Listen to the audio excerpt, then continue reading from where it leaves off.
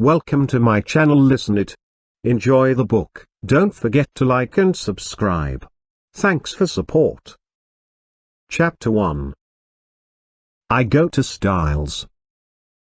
The intense interest aroused in the public by what was known at the time as the Styles case has now somewhat subsided. Nevertheless, in view of the worldwide notoriety which attended it, I have been asked, both by my friend Poirot, and the family themselves, to write an account of the whole story.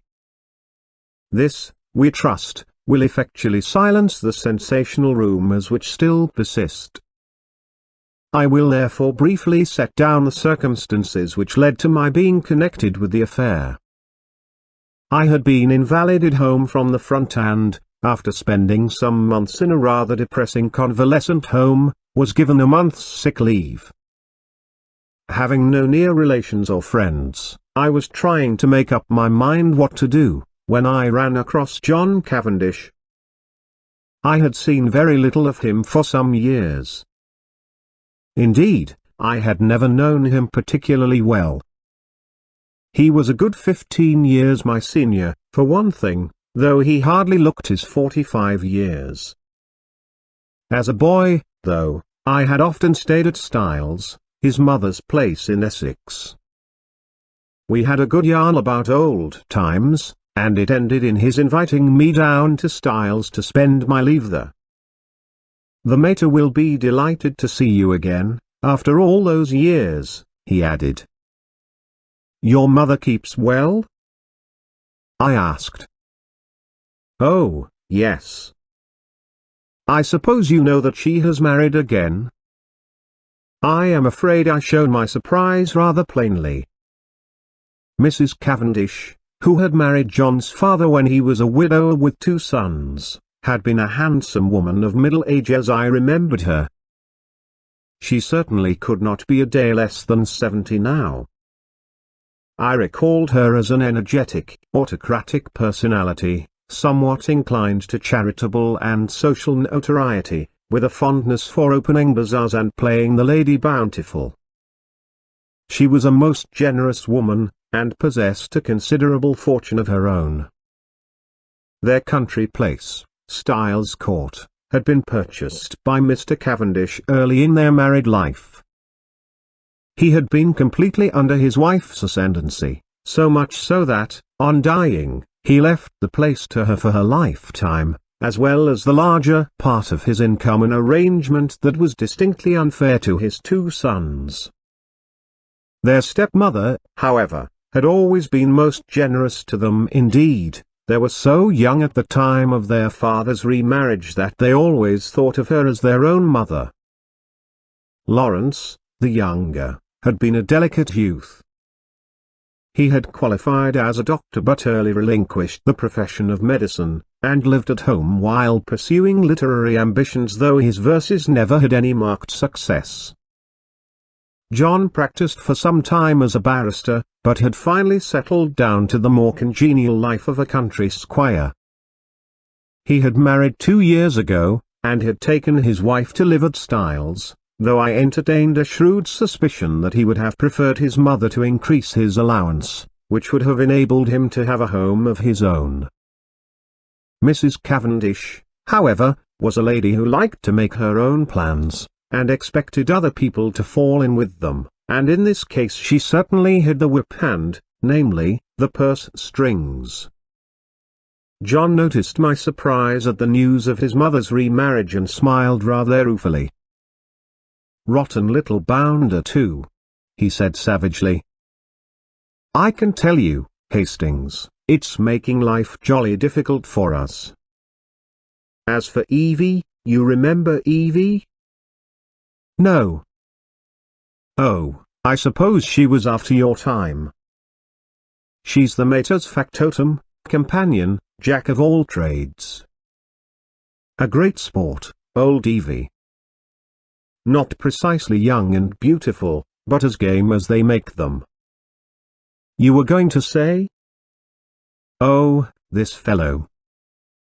He turned up from nowhere, on the pretext of being a second cousin or something of Evie's, though she didn't seem particularly keen to acknowledge the relationship.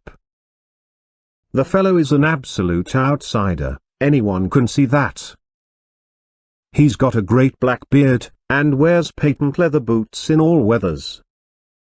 But the mater cottoned to him at once, took him on as secretary. You know how she's always running 100 societies? I nodded. Well, of course the war has turned the hundreds into thousands.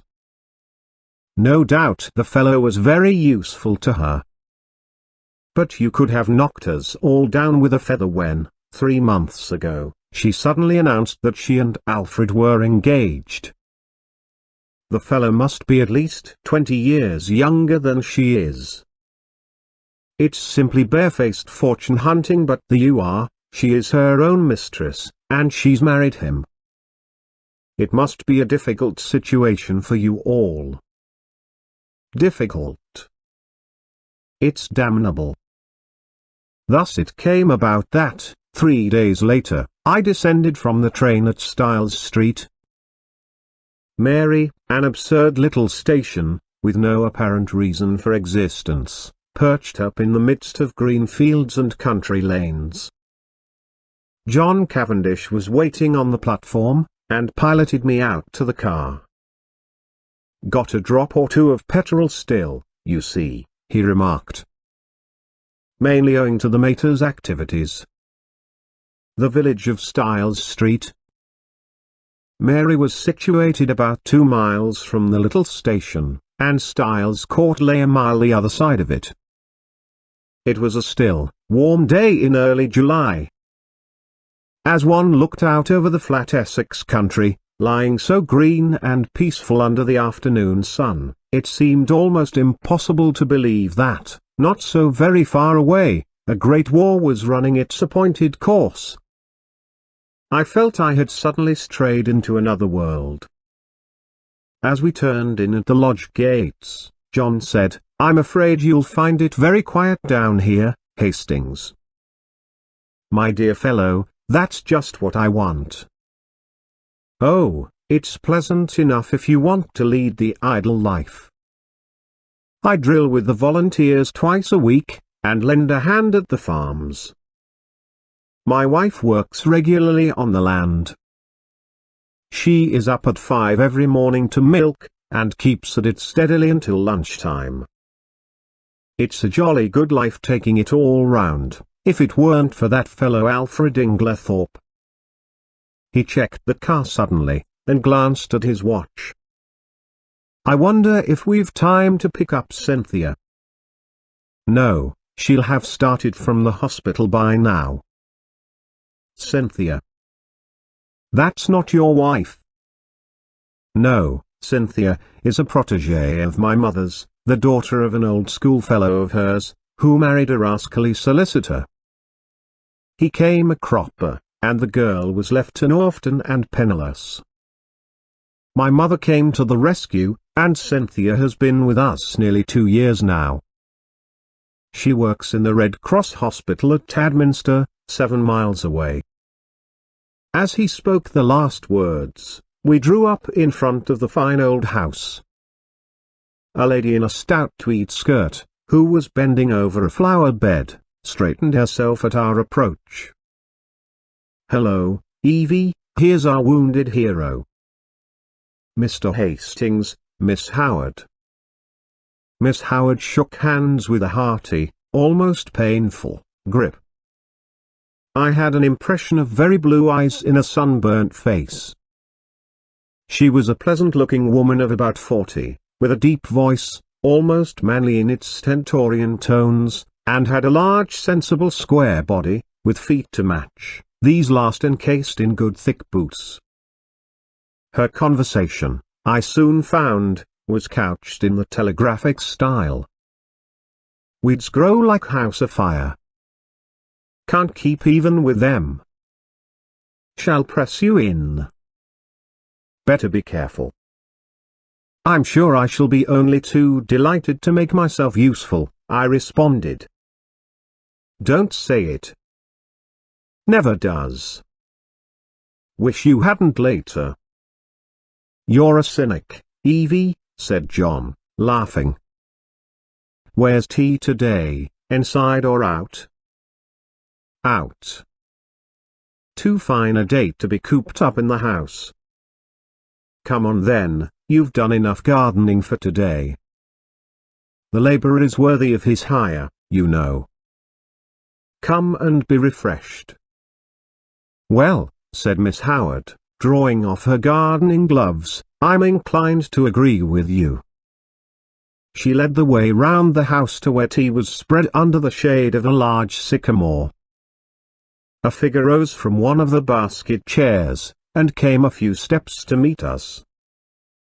"My wife, Hastings," said John. "I shall never forget my first sight of Mary Cavendish." Her tall, slender form, outlined against the bright light the vivid sense of slumbering fire that seemed to find expression only in those wonderful tawny eyes of hers, remarkable eyes, different from any other woman's that I have ever known. The intense power of stillness she possessed, which nevertheless conveyed the impression of a wild untamed spirit in an exquisitely civilized body, all these things are burnt into my memory. I shall never forget them. She greeted me with a few words of pleasant welcome in a low clear voice, and I sank into a basket chair feeling distinctly glad that I had accepted John's invitation. Mrs. Cavendish gave me some tea, and her few quiet remarks heightened my first impression of her as a thoroughly fascinating woman. An appreciative listener is always stimulating, and I described, in a humorous manner, certain incidents of my convalescent home, in a way which, I flatter myself, greatly amused my hostess. John, of course, good fellow though he is, could hardly be called a brilliant conversationalist. At that moment a well-remembered voice floated through the open French window near at hand, "Then you'll write to the princess after tea, Alfred?" "I'll write to Lady Tadminster for the second day, myself." "Or shall we wait until we hear from the princess?" In case of a refusal, Lady Tadminster might open it the first day, and Mrs. Crosby the second. Then there's the Duchess, about the school fete. There was the murmur of a man's voice, and then Mrs. Inglethorpe's rose in reply, "Yes, certainly. After tea will do quite well." "You are so thoughtful, Alfred dear." The French window swung open a little wider, and a handsome white-haired old lady, with a somewhat masterful cast of features, stepped out of it onto the lawn. A man followed her, a suggestion of deference in his manner. Mrs. Inglethorpe greeted me with effusion. "Why, if it isn't too delightful to see you again, Mr. Hastings, after all these years." "Alfred, darling, Mr. Hastings, my husband." I looked with some curiosity at Alfred Darling. He certainly struck a rather alien note. I did not wonder at John objecting to his beard. It was one of the longest and blackest I have ever seen. He wore gold-rimmed pince-nez, and had a curious impassivity of feature. It struck me that he might look natural on a stage, but was strangely out of place in real life. His voice was rather deep and unctuous. He placed a wooden hand in mine and said, "This is a pleasure, Mr. Hastings." Then, turning to his wife, "Emily dearest, I think that cushion is a little damp." She beamed fondly on him, as he substituted another with every demonstration of the tenderest care. Strange infatuation of an otherwise sensible woman. With the presence of Mr. Inglethorpe, a sense of constraint and veiled hostility seemed to settle down upon the company. Miss Howard, in particular, took no pains to conceal her feelings. Mrs. Inglethorpe, however, seemed to notice nothing unusual. Her volubility, which I remembered of old, had lost nothing in the intervening years, and she poured out a steady flood of conversation, mainly on the subject of the forthcoming bazaar which she was organizing and which was to take place shortly. Occasionally she referred to her husband over a question of days or dates. His watchful and attentive manner never varied. From the very first I took a firm and rooted dislike to him, and I flatter myself that my first judgments are usually fairly shrewd. Presently Mrs. Inglethorpe turned to give some instructions about letters to Evelyn Howard, and her husband addressed me in his painstaking voice. "Is soldiering your regular profession, Mr. Hastings?" "No, before the war one was in Lloyd's." "And you will return there after it is over?" "Perhaps." "Either that or a fresh start altogether." Mary Cavendish leant forward. "What would you really choose as a profession, if you could just consult your inclination?" "Well, that depends." "No secret hobby?" she asked. "Tell me, you're drawn to something?" "Everyone is, usually something absurd." "You'll laugh at me." She smiled. "Perhaps." "Well, I've always had a secret hankering to be a detective." "The real thing, Scotland Yard?" "Or Sherlock Holmes?" "Oh, Sherlock Holmes by all means." "But really, seriously, I am awfully drawn to it. I came across a man in Belgium once, a very famous detective, and he quite inflamed me. He was a marvelous little fellow. He used to say that all good detective work was a mere matter of method. My system is based on his, though of course I have progressed rather further. He was a funny little man, a great dandy, but wonderfully clever." "Like a good detective story myself," remarked Miss Howard. "Lots of nonsense written, though." "Criminal discovered in last chapter." Everyone dumbfounded. "Real crime, you'd know at once."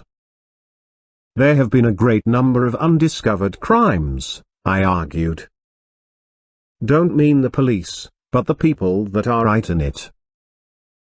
The family. You couldn't really hoodwink them. They'd know." "Then," I said, much amused, "you think that if you were mixed up in a crime, say a murder, you'd be able to spot the murderer right off?" "Of course I should. Mightn't be able to prove it to a pack of lawyers. But I'm certain I'd know. I'd feel it in my fingertips if he came near me." "It might be a she," I suggested. "Might. But murder's a violent crime. Associate it more with a man.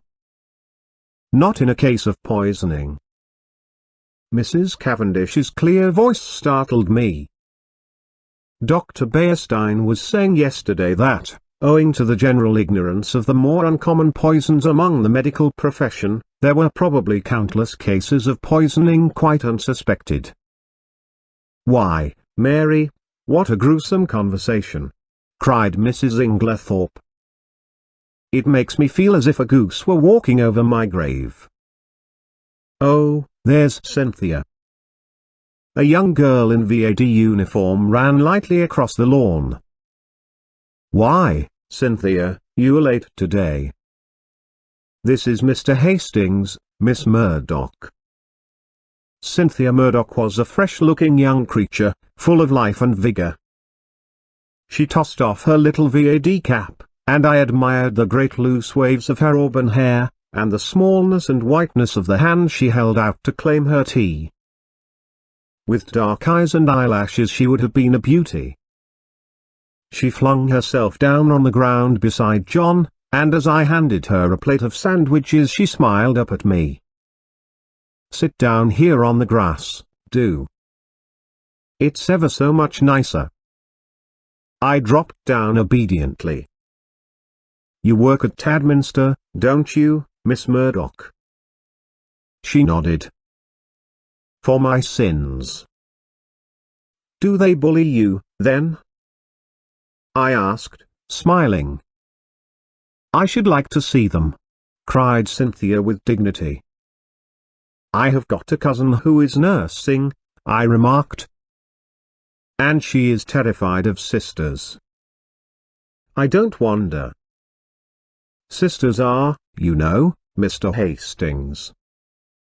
They simply are. You've no idea.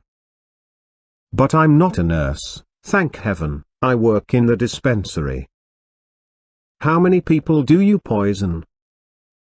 I asked, smiling. Cynthia smiled too. "Oh, hundreds," she said. "Cynthia," called Mrs. Inglethorpe, "do you think you could write a few notes for me?" "Certainly, Aunt Emily." She jumped up promptly, and something in her manner reminded me that her position was a dependent one, and that Mrs. Inglethorpe, kind as she might be in the main, did not allow her to forget it. My hostess turned to me. "John will show you your room. Supper is at 7:30. We had given up late dinner for some time now. Lady Tadminster, our member's wife, she was the late Lord Abbotsbury's daughter, does the same. She agrees with me that one must set an example of economy. We are quite a war household, nothing is wasted here, every scrap of waste paper, even, is saved and sent away in sacks." I expressed my appreciation, and John took me into the house and up the broad staircase, which forked right and left halfway to different wings of the building. My room was in the left wing, and looked out over the park. John left me, and a few minutes later I saw him from my window walking slowly across the grass arm in arm with Cynthia Murdoch. I heard Mrs. Inglethorpe call Cynthia impatiently, and the girl started and ran back to the house. At the same moment, a man stepped out from the shadow of a tree and walked slowly in the same direction. He looked about 40, very dark with a melancholy clean-shaven face. Some violent emotion seemed to be mastering him. He looked up at my window as he passed, and I recognized him, though he had changed much in the 15 years that had elapsed since we last met. It was John's younger brother, Lawrence Cavendish. I wondered what it was that had brought that singular expression to his face. Then I dismissed him from my mind, and returned to the contemplation of my own affairs. The evening passed pleasantly enough, and I dreamed that night of that enigmatical woman, Mary Cavendish. The next morning dawned bright and sunny, and I was full of the anticipation of a delightful visit. I did not see Mrs. Cavendish until lunchtime, when she volunteered to take me for a walk, and we spent a charming afternoon roaming in the woods, returning to the house about 5. As we entered the large hall, John beckoned us both into the smoking room. I saw at once by his face that something disturbing had occurred. We followed him in, and he shut the door after us. "Look here, Mary, there's the deuce of a mess. Evie's had a row with Alfred Inglethorpe, and she's off." "Evie? Off?" John nodded gloomily. "Yes, you see, she went to the mater, and, oh, here's Evie herself." Miss Howard entered. Her lips were set grimly together, and she carried a small suitcase. She looked excited and determined, and slightly on the defensive. At any rate, she burst out, "I've spoken my mind." "My dear Evelyn," cried Mrs. Cavendish, "this can't be true." Miss Howard nodded grimly. "True enough. Afraid I said some things to Emily she won't forget or forgive in a hurry. Don't mind if they've only sunk in a bit. Probably water off or duck's back, though. I said right out, 'You're an old woman, Emily, and there's no fool like an old fool. The man's 20 years younger than you, and don't you fool yourself as to what he married you for. Money. Well, don't let him have too much of it. Farmer Rakes has got a very pretty young wife. Just ask your Alfred how much time he spends over there. She was very angry. Natural. I went on, I'm going to warn you, whether you like it or not. That man would as soon murder you in your bed as look at you. He's a bad lot. You can say what you like to me, but remember what I've told you. He's a bad lot. What did she say? Miss Howard made an extremely expressive grimace. Darling Alfred, dearest Alfred, wicked calumnies, wicked lies, wicked woman, to accuse her dear husband. The sooner I left her house the better. So I'm off. But not now? This minute. For a moment we sat and stared at her. Finally John Cavendish, finding his persuasions of no avail, went off to look up the trains. His wife followed him, murmuring something about persuading Mrs. Inglethorpe to think better of it. As she left the room, Miss Howard's face changed. She leant towards me eagerly. Mr. Hastings, you're honest. I can trust you? I was a little startled. She laid her hand on my arm, and sank her voice to a whisper. Look after her, Mr. Hastings. My poor Emily. They're a lot of sharks, all of them. Oh, I know what I'm talking about. There isn't one of them that's not hard up and trying to get money out of her. I've protected her as much as I could. Now I'm out of the way, they'll impose upon her. Of course, Miss Howard, I said, I'll do everything I can, but I'm sure you're excited and overwrought. She interrupted me by slowly shaking her forefinger. Young man, trust me. I've lived in the world rather longer than you have.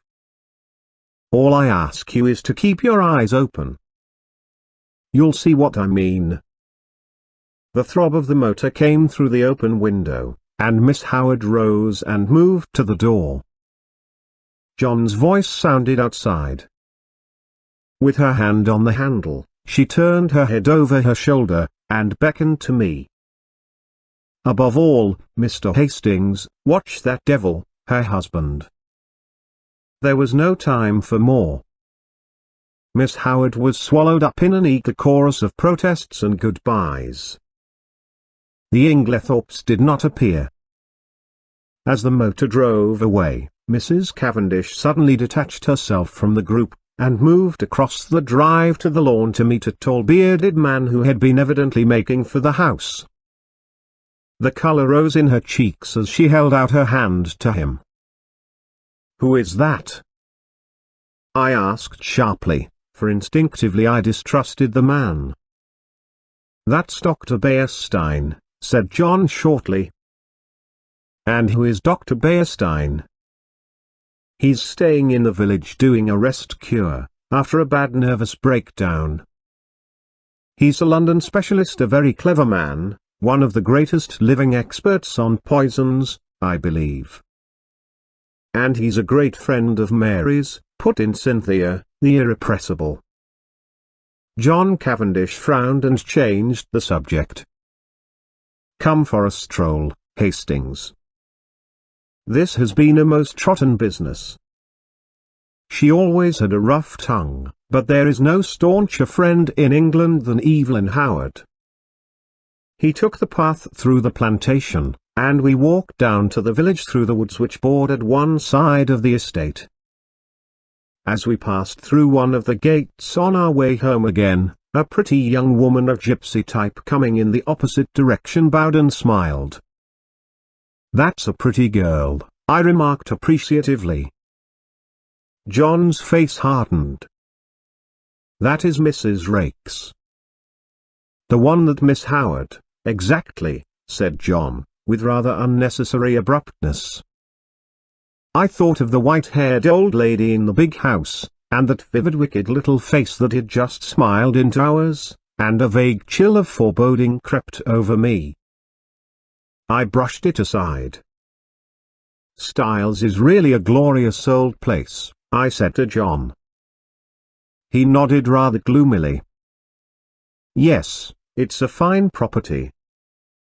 It'll be mine someday, should be mine now by rights, if my father had only made a decent will. And then I shouldn't be so damned hard up as I am now. Hard up, are you? My dear Hastings, I don't mind telling you that I'm at my wit's end for money. Couldn't your brother help you? Lawrence? He's gone through every penny he ever had, publishing rotten verses in fancy bindings. No, we're an impecunious lot. My mother's always been awfully good to us, I must say. That is, up to now. Since her marriage, of course, he broke off, frowning. For the first time I felt that, with Evelyn Howard, something indefinable had gone from the atmosphere. Her presence had spelt security. Now that security was removed, and the air seemed rife with suspicion, the sinister face of Dr. Beierstein recurred to me unpleasantly. A vague suspicion of everyone and everything filled my mind. Just for a moment I had a premonition of approaching evil. Chapter 2. The 16th and 17th of July. I had arrived at Styles on the 5th of July. I come now to the events of the 16th and 17th of that month. For the convenience of the reader I will recapitulate the incidents of those days in as exact a manner as possible. They were elicited subsequently at the trial by a process of long and tedious cross-examinations. I received a letter from Evelyn Howard a couple of days after her departure, telling me she was working as a nurse at the big hospital in Middlingham, a manufacturing town some 15 miles away, and begging me to let her know if Mrs. Inglethorpe should show any wish to be reconciled. The only fly in the ointment of my peaceful days was Mrs. Cavendish's extraordinary, and, for my part, unaccountable preference for the society of Dr. Beierstein. What she saw in the man I cannot imagine, but she was always asking him up to the house, and often went off for long expeditions with him. I must confess that I was quite unable to see his attraction. The 16th of July fell on a Monday. It was a day of turmoil. The famous bazaar had taken place on Saturday, and an entertainment, in connection with the same charity, at which Mrs. Inglethorpe was to recite a war poem, was to be held that night. We were all busy during the morning arranging and decorating the hall in the village where it was to take place. We had a late luncheon and spent the afternoon resting in the garden. I noticed that John's manner was somewhat unusual. He seemed very excited and restless. After tea, Mrs. Inglethorpe went to lie down to rest before her efforts in the evening, and I challenged Mary Cavendish to a single at tennis. About 6:45, Mrs. Inglethorpe called us that we should be late as supper was early that night. We had rather a scramble to get ready in time, and before the meal was over the motor was waiting at the door. The entertainment was a great success, Mrs. Inglethorpe's recitation receiving tremendous applause. There were also some tableaux in which Cynthia took part. She did not return with us, having been asked to a supper party, and to remain the night with some friends who had been acting with her in the tableaux. The following morning, Mrs. Inglethorpe stayed in bed to breakfast, as she was rather overtired, but she appeared in her briskest mood about 12:30, and swept Lawrence and myself off to a luncheon party. such a charming invitation from Mrs. Ralston. Lady Tadminster's sister, you know. The Ralstons came over with the Conqueror, one of our oldest families. Mary had excused herself on the plea of an engagement with Dr. Beerstein. We had a pleasant luncheon, and as we drove away Lawrence suggested that we should return by Tadminster, which was barely a mile out of our way, and pay a visit to Cynthia in her dispensary. Mrs. Inglethorpe replied that this was an excellent idea, but as she had several letters to write she would drop us there, and we could come back with Cynthia in the pony trap. We were detained under suspicion by the hospital porter, until Cynthia appeared to vouch for us, looking very cool and sweet in her long white overall. She took us up to her sanctum, and introduced us to her fellow dispenser, a rather awe-inspiring individual, whom Cynthia cheerily addressed as Nibs. "What a lot of bottles!" I exclaimed, as my eye travelled round the small room. "Do you really know what's in them all?" "Say something original," groaned Cynthia. "Every single person who comes up here says that. We are really thinking of bestowing a prize on the first individual who does not say, 'What a lot of bottles.' And I know the next thing you're going to say is, 'How many people have you poisoned?'" I pleaded guilty with a laugh. "If you people only knew how fatally easy it is to poison someone by mistake, you wouldn't joke about it. Come on, let's have tea. We've got all sorts of secret stories in that cupboard." "No, Lawrence, that's the poison cupboard." "The big cupboard, that's right." We had a very cheery tea, and assisted Cynthia to wash up afterwards. We had just put away the last teaspoon when a knock came at the door. The countenances of Cynthia and Nibs were suddenly petrified into a stern and forbidding expression. "Come in," said Cynthia, in a sharp, professional tone. A young and rather scared-looking nurse appeared with a bottle which she proffered to Nibs, who waved her towards Cynthia with the somewhat enigmatical remark, "I am not really here today."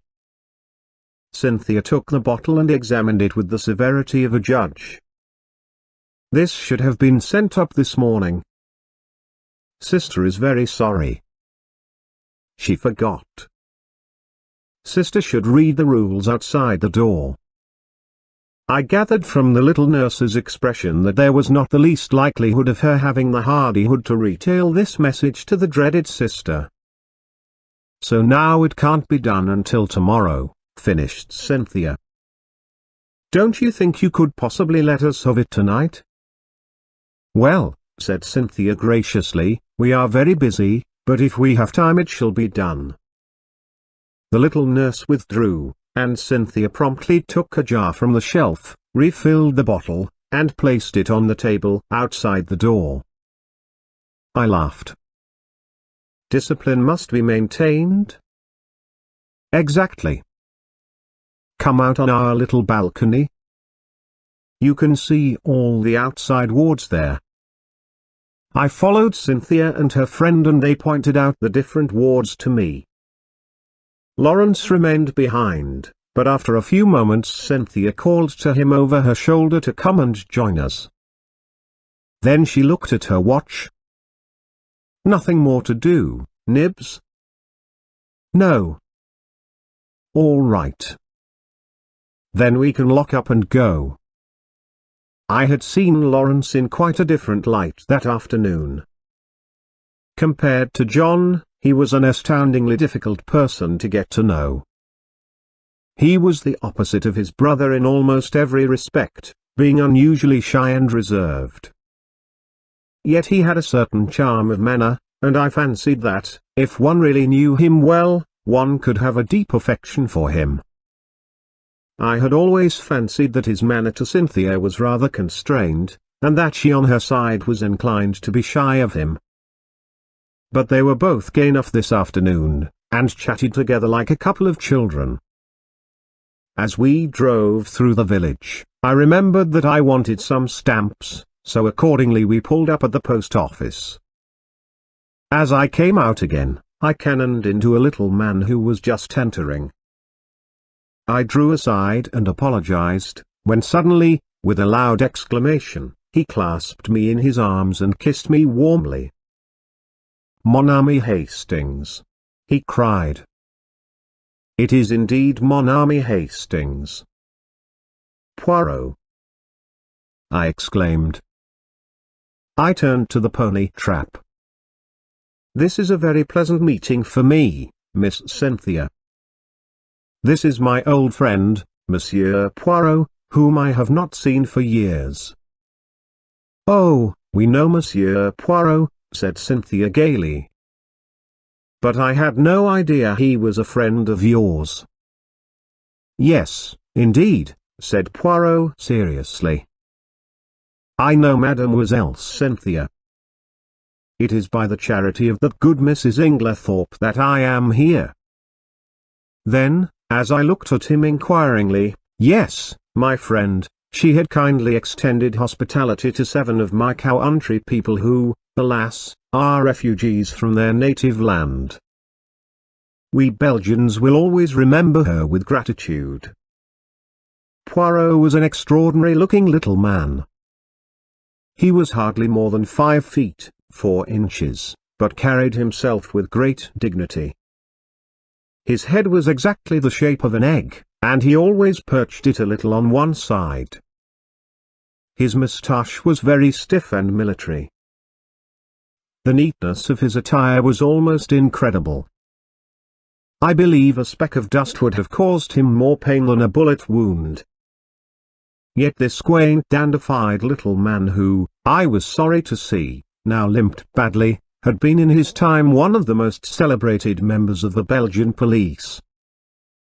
As a detective, his flair had been extraordinary, and he had achieved triumphs by unraveling some of the most baffling cases of the day. He pointed out to me the little house inhabited by him and his fellow Belgians, and I promised to go and see him at an early date. Then he raised his hat with a flourish to Cynthia, and we drove away. "He's a dear little man," said Cynthia. "I'd no idea you knew him." "You've been entertaining a celebrity unawares," I replied. And, for the rest of the way home, I recited to them the various exploits and triumphs of Hercule Poirot.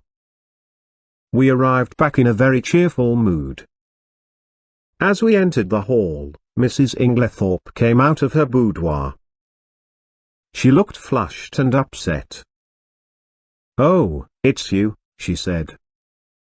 "Is there anything the matter, Aunt Emily?" asked Cynthia. "Certainly not," said Mrs. Inglethorpe sharply. "What should there be?" Then catching sight of Dorcas, the parlour-maid, going into the dining room, she called to her to bring some stamps into the boudoir. "Yes, M.M." The old servant hesitated, then added diffidently, "Don't you think, M.M., you'd better get to bed? You're looking very tired." "Perhaps you're right, Dorcas. Yes, no, not now. I've some letters I must finish by post time. Have you lighted the fire in my room as I told you?" "Yes, M.M." "Then I'll go to bed directly after supper." She went into the boudoir again, and Cynthia stared after her. "Goodness gracious! I wonder what's up?" she said to Lawrence. He did not seem to have heard her, for without a word he turned on his heel and went out of the house. I suggested a quick game of tennis before supper and, Cynthia agreeing, I ran upstairs to fetch my racket. Mrs. Cavendish was coming down the stairs. It may have been my fancy, but she, too, was looking odd and disturbed. "Had a good walk with Dr. Beierstein?" I asked, trying to appear as indifferent as I could. "I didn't go," she replied abruptly. "Where is Mrs. Inglethorpe?" in the boudoir. Her hand clenched itself on the banisters, then she seemed to nerve herself for some encounter, and went rapidly past me down the stairs across the hall to the boudoir, the door of which she shut behind her. As I ran out to the tennis court a few moments later, I had to pass the open boudoir window, and was unable to help overhearing the following scrap of dialogue. Mary Cavendish was saying in the voice of a woman desperately controlling herself, "Then you won't show it to me?" To which Mrs. Inglethorpe replied, "My dear Mary, it has nothing to do with that matter." "Then show it to me." "I tell you it is not what you imagine. It does not concern you in the least." To which Mary Cavendish replied, with a rising bitterness, "Of course, I might have known you would shield him." Cynthia was waiting for me, and greeted me eagerly with, "I say, there's been the most awful row. I've got it all out of Dorcas." "What kind of a row?" "Between Aunt Emily and him." "I do hope she's found him out at last." "Was Dorcas there, then?" "Of course not. She happened to be near the door. It was a real old bust-up. I do wish I knew what it was all about." I thought of Mrs. Rakes's gypsy face, and Evelyn Howard's warnings, but wisely decided to hold my peace, whilst Cynthia exhausted every possible hypothesis, and cheerfully hoped, Aunt Emily will send him away, and will never speak to him again. I was anxious to get hold of John, but he was nowhere to be seen. Evidently something very momentous had occurred that afternoon. I tried to forget the few words I had overheard, but, do what I would, I could not dismiss them altogether from my mind. What was Mary Cavendish's concern in the matter? Mr. Inglethorpe was in the drawing-room when I came down to supper. His face was impassive as ever, and the strange unreality of the man struck me afresh. Mrs. Inglethorpe came down last. She still looked agitated, and during the meal there was a somewhat constrained silence. Inglethorpe was unusually quiet. As a rule, he surrounded his wife with little attentions, placing a cushion at her back, and altogether playing the part of the devoted husband. Immediately after supper, Mrs. Inglethorpe retired to her boudoir again. "Send my coffee in here, Mary," she called. "I've just 5 minutes to catch the post." Cynthia and I went and sat by the open window in the drawing-room. Mary Cavendish brought our coffee to us. She seemed excited. "Do you young people want lights, or do you enjoy the twilight?" she asked. "Will you take Mrs. Inglethorpe her coffee, Cynthia?"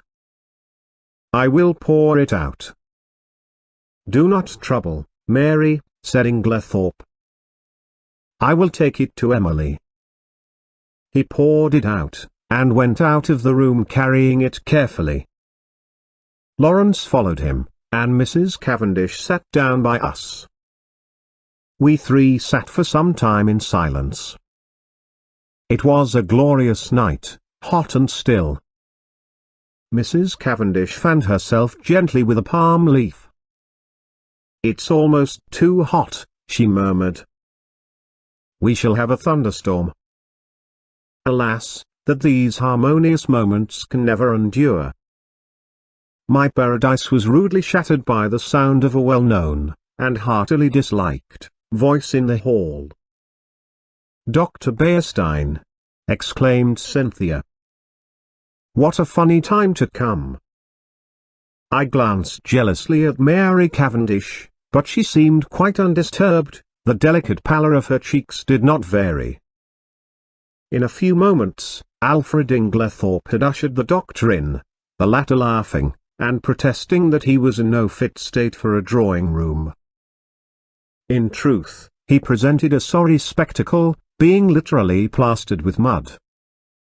"What have you been doing, Doctor?" cried Mrs. Cavendish.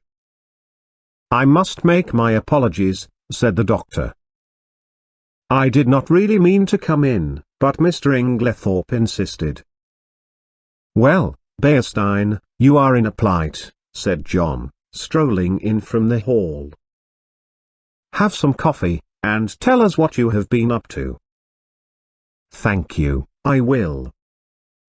He laughed rather ruefully, as he described how he had discovered a very rare species of fern in an inaccessible place, and in his efforts to obtain it had lost his footing, and slipped ignominiously into a neighboring pond. "The sun soon dried me off," he added, "but I'm afraid my appearance is very disreputable." At this juncture, Mrs. Inglethorpe called to Cynthia from the hall, and the girl ran out. "Just carry up my dispatch case, will you, dear? I'm going to bed." The door into the hall was a wide one. I had risen when Cynthia did. John was close by me. There were therefore 3 witnesses who could swear that Mrs. Inglethorpe was carrying her coffee, as yet untasted, in her hand. My evening was utterly and entirely spoiled by the presence of Dr. Bearstein. It seemed to me the man would never go. He rose at last, however, and I breathed a sigh of relief. "I'll walk down to the village with you," said Mr. Inglethorpe. "I must see our agent over those estate accounts." He turned to John. "No one need sit up. I will take the latch key." Chapter 3. The night of the tragedy. To make this part of my story clear, I append the following plan of the first floor of Styles. The servants' rooms are reached through the door B.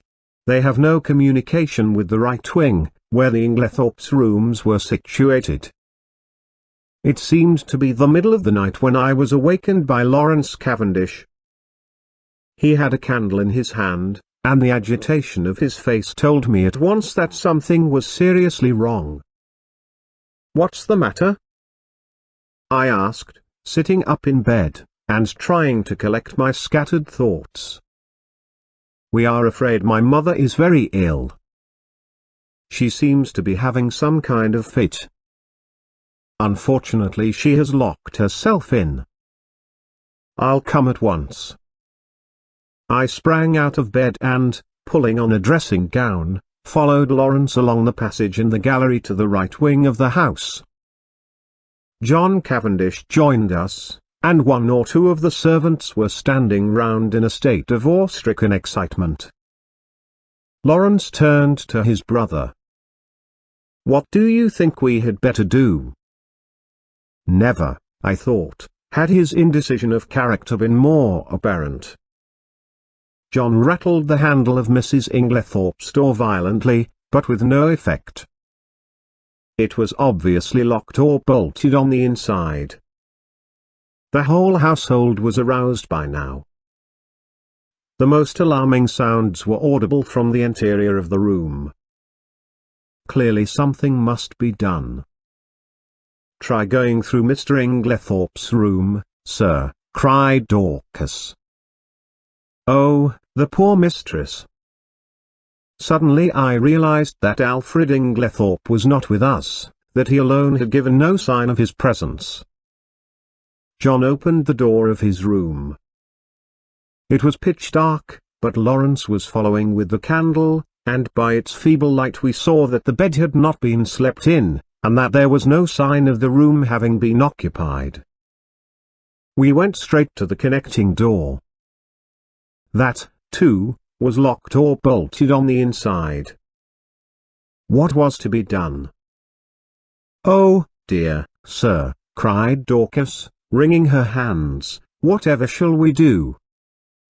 "We must try and break the door in, I suppose. It'll be a tough job, though. Here, let one of the maids go down and wake Bailey and tell him to go for Dr. Wilkins at once. Now then, we'll have a try at the door." Half a moment, though. Isn't there a door into Miss Cynthia's rooms? Yes, sir, but that's always bolted. It's never been undone. Well, we might just see. He ran rapidly down the corridor to Cynthia's room. Mary Cavendish was there, shaking the girl, who must have been an unusually sound sleeper, and trying to wake her. In a moment or two he was back. No good. That's bolted too. We must break in the door. I think this one is a shade less solid than the one in the passage. We strained and heaved together. The framework of the door was solid, and for a long time it resisted our efforts, but at last we felt it give beneath our weight, and finally, with a resounding crash, it was burst open. We stumbled in together, Lawrence still holding his candle. Mrs. Inglethorpe was lying on the bed, her whole form agitated by violent convulsions, in one of which she must have overturned the table beside her. As we entered, however, her limbs relaxed, and she fell back upon the pillows. John strode across the room, and lit the gas. Turning to Annie, one of the housemaids, he sent her downstairs to the dining room for brandy. Then he went across to his mother whilst I unbolted the door that gave on the corridor. I turned to Lawrence, to suggest that I had better leave them now that there was no further need of my services, but the words were frozen on my lips. Never have I seen such a ghastly look on any man's face. He was white as chalk. The candle he held in his shaking hand was sputtering onto the carpet, and his eyes, petrified with terror, or some such kindred emotion, stared fixedly over my head at a point on the further wall. It was as though he had seen something that turned him to stone. I instinctively followed the direction of his eyes, but I could see nothing unusual. The still feebly flickering ashes in the grate, and the row of prim ornaments on the mantelpiece, were surely harmless enough. The violence of Mrs. Inglethorpe's attack seemed to be passing. She was able to speak in short gasps. Better now, very sudden, stupid of me, to lock myself in. A shadow fell on the bed and, looking up, I saw Mary Cavendish standing near the door with her arm around Cynthia. She seemed to be supporting the girl, who looked utterly dazed and unlike herself. Her face was heavily flushed, and she yawned repeatedly. "Poor Cynthia is quite frightened," said Mrs. Cavendish in a low clear voice. She herself, I noticed, was dressed in her white land smock. Then it must be later than I thought. I saw that a faint streak of daylight was showing through the curtains of the windows, and that the clock on the mantelpiece pointed to close upon 5 o'clock. A strangled cry from the bed startled me. A fresh access of pain seized the unfortunate old lady. The convulsions were of a violence terrible to behold. Everything was confusion. We thronged round her, powerless to help or alleviate. A final convulsion lifted her from the bed, until she appeared to rest upon her head and her heels, with her body arched in an extraordinary manner. In vain Mary and John tried to administer more brandy. The moments flew. Again the body arched itself in that peculiar fashion. At that moment, Dr. Beerstein pushed his way authoritatively into the room.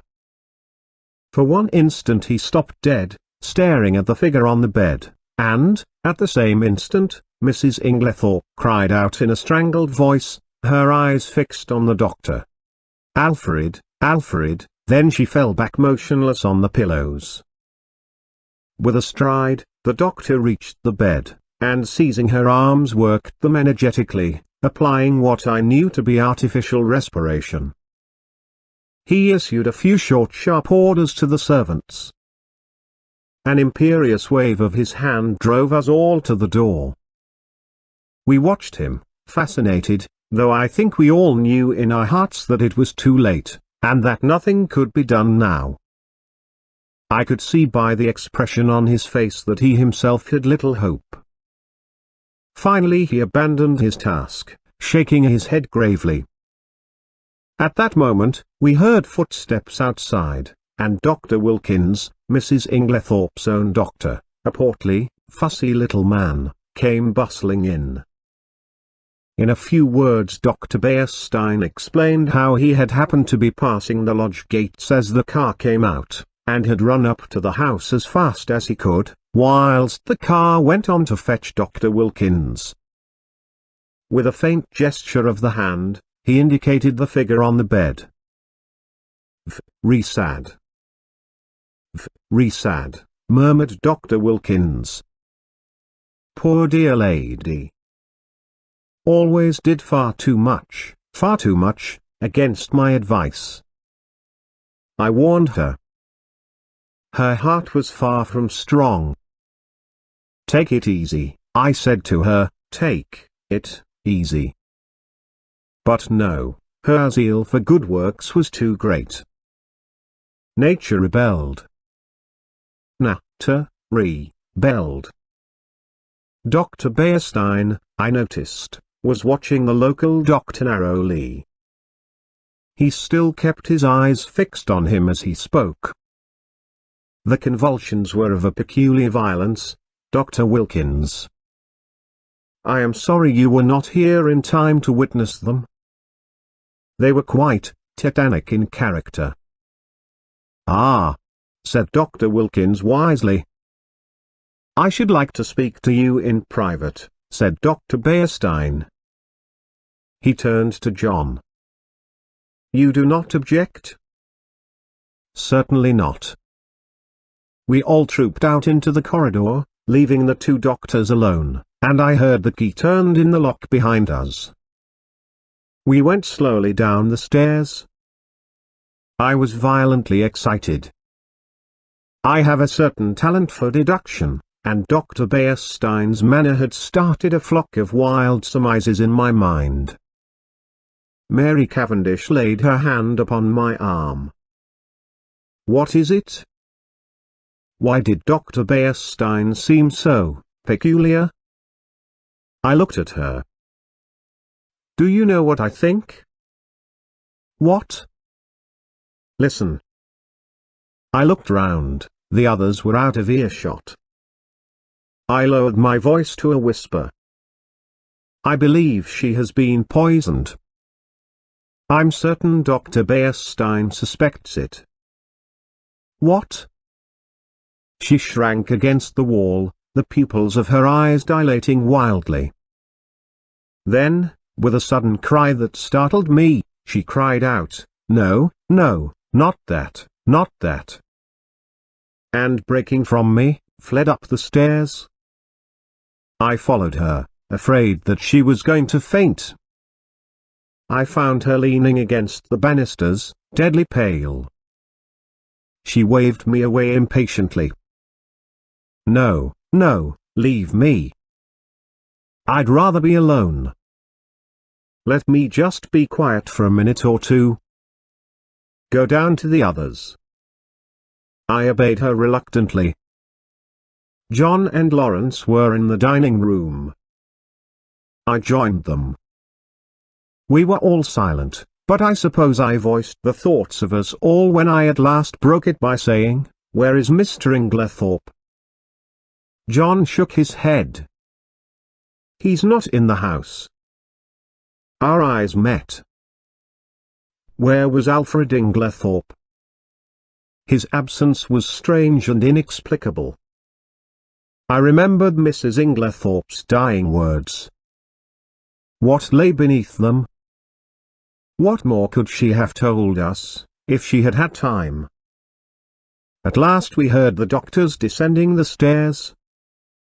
Dr. Wilkins was looking important and excited, and trying to conceal an inward exultation under a manner of decorous calm. Dr. Bearstein remained in the background, his grave bearded face unchanged. Dr. Wilkins was the spokesman for the two. He addressed himself to John. "Mr. Cavendish, I should like your consent to a post-mortem." "Is that necessary?" asked John gravely.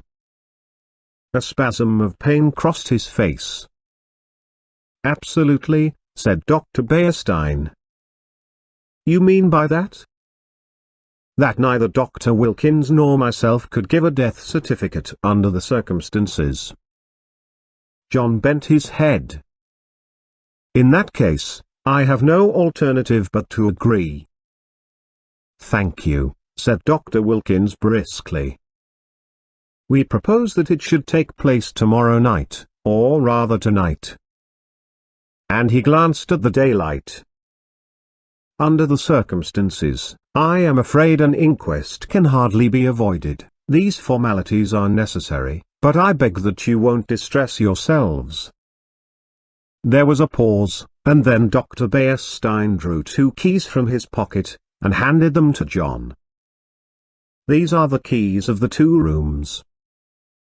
I have locked them and, in my opinion, they would be better kept locked for the present." The doctors then departed. I had been turning over an idea in my head, and I felt that the moment had now come to broach it. Yet I was a little chary of doing so.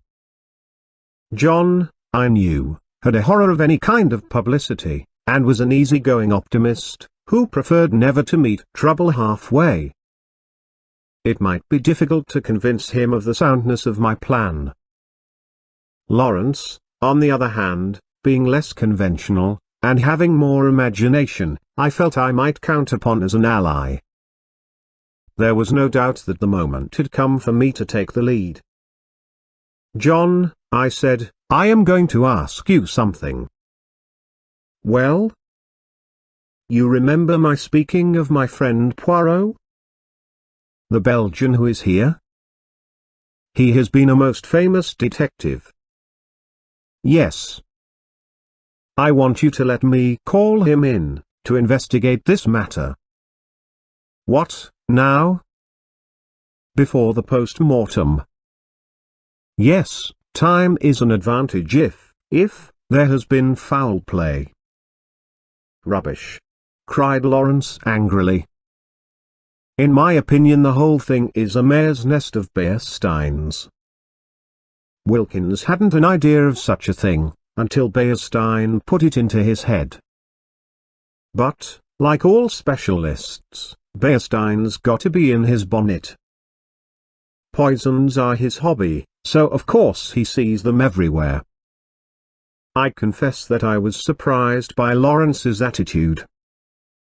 He was so seldom vehement about anything. John hesitated. "I can't feel as you do, Lawrence," he said at last.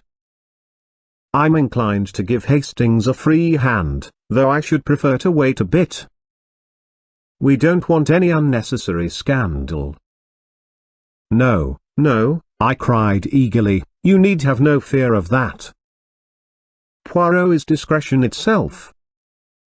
"Very well, then, have it your own way. I leave it in your hands. Though, if it is as we suspect, it seems a clear enough case. God forgive me if I am wronging him." I looked at my watch. It was 6 o'clock. I determined to lose no time. 5 minutes delay, however, I allowed myself. I spent it in ransacking the library until I discovered a medical book which gave a description of strychnine poisoning. Chapter 4. Poirot investigates. The house which the Belgians occupied in the village was quite close to the park gates. One could save time by taking a narrow path through the long grass, which cut off the detours of the winding drive. So I, accordingly, went that way. I had nearly reached the lodge, when my attention was arrested by the running figure of a man approaching me. It was Mr. Inglethorpe. Where had he been? How did he intend to explain his absence? He accosted me eagerly. My God! This is terrible. My poor wife. I have only just heard. Where have you been? I asked. Denby kept me late last night. It was 1 o'clock before we'd finished.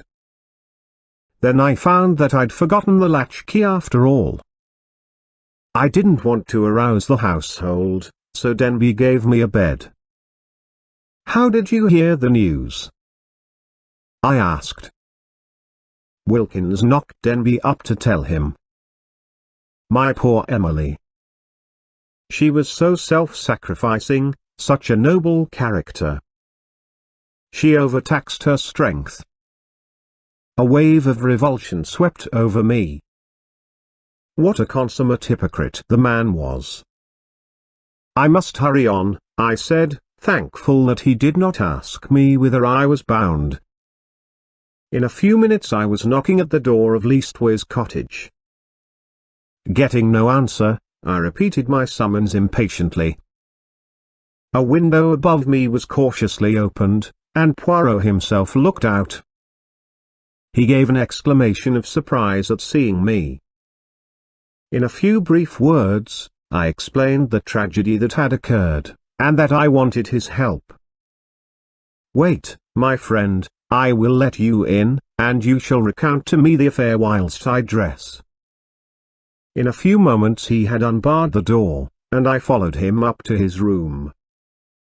There he installed me in a chair, and I related the whole story, keeping back nothing, and omitting no circumstance, however insignificant, whilst he himself made a careful and deliberate toilet. I told him of my awakening, of Mrs. Inglethorpe's dying words, of her husband's absence, of the quarrel the day before, of the scrap of conversation between Mary and her mother-in-law that I had overheard, of the former quarrel between Mrs. Inglethorpe and Evelyn Howard, and of the latter's innuendos. I was hardly as clear as I could wish. I repeated myself several times, and occasionally had to go back to some detail that I had forgotten. Poirot smiled kindly on me. The mind is confused. Is it not so? Take time, mon ami. You are agitated, you are excited, it is but natural. Presently, when we are calmer, we will arrange the facts, neatly, each in his proper place. We will examine, and reject. Those of importance we will put on one side, those of no importance, poof, he screwed up his cherub-like face, and puffed comically enough, blow them away. That's all very well, I objected, but how are you going to decide what is important, and what isn't? That always seems the difficulty to me. Poirot shook his head energetically. He was now arranging his moustache with exquisite care. Not so. Voyons. One fact leads to another, so we continue. Does the next fit in with that? A merveille. Good. We can proceed. This next little fact, no. Ah, that is curious. There is something missing, a link in the chain that is not there. We examine. We search. And that little curious fact, that possibly paltry little detail that will not tally, we put it here. He made an extravagant gesture with his hand. It is significant. It is tremendous.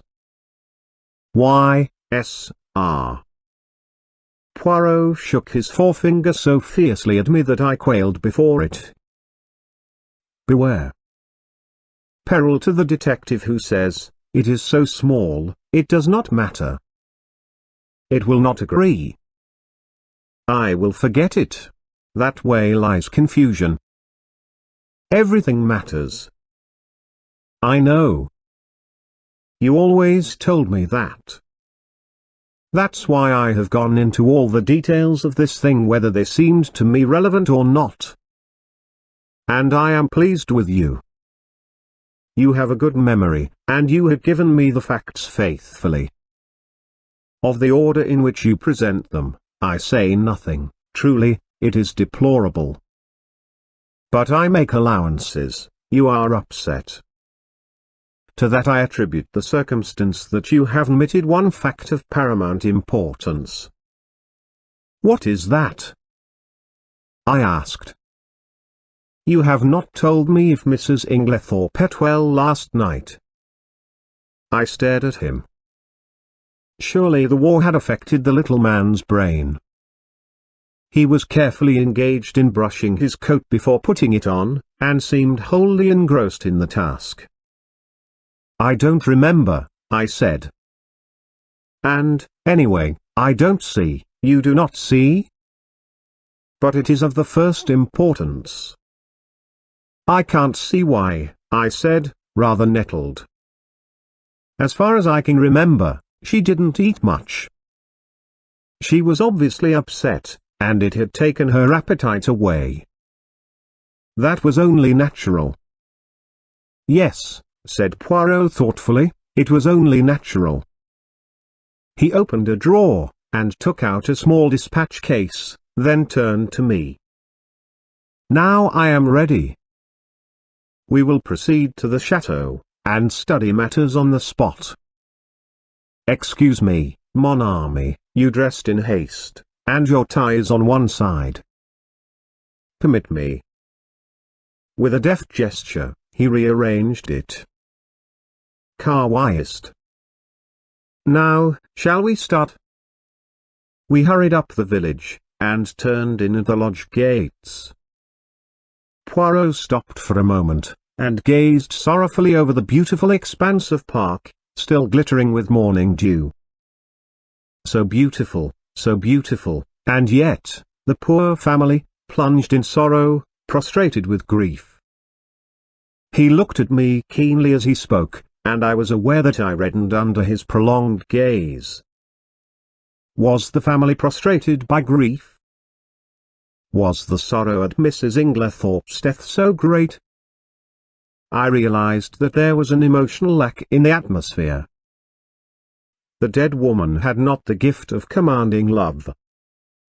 Her death was a shock and a distress, but she would not be passionately regretted. Poirot seemed to follow my thoughts.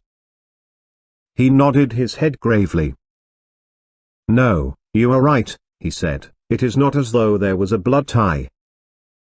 She has been kind and generous to these Cavendishes, but she was not their own mother. Blood tells, always remember that, blood tells. Poirot, I said, I wish you would tell me why you wanted to know if Mrs. Inglethorpe ate well last night. I have been turning it over in my mind, but I can't see how it has anything to do with the matter. He was silent for a minute or two as we walked along, but finally he said, I do not mind telling you, though, as you know, it is not my habit to explain until the end is reached. The present contention is that Mrs. Inglethorpe died of strychnine poisoning, presumably administered in her coffee. Yes? Well, what time was the coffee served? About 8 o'clock. Therefore she drank it between then and 8:30, certainly not much later. Well, strychnine is a fairly rapid poison. Its effects would be felt very soon, probably in about an hour. Yet, in Mrs. Inglethorpe's case, the symptoms do not manifest themselves until 5 o'clock the next morning, 9 hours. But a heavy meal, taken at about the same time as the poison, might retard its effects, though hardly to that extent. Still, it is a possibility to be taken into account.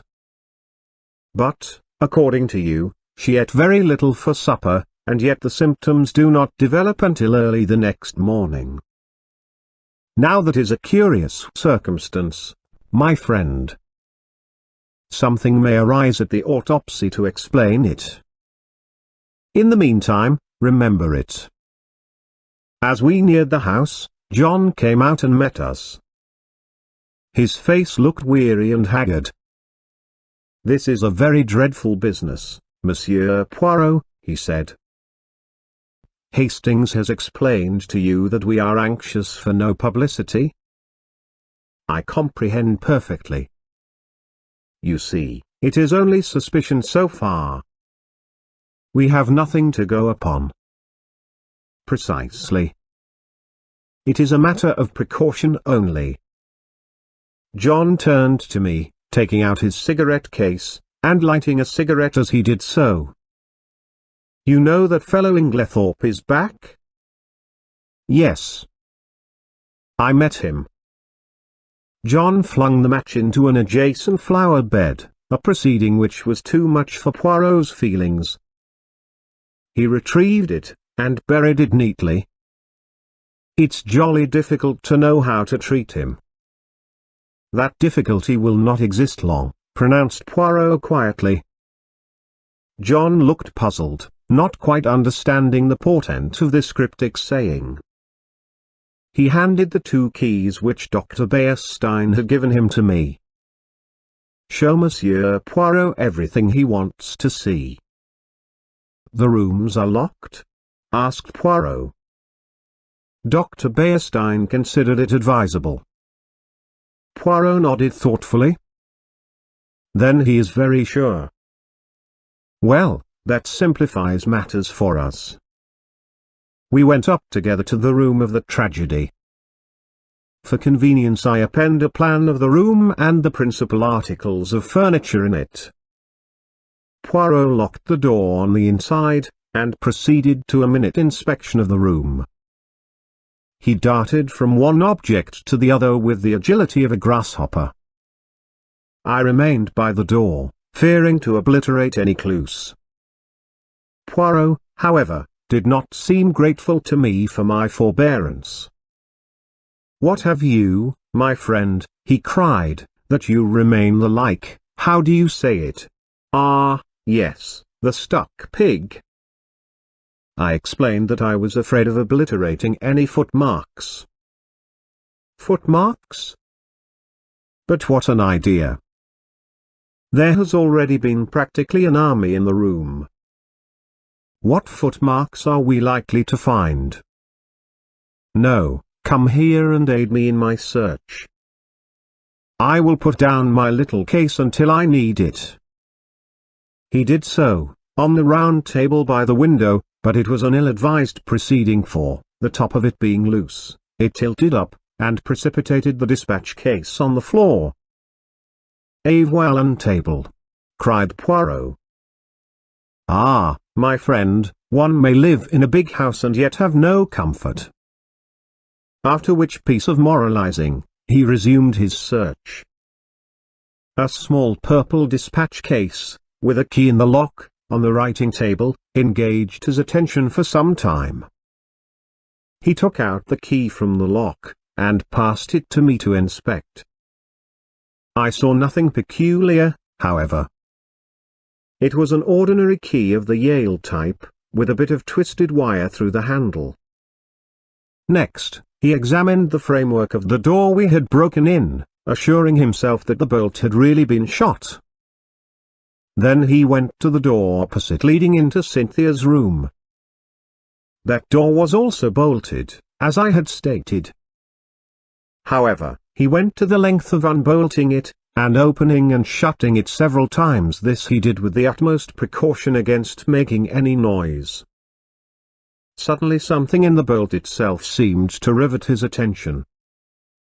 He examined it carefully, and then, nimbly whipping out a pair of small forceps from his case, he drew out some minute particle which he carefully sealed up in a tiny envelope. On the chest of drawers there was a tray with a spirit lamp and a small saucepan on it. A small quantity of a dark fluid remained in the saucepan, and an empty cup and saucer that had been drunk out of stood near it. I wondered how I could have been so unobservant as to overlook this. Here was a clue worth having. Poirot delicately dipped his finger into liquid, and tasted it gingerly. He made a grimace. Cocoa, with, I think, rum in it. He passed on to the debris on the floor, where the table by the bed had been overturned. A reading lamp, some books, matches, a bunch of keys, and the crushed fragments of a coffee cup lay scattered about. "Ah, this is curious," said Poirot. "I must confess that I see nothing particularly curious about it." "You do not? Observe the lamp. The chimney is broken in two places. They lie there as they fell. But see, the coffee cup is absolutely smashed to powder." "Well," I said wearily, "I suppose someone must have stepped on it." "Exactly," said Poirot, in an odd voice. "Someone stepped on it." He rose from his knees, and walked slowly across to the mantelpiece, where he stood abstractedly fingering the ornaments, and straightening them, a trick of his when he was agitated. "Mon ami," he said, turning to me, "somebody stepped on that cup, grinding it to powder, and the reason they did so was either because it contained strychnine or, which is far more serious, because it did not contain strychnine." I made no reply. I was bewildered, but I knew that it was no good asking him to explain. In a moment or two he roused himself, and went on with his investigations. He picked up the bunch of keys from the floor, and whirling them round in his fingers finally selected one, very bright and shining, which he tried in the lock of the purple dispatch case. It fitted, and he opened the box, but after a moment's hesitation, closed and relocked it, and slipped the bunch of keys, as well as the key that had originally stood in the lock, into his own pocket. I have no authority to go through these papers, but it should be done, at once. He then made a very careful examination of the drawers of the washstand. Crossing the room to the left-hand window, a round stain, hardly visible on the dark brown carpet, seemed to interest him particularly. He went down on his knees, examining it minutely, even going so far as to smell it. Finally, he poured a few drops of the cocoa into a test tube, sealing it up carefully. His next proceeding was to take out a little notebook. "We have found in this room," he said, writing busily, 6 points of interest. "Shall I enumerate them, or will you?" "Oh, you," I replied hastily. "Very well, then. 1. A coffee cup that has been ground into powder. 2. A dispatch case with a key in the lock. 3. A stain on the floor." "That may have been done some time ago," I interrupted. "No, for it is still perceptibly damp and smells of coffee." 4. A fragment of some dark green fabric, only a thread or two, but recognizable.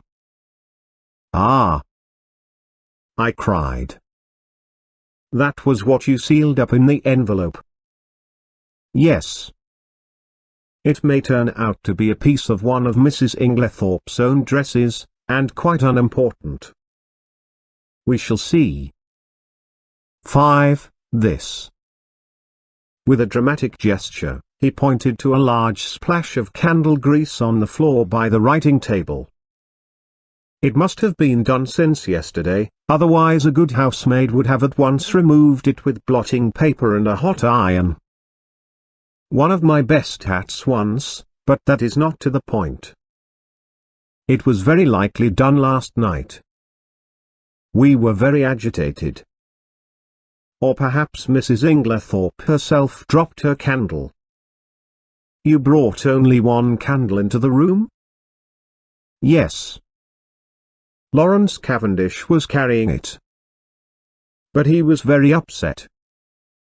He seemed to see something over here," I indicated the mantelpiece, "that absolutely paralyzed him."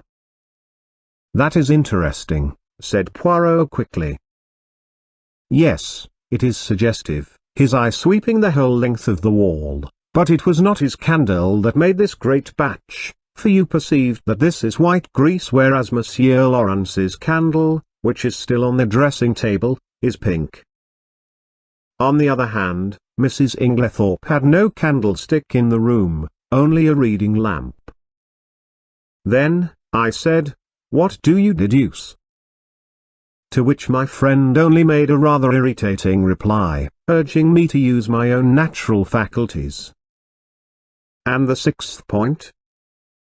I asked. "I suppose it is the sample of cocoa." "No," said Poirot thoughtfully. "I might have included that in the six, but I did not.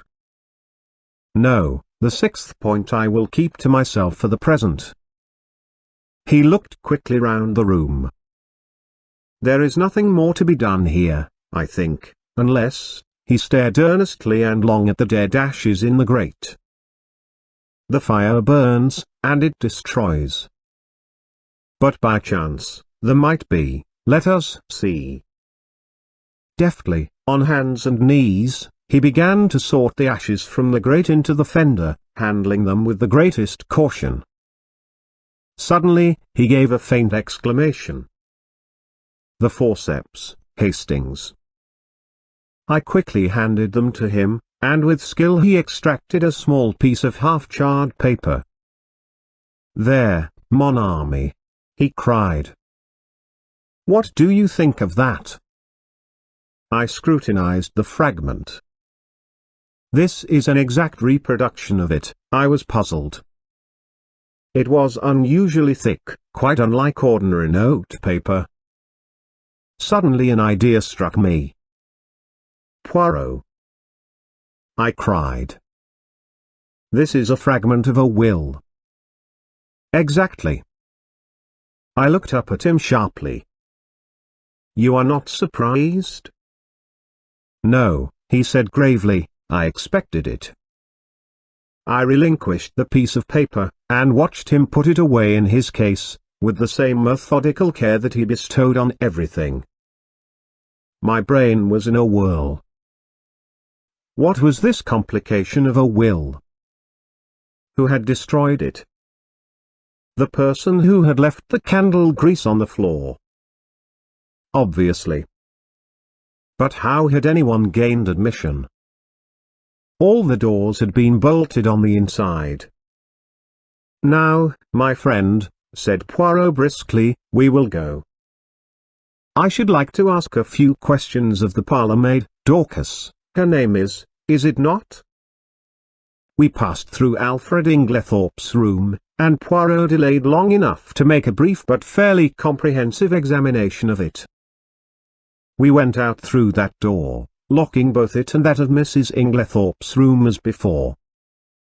I took him down to the boudoir which he had expressed a wish to see, and went myself in search of Dorcas. When I returned with her, however, the boudoir was empty. "Poirot," I cried, "where are you?" "I am here, my friend."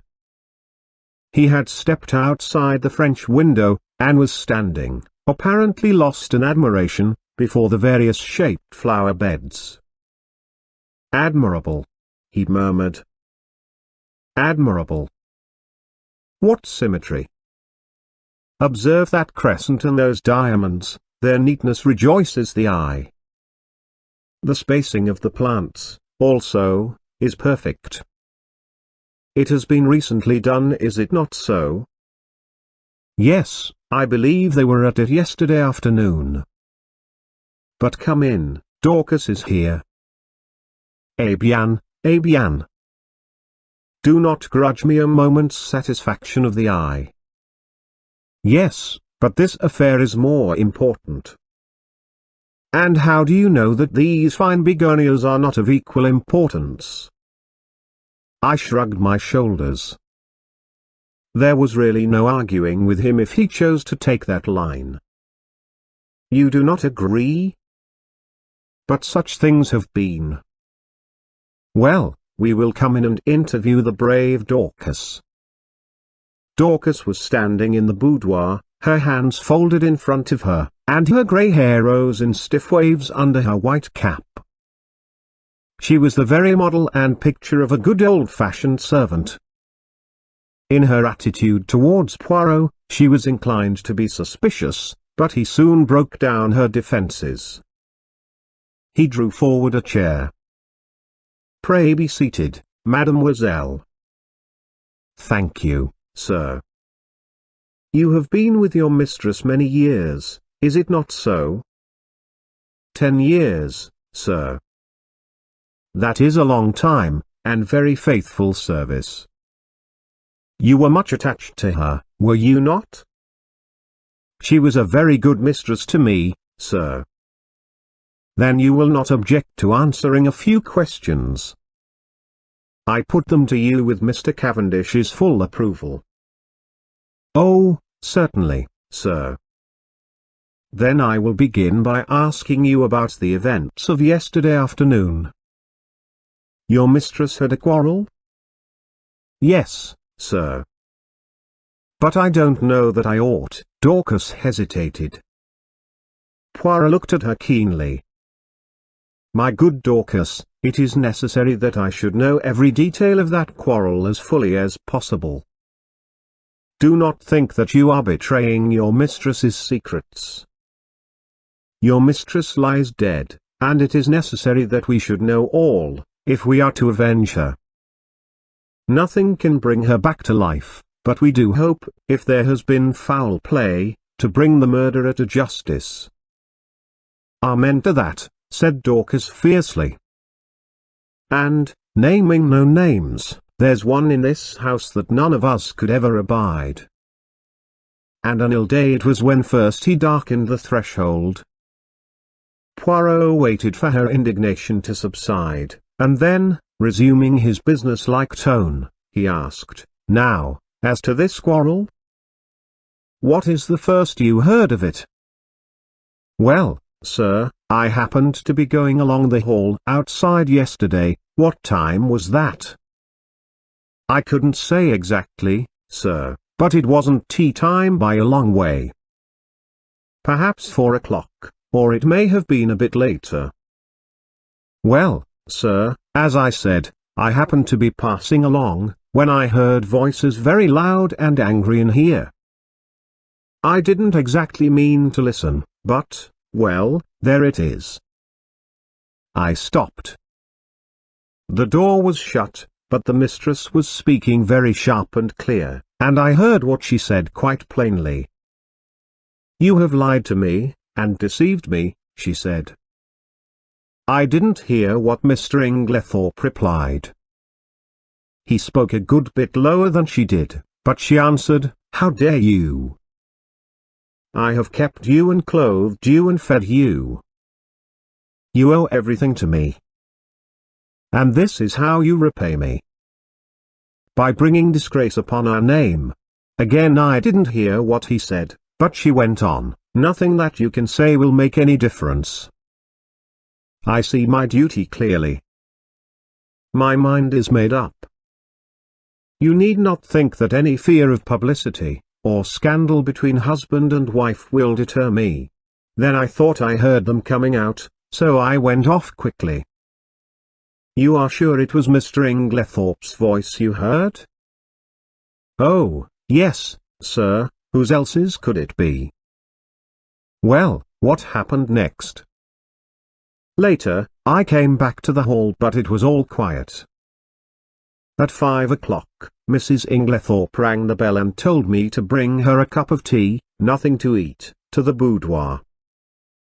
She was looking dreadful, so white and upset. 'Dorcas,' she says, 'I've had a great shock.' 'I'm sorry for that, I says. 'You'll feel better after a nice hot cup of tea, She had something in her hand. I don't know if it was a letter, or just a piece of paper, but it had writing on it, and she kept staring at it, almost as if she couldn't believe what was written there. She whispered to herself, as though she had forgotten I was there, these few words, and everything's changed. And then she says to me, 'Never trust a man, Dorcas, they're not worth it.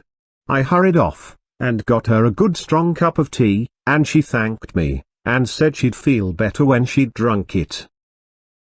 I don't know what to do, she says. Scandal between husband and wife is a dreadful thing, Dorcas. I'd rather hush it up if I could. Mrs. Cavendish came in just then, so she didn't say any more. She still had the letter, or whatever it was, in her hand? Yes, sir. What would she be likely to do with it afterwards? Well, I don't know, sir. I expect she would lock it up in that purple case of hers. Is that where she usually kept important papers? Yes, sir. She brought it down with her every morning, and took it up every night. When did she lose the key of it? She missed it yesterday at lunchtime, sir, and told me to look carefully for it. She was very much put out about it. But she had a duplicate key? Oh, yes, sir. Dorcas was looking very curiously at him and, to tell the truth, so was I. What was all this about a lost key?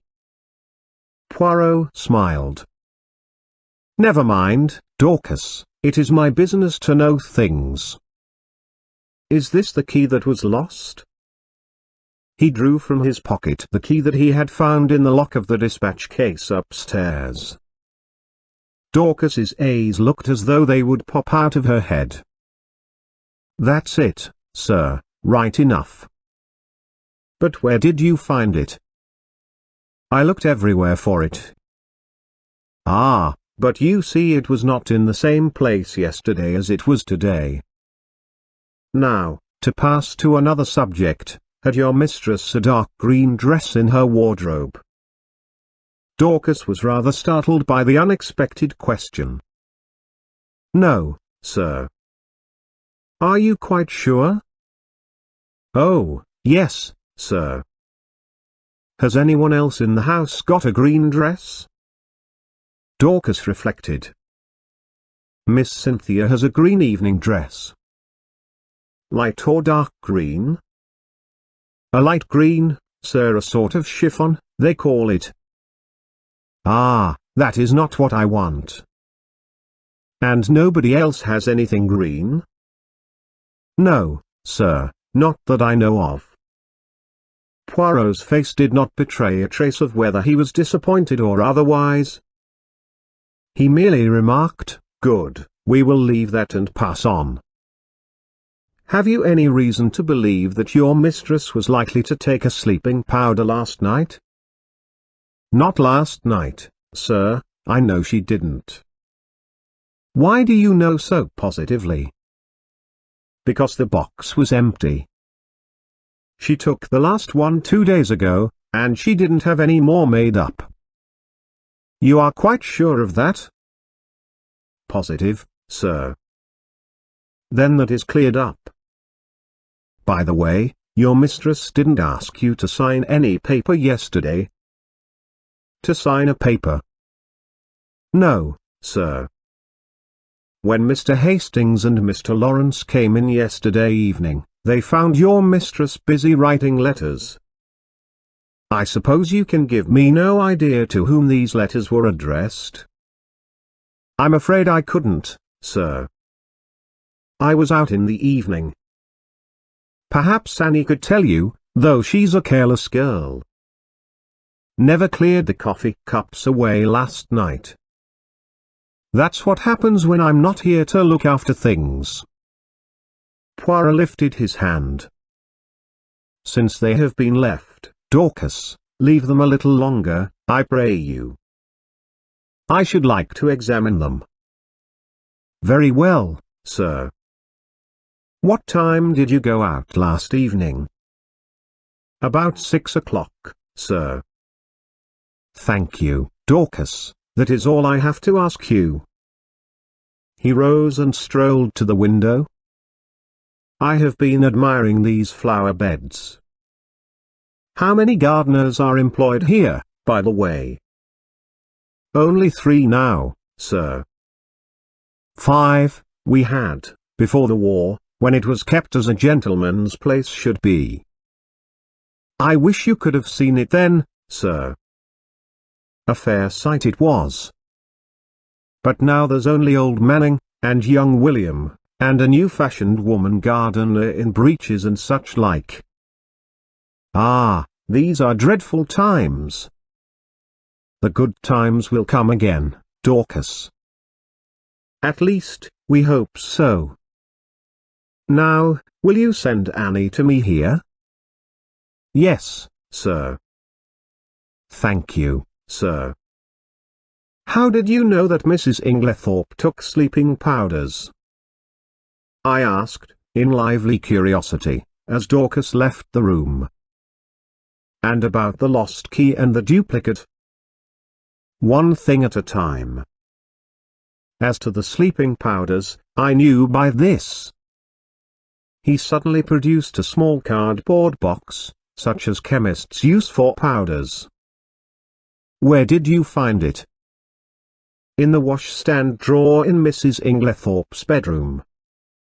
It was number 6 of my catalogue. But I suppose, as the last powder was taken 2 days ago, it is not of much importance? Probably not, but do you notice anything that strikes you as peculiar about this box? I examined it closely. No, I can't say that I do. Look at the label. I read the label carefully, 1 powder to be taken at bedtime, if required. Mrs. Inglethorpe. No, I see nothing unusual. Not the fact that there is no chemist's name. Ah! I exclaimed. To be sure, that is odd. Have you ever known a chemist to send out a box like that, without his printed name? No, I can't say that I have. I was becoming quite excited, but Poirot damped my ardor by remarking, yet the explanation is quite simple. So do not intrigue yourself, my friend. An audible creaking proclaimed the approach of Annie, so I had no time to reply. Annie was a fine, strapping girl, and was evidently laboring under intense excitement, mingled with a certain ghoulish enjoyment of the tragedy. Poirot came to the point at once, with a business-like briskness. I sent for you, Annie, because I thought you might be able to tell me something about the letters Mrs. Inglethorpe wrote last night. How many were there? And can you tell me any of the names and addresses? Annie considered. There were 4 letters, sir. One was to Miss Howard, and one was to Mr. Wells, the lawyer, and the other 2 I don't think I remember, sir. Oh, yes, one was to Ross's, the caterers in Tadminster. The other one, I don't remember. Think, urged Poirot. Annie racked her brains in vain. I'm sorry, sir, but it's clean gone. I don't think I can have noticed it. It does not matter, said Poirot, not betraying any sign of disappointment. Now I want to ask you about something else. There is a saucepan in Mrs. Inglethorpe's room with some cocoa in it. Did she have that every night? Yes, sir, it was put in her room every evening, and she warmed it up in the night, whenever she fancied it. What was it? Plain cocoa? Yes, sir, made with milk, with a teaspoonful of sugar, and 2 teaspoonfuls of rum in it. Who took it to her room? I did, sir. Always? Yes, sir. At what time? When I went to draw the curtains, as a rule, sir. Did you bring it straight up from the kitchen then? No, sir, you see there's not much room on the gas stove, so cook used to make it early, before putting the vegetables on for supper. Then I used to bring it up, and put it on the table by the swing door, and take it into her room later. The swing door is in the left wing, is it not? Yes, sir. And the table, is it on this side of the door, or on the father, servant's side? It's this side, sir. What time did you bring it up last night? About 7:15, I should say, sir. And when did you take it into Mrs. Inglethorpe's room? When I went to shut up, sir. About 8 o'clock. Mrs. Inglethorpe came up to bed before I'd finished. Then, between 7:15 and 8 o'clock, the cocoa was standing on the table in the left wing? Yes, sir. Annie had been growing redder and redder in the face, and now she blurted out unexpectedly, "And if there was salt in it, sir, it wasn't me. I never took the salt near it." "What makes you think there was salt in it?" asked Poirot. "Seeing it on the tray, sir." "You saw some salt on the tray?" "Yes. Coarse kitchen salt, it looked. I never noticed it when I took the tray up, but when I came to take it into the mistress's room I saw it at once, and I suppose I ought to have taken it down again, and asked cook to make some fresh. But I was in a hurry, because Dorcas was out, and I thought maybe the cocoa itself was all right, and the salt had only gone on the tray. So I dusted it off with my apron, and took it in. I had the utmost difficulty in controlling my excitement. Unknown to herself, Annie had provided us with an important piece of evidence. How she would have gaped if she had realized that her coarse kitchen salt was strychnine, one of the most deadly poisons known to mankind. I marveled at Poirot's calm. His self-control was astonishing. I awaited his next question with impatience, but it disappointed me. "When you went into Mrs. Inglethorpe's room, was the door leading into Miss Cynthia's room bolted?" "Oh. Yes, sir, it always was. It had never been opened." "And the door into Mr. Inglethorpe's room? Did you notice if that was bolted too?" Annie hesitated. "I couldn't rightly say, sir, it was shut, but I couldn't say whether it was bolted or not." "When you finally left the room, did Mrs. Inglethorpe bolt the door after you?" "No, sir, not then, but I expect she did later." "She usually did lock it at night." "The door into the passage, that is." "Did you notice any candle grease on the floor when you did the room yesterday?" "Candle grease? Oh, no, sir. Mrs. Inglethorpe didn't have a candle, only a reading lamp." "Then, if there had been a large patch of candle grease on the floor, you think you would have been sure to have seen it?" "Yes, sir, and I would have taken it out with a piece of blotting paper and a hot iron." Then Poirot repeated the question he had put to Dorcas: "Did your mistress ever have a green dress?" "No, sir." "Nor a mantle, nor a cape, nor a, how do you call it, a sports coat?" "Not green, sir." "Nor anyone else in the house?" Annie reflected. "No, sir." "You are sure of that?" "Quite sure." "Bien. That is all I want to know." "Thank you very much." With a nervous giggle, Annie took herself creakingly out of the room. My pent-up excitement burst forth. "Poirot," I cried, "I congratulate you. This is a great discovery."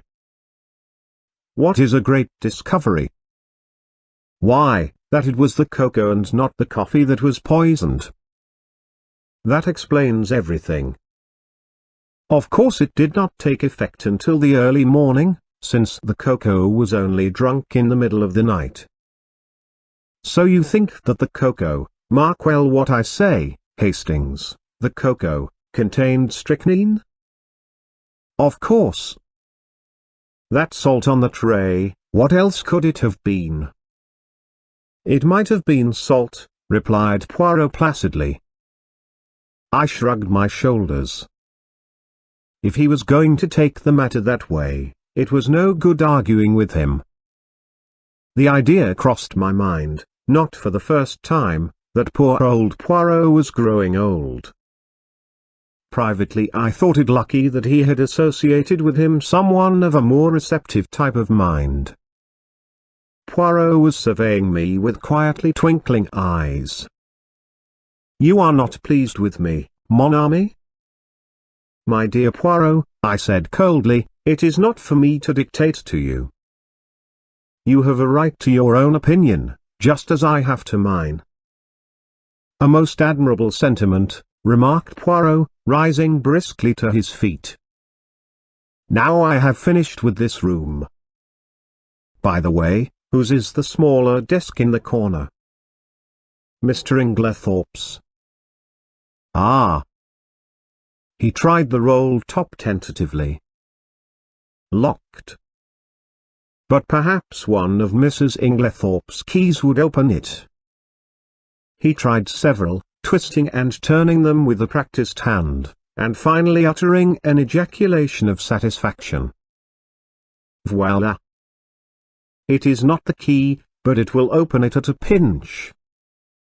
He slid back the roll top, and ran a rapid eye over the neatly filed papers. To my surprise, he did not examine them, merely remarking approvingly as he relocked the desk, decidedly, he is a man of method, this Mr. Inglethorpe. A man of method was, in Poirot's estimation, the highest praise that could be bestowed on any individual. I felt that my friend was not what he had been as he rambled on disconnectedly. There were no stamps in his desk, but there might have been, mon ami? There might have been. Yes. His eyes wandered round the room. This boudoir has nothing more to tell us. It did not yield much. Only this. He pulled a crumpled envelope out of his pocket, and tossed it over to me. It was rather a curious document. A plain, dirty-looking old envelope with a few words scrawled across it, apparently at random. The following is a facsimile of it. Chapter 5. It isn't strychnine, is it? Where did you find this? I asked Poirot, in lively curiosity. In the waste paper basket. You recognize the handwriting? Yes, it is Mrs. Inglethorpe's. But what does it mean? Poirot shrugged his shoulders. I cannot say, but it is suggestive. A wild idea flashed across me. Was it possible that Mrs. Inglethorpe's mind was deranged? Had she some fantastic idea of demoniacal possession? And, if that were so, was it not also possible that she might have taken her own life? I was about to expound these theories to Poirot, when his own words distracted me. Come, he said, now to examine the coffee cups. My dear Poirot. What on earth is the good of that, now that we know about the cocoa? Oh, la la. That miserable cocoa, cried Poirot flippantly. He laughed with apparent enjoyment, raising his arms to heaven in mock despair, in what I could not but consider the worst possible taste. And, anyway, I said, with increasing coldness, as Mrs. Inglethorpe took her coffee upstairs with her, I do not see what you expect to find, unless you consider it likely that we shall discover a packet of strychnine on the coffee tray. Poirot was sobered at once. Come, my friend, he said, slipping his arms through mine. "Ne vous faces pas. Allow me to interest myself in my coffee cups, and I will respect your cocoa. There. Is it a bargain?"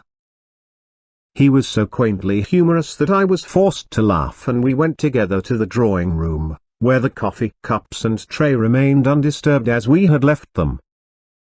Poirot made me recapitulate the scene of the night before, listening very carefully, and verifying the position of the various cups. "So Mrs. Cavendish stood by the tray, and poured out?" "Yes." "Then she came across to the window where you sat with Mademoiselle Cynthia?" "Yes." "Here are the 3 cups. And the cup on the mantelpiece, half drunk, that would be Mr. Lawrence Cavendish's. And the one on the tray?" "John Cavendish's. I saw him put it down there." "Good. 1, 2, 3, 4, 5, but where, then, is the cup of Mr. Inglethorpe?" "He does not take coffee." "Then all are accounted for." "One moment, my friend." With infinite care, he took a drop or two from the grounds in each cup, sealing them up in separate test tubes, tasting each in turn as he did so. His physiognomy underwent a curious change. An expression gathered there that I can only describe as half puzzled, and half relieved. "Bien," he said at last. "It is evident. I had an idea, but clearly I was mistaken." "Yes, altogether I was mistaken. Yet it is strange. But no matter." And, with a characteristic shrug, he dismissed whatever it was that was worrying him from his mind. I could have told him from the beginning that this obsession of his over the coffee was bound to end in a blind alley, but I restrained my tongue. After all, though he was old, Poirot had been a great man in his day. "Breakfast is ready," said John Cavendish, coming in from the hall. "You will breakfast with us, Monsieur Poirot?" Poirot acquiesced. I observed John. Already he was almost restored to his normal self. The shock of the events of the last night had upset him temporarily, but his equable poise soon swung back to the normal. He was a man of very little imagination, in sharp contrast with his brother, who had, perhaps, too much.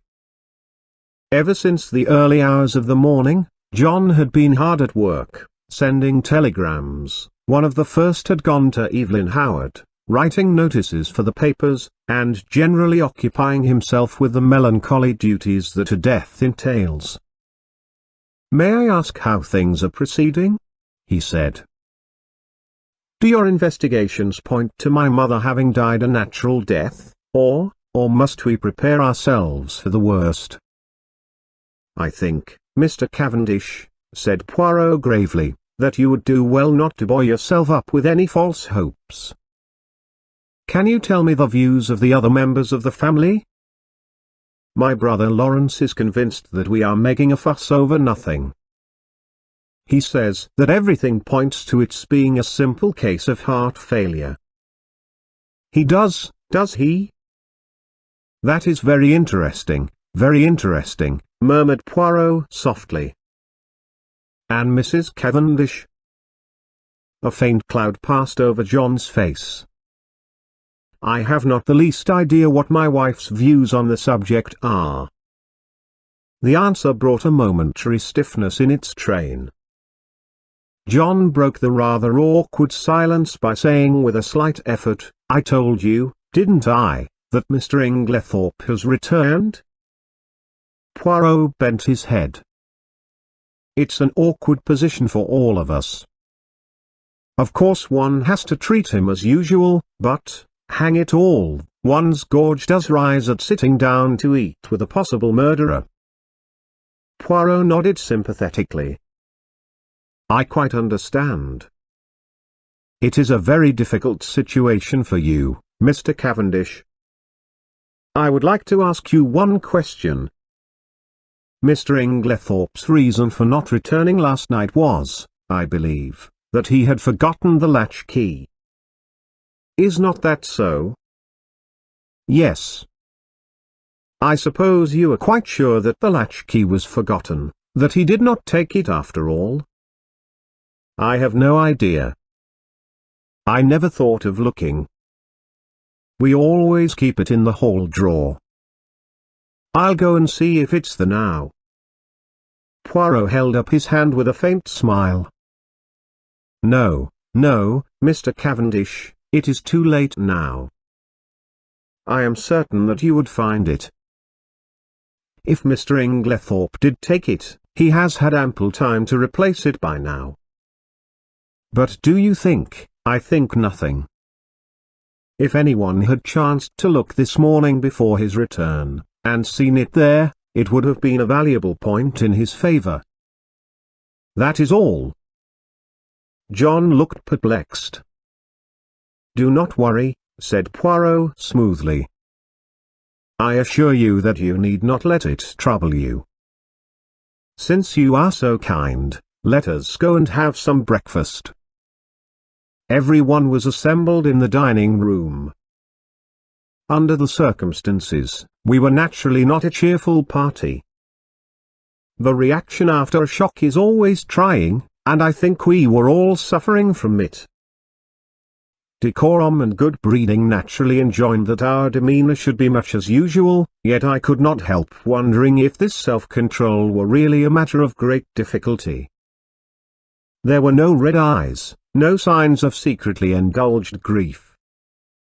I felt that I was right in my opinion that Dorcas was the person most affected by the personal side of the tragedy. I pass over Alfred Inglethorpe, who acted the bereaved widower in a manner that I felt to be disgusting in its hypocrisy. Did he know that we suspected him, I wondered. Surely he could not be unaware of the fact, conceal it as we would. Did he feel some secret stirring of fear, or was he confident that his crime would go unpunished? Surely the suspicion in the atmosphere must warn him that he was already a marked man. But did everyone suspect him? What about Mrs. Cavendish?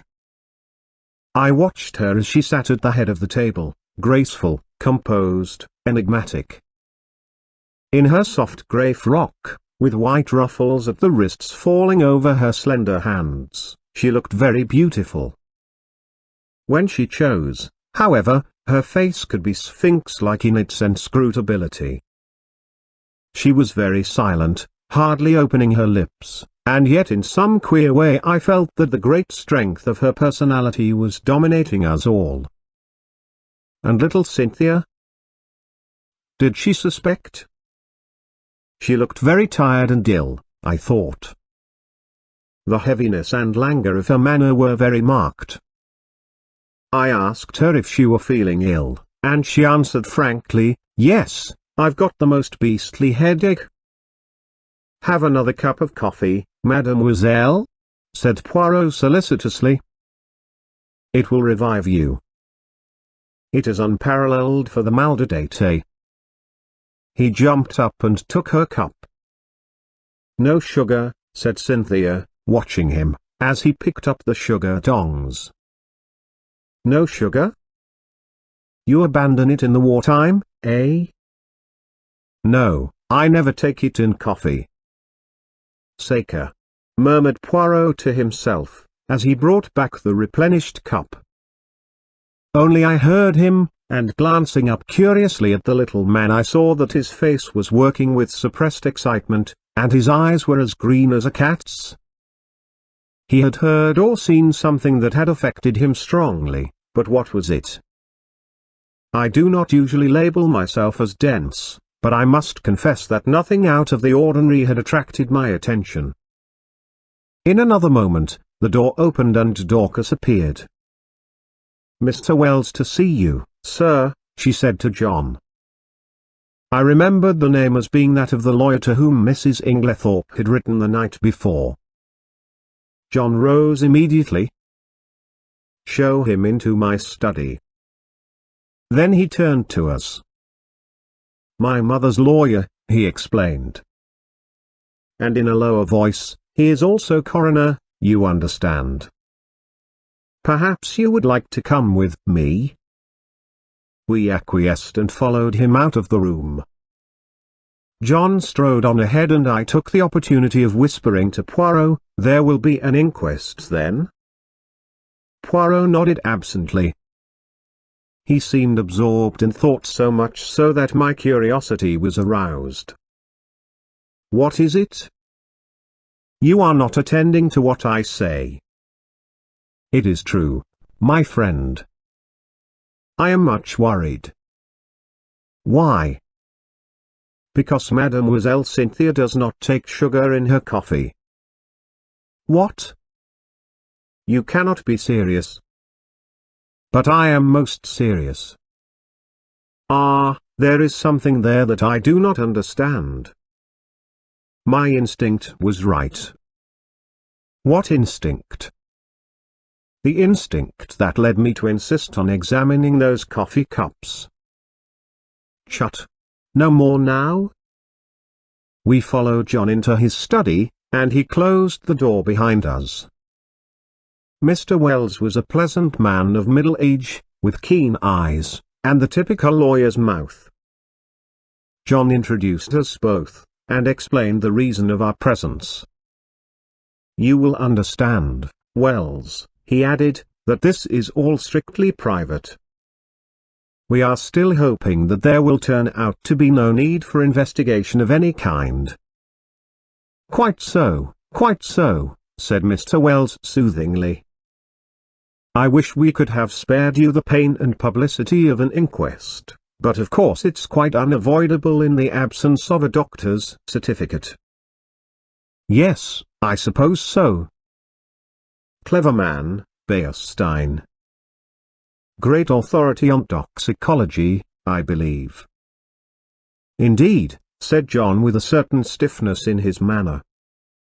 Then he added rather hesitatingly, "Shall we have to appear as witnesses, all of us, I mean?" "You, of course, and Mr. Inglethorpe." A slight pause ensued before the lawyer went on in his soothing manner, "Any other evidence will be simply confirmatory, a mere matter of form."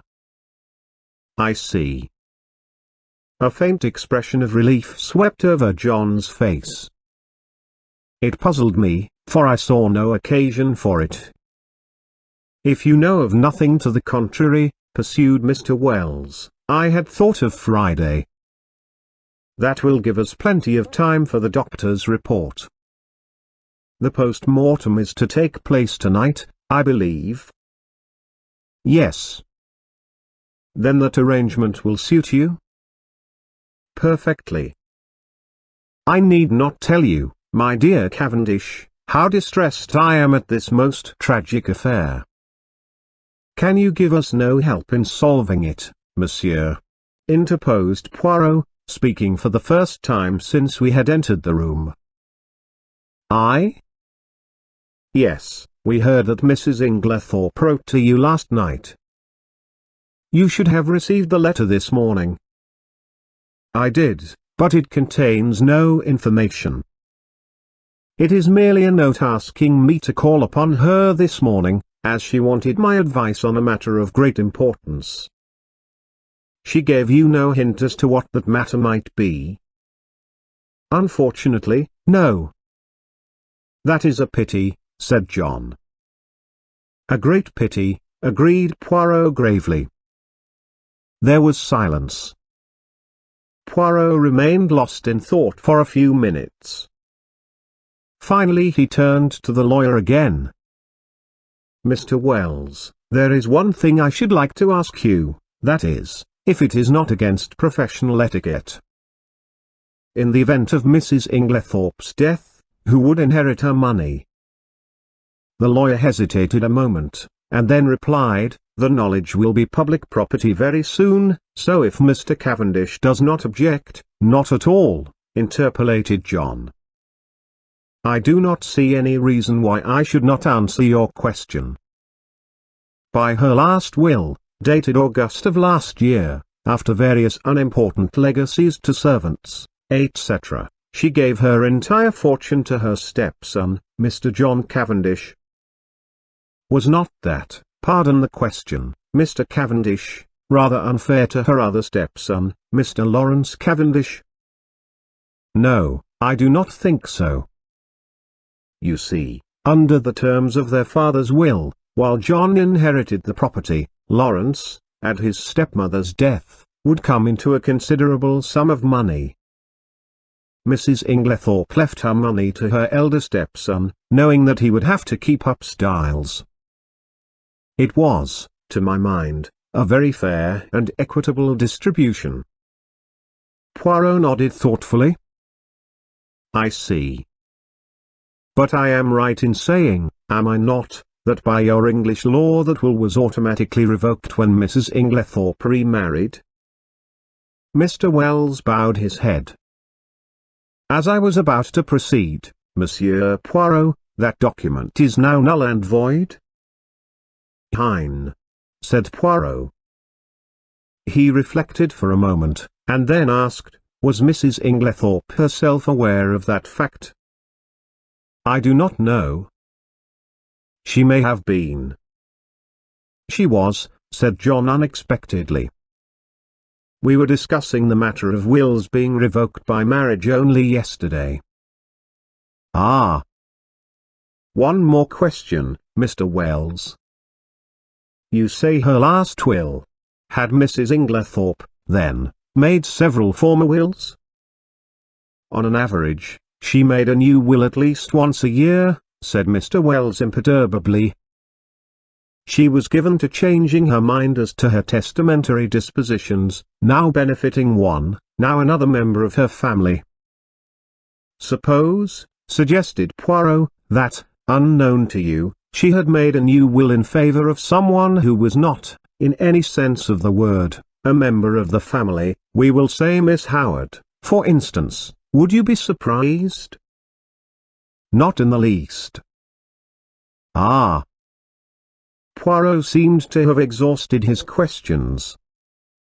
I drew close to him, while John and the lawyer were debating the question of going through Mrs. Inglethorpe's papers. Do you think Mrs. Inglethorpe made a will leaving all her money to Miss Howard? I asked in a low voice, with some curiosity. Poirot smiled. No. Then why did you ask? Hush. John Cavendish had turned to Poirot. Will you come with us, Monsieur Poirot? We are going through my mother's papers. Mr. Inglethorpe is quite willing to leave it entirely to Mr. Wells and myself. Which simplifies matters very much, murmured the lawyer. As technically, of course, he was entitled, he did not finish the sentence. We will look through the desk in the boudoir first, explained John, and go up to her bedroom afterwards. She kept her most important papers in a purple dispatch case, which we must look through carefully. Yes, said the lawyer, it is quite possible that there may be a later will than the one in my possession. There is a later will. It was Poirot who spoke. What? John and the lawyer looked at him startled. Or, rather, pursued my friend imperturbably, there was one. What do you mean, there was one? Where is it now? Burned. Burnt? Yes. See here. He took out the charred fragment we had found in the grate in Mrs. Inglethorpe's room, and handed it to the lawyer with a brief explanation of when and where he had found it. But possibly this is an old will? I do not think so. In fact, I am almost certain that it was made no earlier than yesterday afternoon. What? Impossible! Broke simultaneously from both men. Poirot turned to John. If you will allow me to send for your gardener, I will prove it to you. Oh, of course, but I don't see. Poirot raised his hand. Do as I ask you. Afterwards you shall question as much as you please. Very well. He rang the bell. Dorcas answered it in due course. Dorcas, will you tell Manning to come round and speak to me here? Yes, sir. Dorcas withdrew. We waited in a tense silence. Poirot alone seemed perfectly at his ease, and dusted a forgotten corner of the bookcase. The clumping of hobnailed boots on the gravel outside proclaimed the approach of Manning. John looked questioningly at Poirot. The latter nodded. Come inside, Manning, said John, I want to speak to you. Manning came slowly and hesitatingly through the French window, and stood as near it as he could. He held his cap in his hands, twisting it very carefully round and round. His back was much bent, though he was probably not as old as he looked, but his eyes were sharp and intelligent, and belied his slow and rather cautious speech. Manning, said John, this gentleman will put some questions to you which I want you to answer. Yes, sir, mumbled Manning. Poirot stepped forward briskly. Manning's eye swept over him with a faint contempt. You were planting a bed of begonias round by the south side of the house yesterday afternoon, were you not, Manning? Yes, sir, me and Willem. And Mrs. Inglethorpe came to the window and called you, did she not? Yes, sir, she did. Tell me in your own words exactly what happened after that. Well, sir, nothing much. She just told Willem to go on his bicycle down to the village, and bring back a form of will, or such like, I don't know what exactly, she wrote it down for him. Well? Well, he did, sir. And what happened next? We went on with the begonias, sir. Did not Mrs. Inglethorpe call you again? Yes, sir, both me and Willem, she called. And then? She made us come right in, and sign our names at the bottom of a long paper, under where she'd signed. Did you see anything of what was written above her signature? Asked Poirot sharply. No, sir, there was a bit of blotting paper over that part. And you signed where she told you? Yes, sir, first me and then Willem. What did she do with it afterwards? Well, sir, she slipped it into a long envelope, and put it inside a sort of purple box that was standing on the desk. What time was it when she first called you? About 4, I should say, sir. Not earlier? Couldn't it have been about 3:30? No, I shouldn't say so, sir. It would be more likely to be a bit after 4, not before it. Thank you, Manning, that will do, said Poirot pleasantly. The gardener glanced at his master, who nodded, whereupon Manning lifted a finger to his forehead with a low mumble, and backed cautiously out of the window. We all looked at each other. Good heavens! Murmured John. What an extraordinary coincidence! How, a coincidence? That my mother should have made a will on the very day of her death. Mr. Wells cleared his throat and remarked dryly, Are you so sure it is a coincidence, Cavendish? What do you mean? Your mother, you tell me, had a violent quarrel with someone yesterday afternoon. What do you mean? Cried John again. There was a tremor in his voice, and he had gone very pale. In consequence of that quarrel, your mother very suddenly and hurriedly makes a new will. The contents of that will we shall never know. She told no one of its provisions. This morning, no doubt, she would have consulted me on the subject, but she had no chance. The will disappears, and she takes its secret with her to her grave. Cavendish, I much fear there is no coincidence there. Monsieur Poirot, I am sure you agree with me that the facts are very suggestive. Suggestive, or not, interrupted John, we are most grateful to Monsieur Poirot for elucidating the matter. But for him, we should never have known of this will. I suppose, I may not ask you, monsieur, what first led you to suspect the fact? Poirot smiled and answered, a scribbled over old envelope, and a freshly planted bed of begonias. John, I think, would have pressed his questions further, but at that moment the loud purr of motor was audible, and we all turned to the window as it swept past. Evie! Cried John. Excuse me, Wells. He went hurriedly out into the hall. Poirot looked inquiringly at me. Miss Howard, I explained. Ah, I am glad she has come. There is a woman with a head and a heart too, Hastings. Though the good God gave her no beauty. I followed John's example, and went out into the hall, where Miss Howard was endeavouring to extricate herself from the voluminous mass of veils that enveloped her head. As her eyes fell on me, a sudden pang of guilt shot through me. This was the woman who had warned me so earnestly, and to whose warning I had, alas, paid no heed.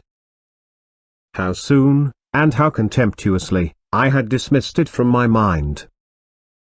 Now that she had been proved justified in so tragic a manner, I felt ashamed.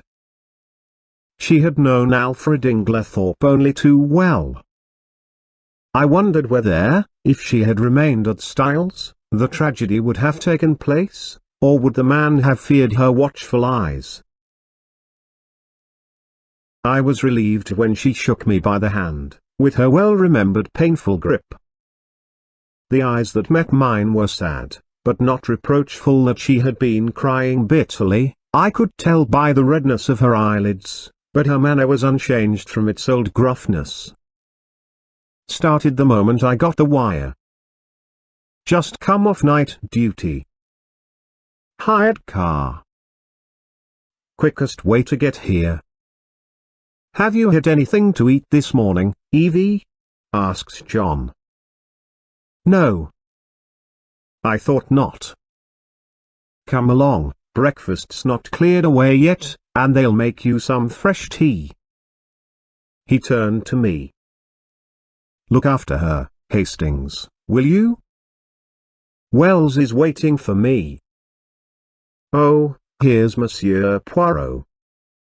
He's helping us, you know, Evie. Miss Howard shook hands with Poirot, but glanced suspiciously over her shoulder at John. What do you mean, helping us? Helping us to investigate? Nothing to investigate. Have they taken him to prison yet? Taken who to prison? Who? Alfred Inglethorpe, of course. My dear Evie, do be careful.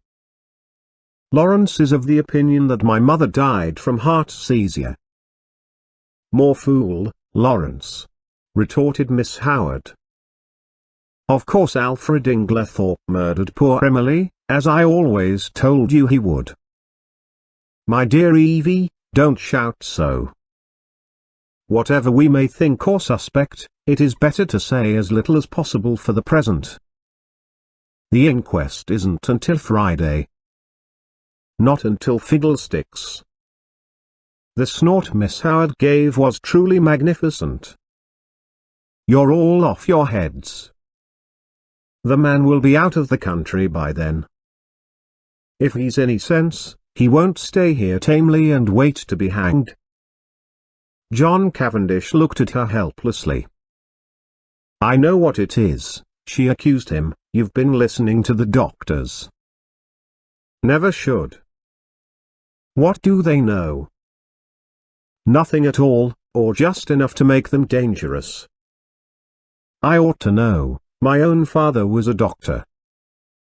That little Wilkins is about the greatest fool that even I have ever seen. Heart seizure. Sort of thing he would say. Anyone with any sense could see at once that her husband had poisoned her. I always said he'd murder her in her bed, poor soul. Now he's done it.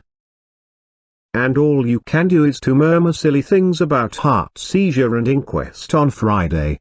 You ought to be ashamed of yourself, John Cavendish. What do you want me to do? Asked John, unable to help a faint smile. Dash it all, Evie, I can't haul him down to the local police station by the scruff of his neck. Well, you might do something. Find out how he did it. He's a crafty beggar. Dare say he soaked fly papers. Ask Cook if she's missed any. It occurred to me very forcibly at that moment that to harbour Miss Howard and Alfred Inglethorpe under the same roof, and keep the peace between them, was likely to prove a Herculean task, and I did not envy John. I could see by the expression of his face that he fully appreciated the difficulty of the position. For the moment, he sought refuge in retreat, and left the room precipitately.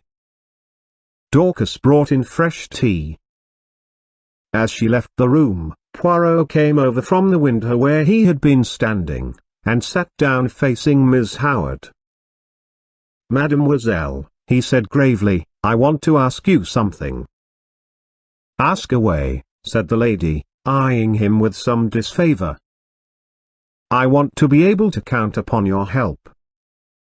I'll help you to hang Alfred with pleasure, she replied gruffly. Hanging's too good for him.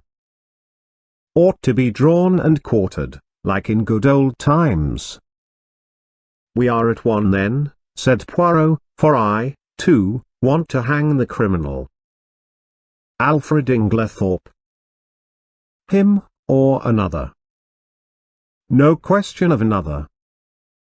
Poor Emily was never murdered until he came along. I don't say she wasn't surrounded by sharks, she was. But it was only her purse they were after. Her life was safe enough.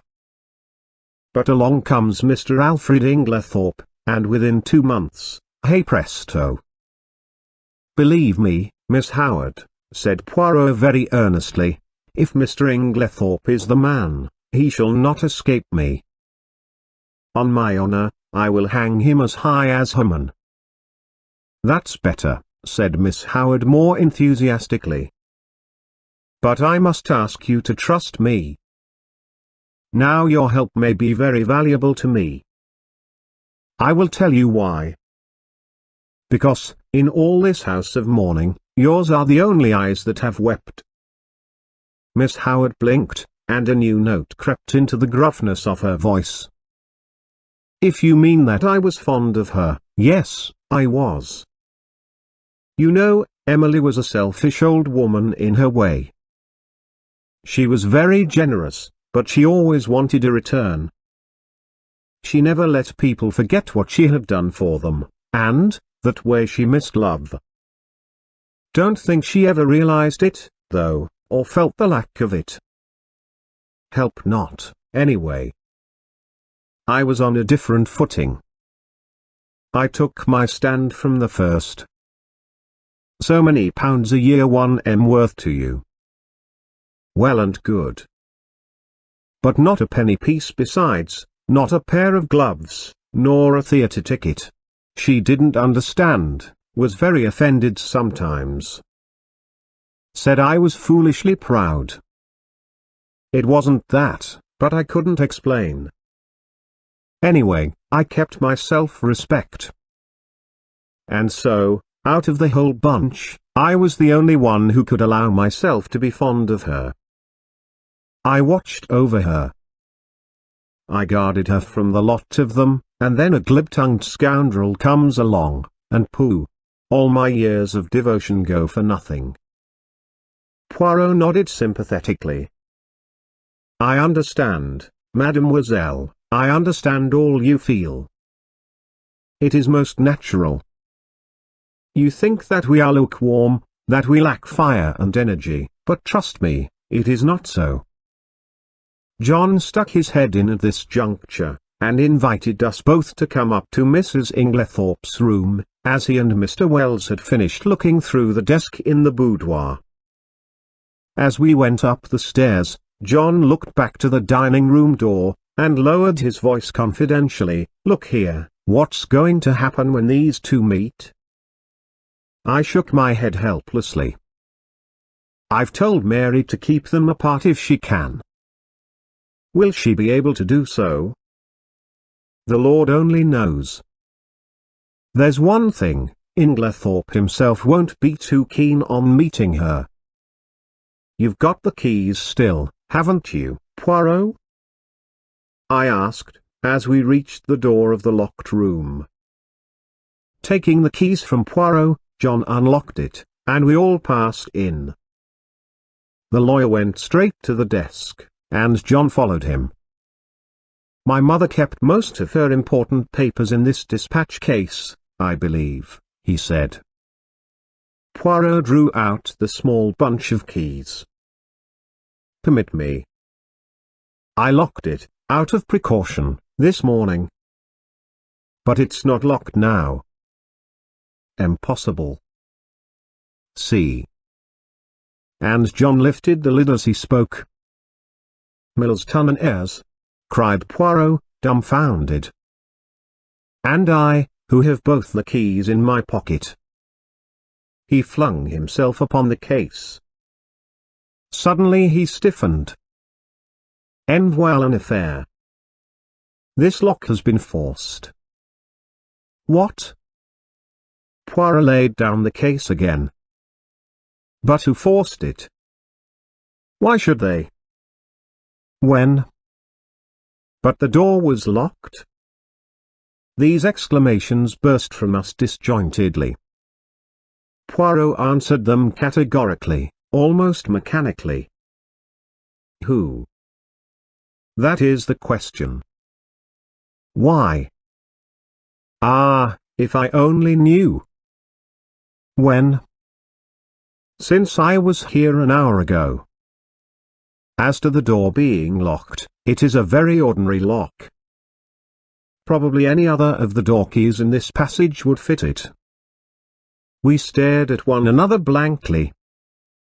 Poirot had walked over to the mantelpiece.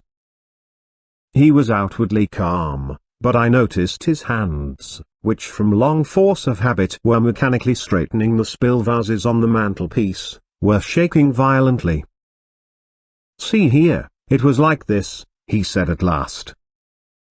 There was something in that case, some piece of evidence, slight in itself perhaps, but still enough of a clue to connect the murderer with the crime. It was vital to him that it should be destroyed before it was discovered and its significance appreciated. Therefore, he took the risk, the great risk, of coming in here. Finding the case locked, he was obliged to force it, thus betraying his presence. For him to take that risk, it must have been something of great importance. But what was it? Ah! cried Poirot, with a gesture of anger. That, I do not know. A document of some kind, without doubt, possibly the scrap of paper Dorcas saw in her hand yesterday afternoon. And I, his anger burst forth freely, miserable animal that I am. I guessed nothing. I have behaved like an imbecile. I should never have left that case here. I should have carried it away with me. Ah, triple pig. And now it is gone. It is destroyed, but is it destroyed? is there not yet a chance? We must leave no stone unturned." He rushed like a madman from the room, and I followed him as soon as I had sufficiently recovered my wits. But, by the time I had reached the top of the stairs, he was out of sight. Mary Cavendish was standing where the staircase branched, staring down into the hall in the direction in which he had disappeared. "What has happened to your extraordinary little friend, Mr. Hastings?" "He has just rushed past me like a mad bull." "He's rather upset about something," I remarked feebly. I really did not know how much Poirot would wish me to disclose. As I saw a faint smile gather on Mrs. Cavendish's expressive mouth, I endeavored to try and turn the conversation by saying, "They haven't met yet, have they?" "Who?" "Mr. Inglethorpe and Miss Howard." She looked at me in rather a disconcerting manner. "Do you think it would be such a disaster if they did meet?" "Well, don't you?" I said, rather taken aback. "No." She was smiling in her quiet way. "I should like to see a good flare-up. It would clear the air. At present we are all thinking so much, and saying so little." "John doesn't think so," I remarked. "He's anxious to keep them apart." "Oh, John." Something in her tone fired me, and I blurted out, "Old John's an awfully good sort." She studied me curiously for a minute or two, and then said, to my great surprise, "You are loyal to your friend." "I like you for that." "Aren't you my friend too?" "I am a very bad friend." "Why do you say that?" "Because it is true. I am charming to my friends one day, and forget all about them the next." I don't know what impelled me, but I was nettled, and I said foolishly and not in the best of taste, "Yet you seem to be invariably charming to Dr. Beerstein." Instantly I regretted my words. Her face stiffened. I had the impression of a steel curtain coming down and blotting out the real woman. Without a word, she turned and went swiftly up the stairs, whilst I stood like an idiot gaping after her. I was recalled to other matters by a frightful row going on below. I could hear Poirot shouting and expounding. I was vexed to think that my diplomacy had been in vain. The little man appeared to be taking the whole house into his confidence, a proceeding of which I, for one, doubted the wisdom. Once again I could not help regretting that my friend was so prone to lose his head in moments of excitement. I stepped briskly down the stairs. The sight of me calmed Poirot almost immediately. I drew him aside. "My dear fellow," I said, "is this wise? Surely you don't want the whole house to know of this occurrence? You are actually playing into the criminal's hands." "You think so, Hastings?" "I am sure of it." Well, my friend, I will be guided by you." "Good. Although, unfortunately, it is a little too late now." "Sure." He looked so crestfallen and abashed that I felt quite sorry, though I still thought my rebuke a just and wise one. "Well," he said at last, "let us go, mon ami." "You have finished here?" "For the moment, yes." "You will walk back with me to the village?" "Willingly." He picked up his little suitcase, and we went out through the open window in the drawing room. Cynthia Murdoch was just coming in, and Poirot stood aside to let her pass. "Excuse me, mademoiselle, 1 minute." "Yes?" She turned inquiringly. "Did you ever make up Mrs. Inglethorpe's medicines?" A slight flush rose in her face, as she answered rather constrainedly, "No." "Only her powders?" The flush deepened as Cynthia replied, "Oh, yes, I did make up some sleeping powders for her once." "These?" Poirot produced the empty box which had contained powders. She nodded. "Can you tell me what they were?" "Sulfonil." "Veronal." "No, they were bromide powders." "Ah. Thank you, mademoiselle. Good morning." As we walked briskly away from the house, I glanced at him more than once. I had often before noticed that, if anything excited him, his eyes turned green like a cat's. They were shining like emeralds now. "My friend," he broke out at last, "I have a little idea, a very strange, and probably utterly impossible idea.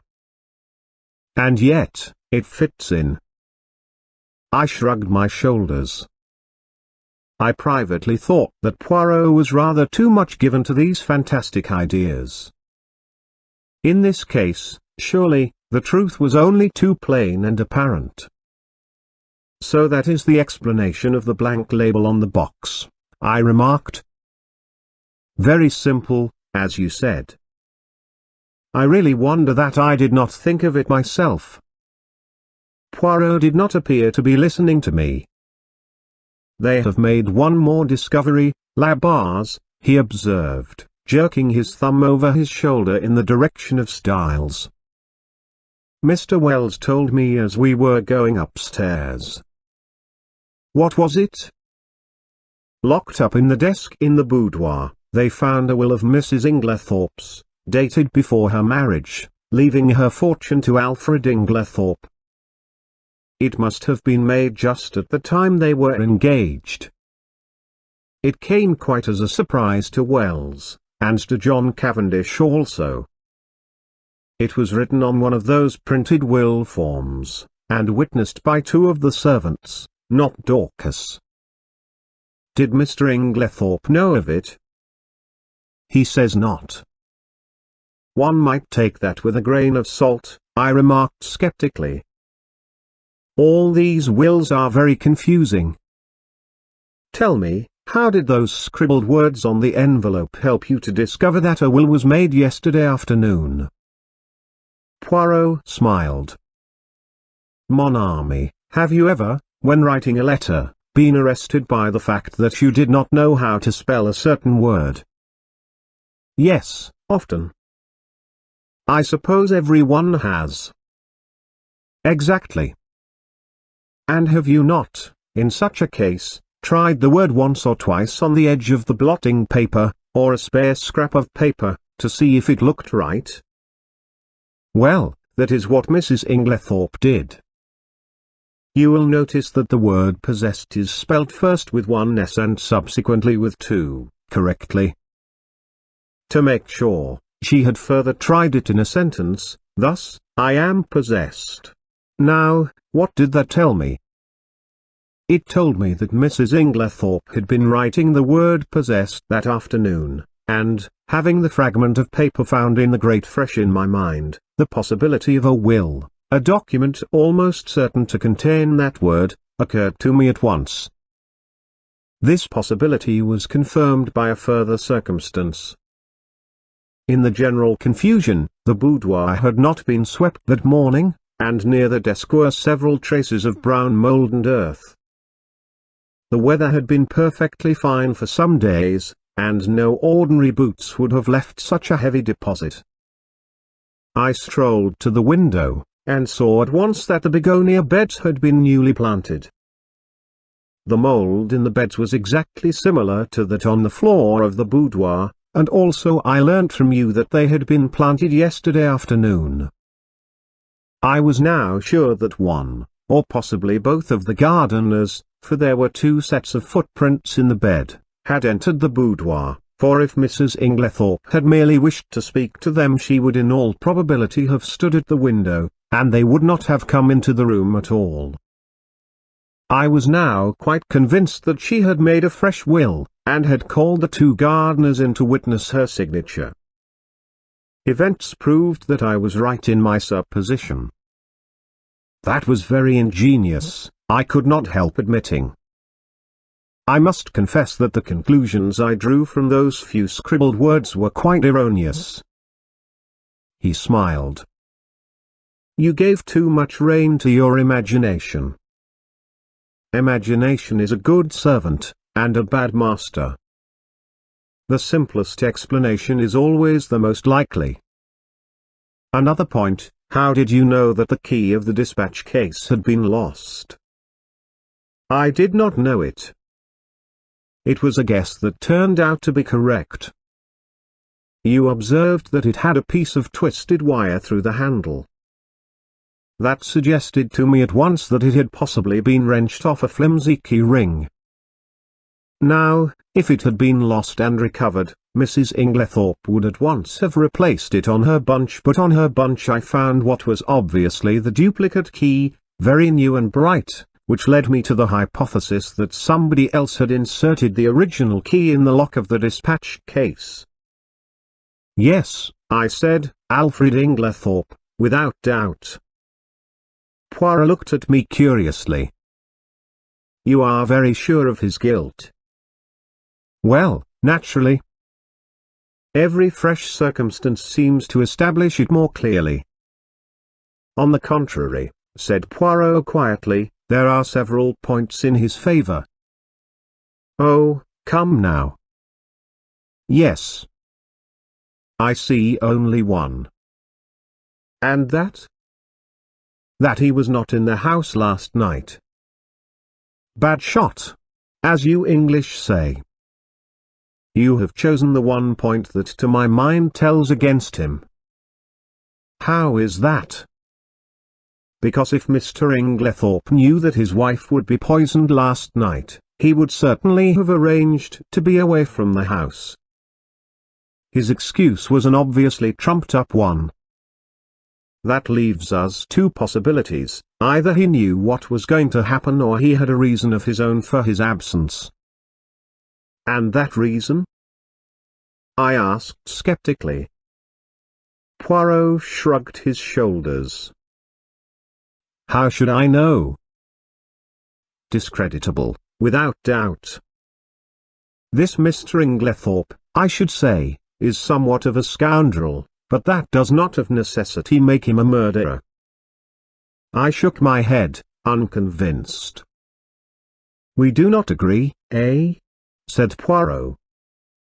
Well, let us leave it. Time will show which of us is right. Now let us turn to other aspects of the case. What do you make of the fact that all the doors of the bedroom were bolted on the inside? Well, I considered. One must look at it logically. True. I should put it this way. The doors were bolted, our own eyes have told us that, yet the presence of the candle grease on the floor, and the destruction of the will, prove that during the night someone entered the room. You agree so far? Perfectly. Put with admirable clearness. Proceed. Well, I said, encouraged, as the person who entered did not do so by the window, nor by miraculous means, it follows that the door must have been opened from inside by Mrs. Inglethorpe herself. That strengthens the conviction that the person in question was her husband. She would naturally open the door to her own husband. Poirot shook his head. Why should she? She had bolted the door leading into his room, a most unusual proceeding on her part. She had had a most violent quarrel with him that very afternoon. No, he was the last person she would admit. But you agree with me that the door must have been opened by Mrs. Inglethorpe herself? There is another possibility. She may have forgotten to bolt the door into the passage when she went to bed, and have got up later, towards morning, and bolted it then. Poirot, is that seriously your opinion? No, I do not say it is so, but it might be. Now, to turn to another feature, what do you make of the scrap of conversation you overheard between Mrs. Cavendish and her mother-in-law? I had forgotten that, I said thoughtfully. That is as enigmatical as ever. It seems incredible that a woman like Mrs. Cavendish, proud and reticent to the last degree, should interfere so violently in what was certainly not her affair. Precisely. It was an astonishing thing for a woman of her breeding to do. It is certainly curious, I agreed. Still, it is unimportant, and need not be taken into account. A groan burst from Poirot.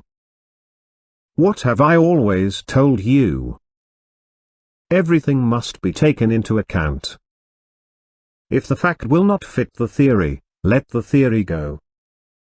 Well, we shall see, I said, nettled. Yes, we shall see.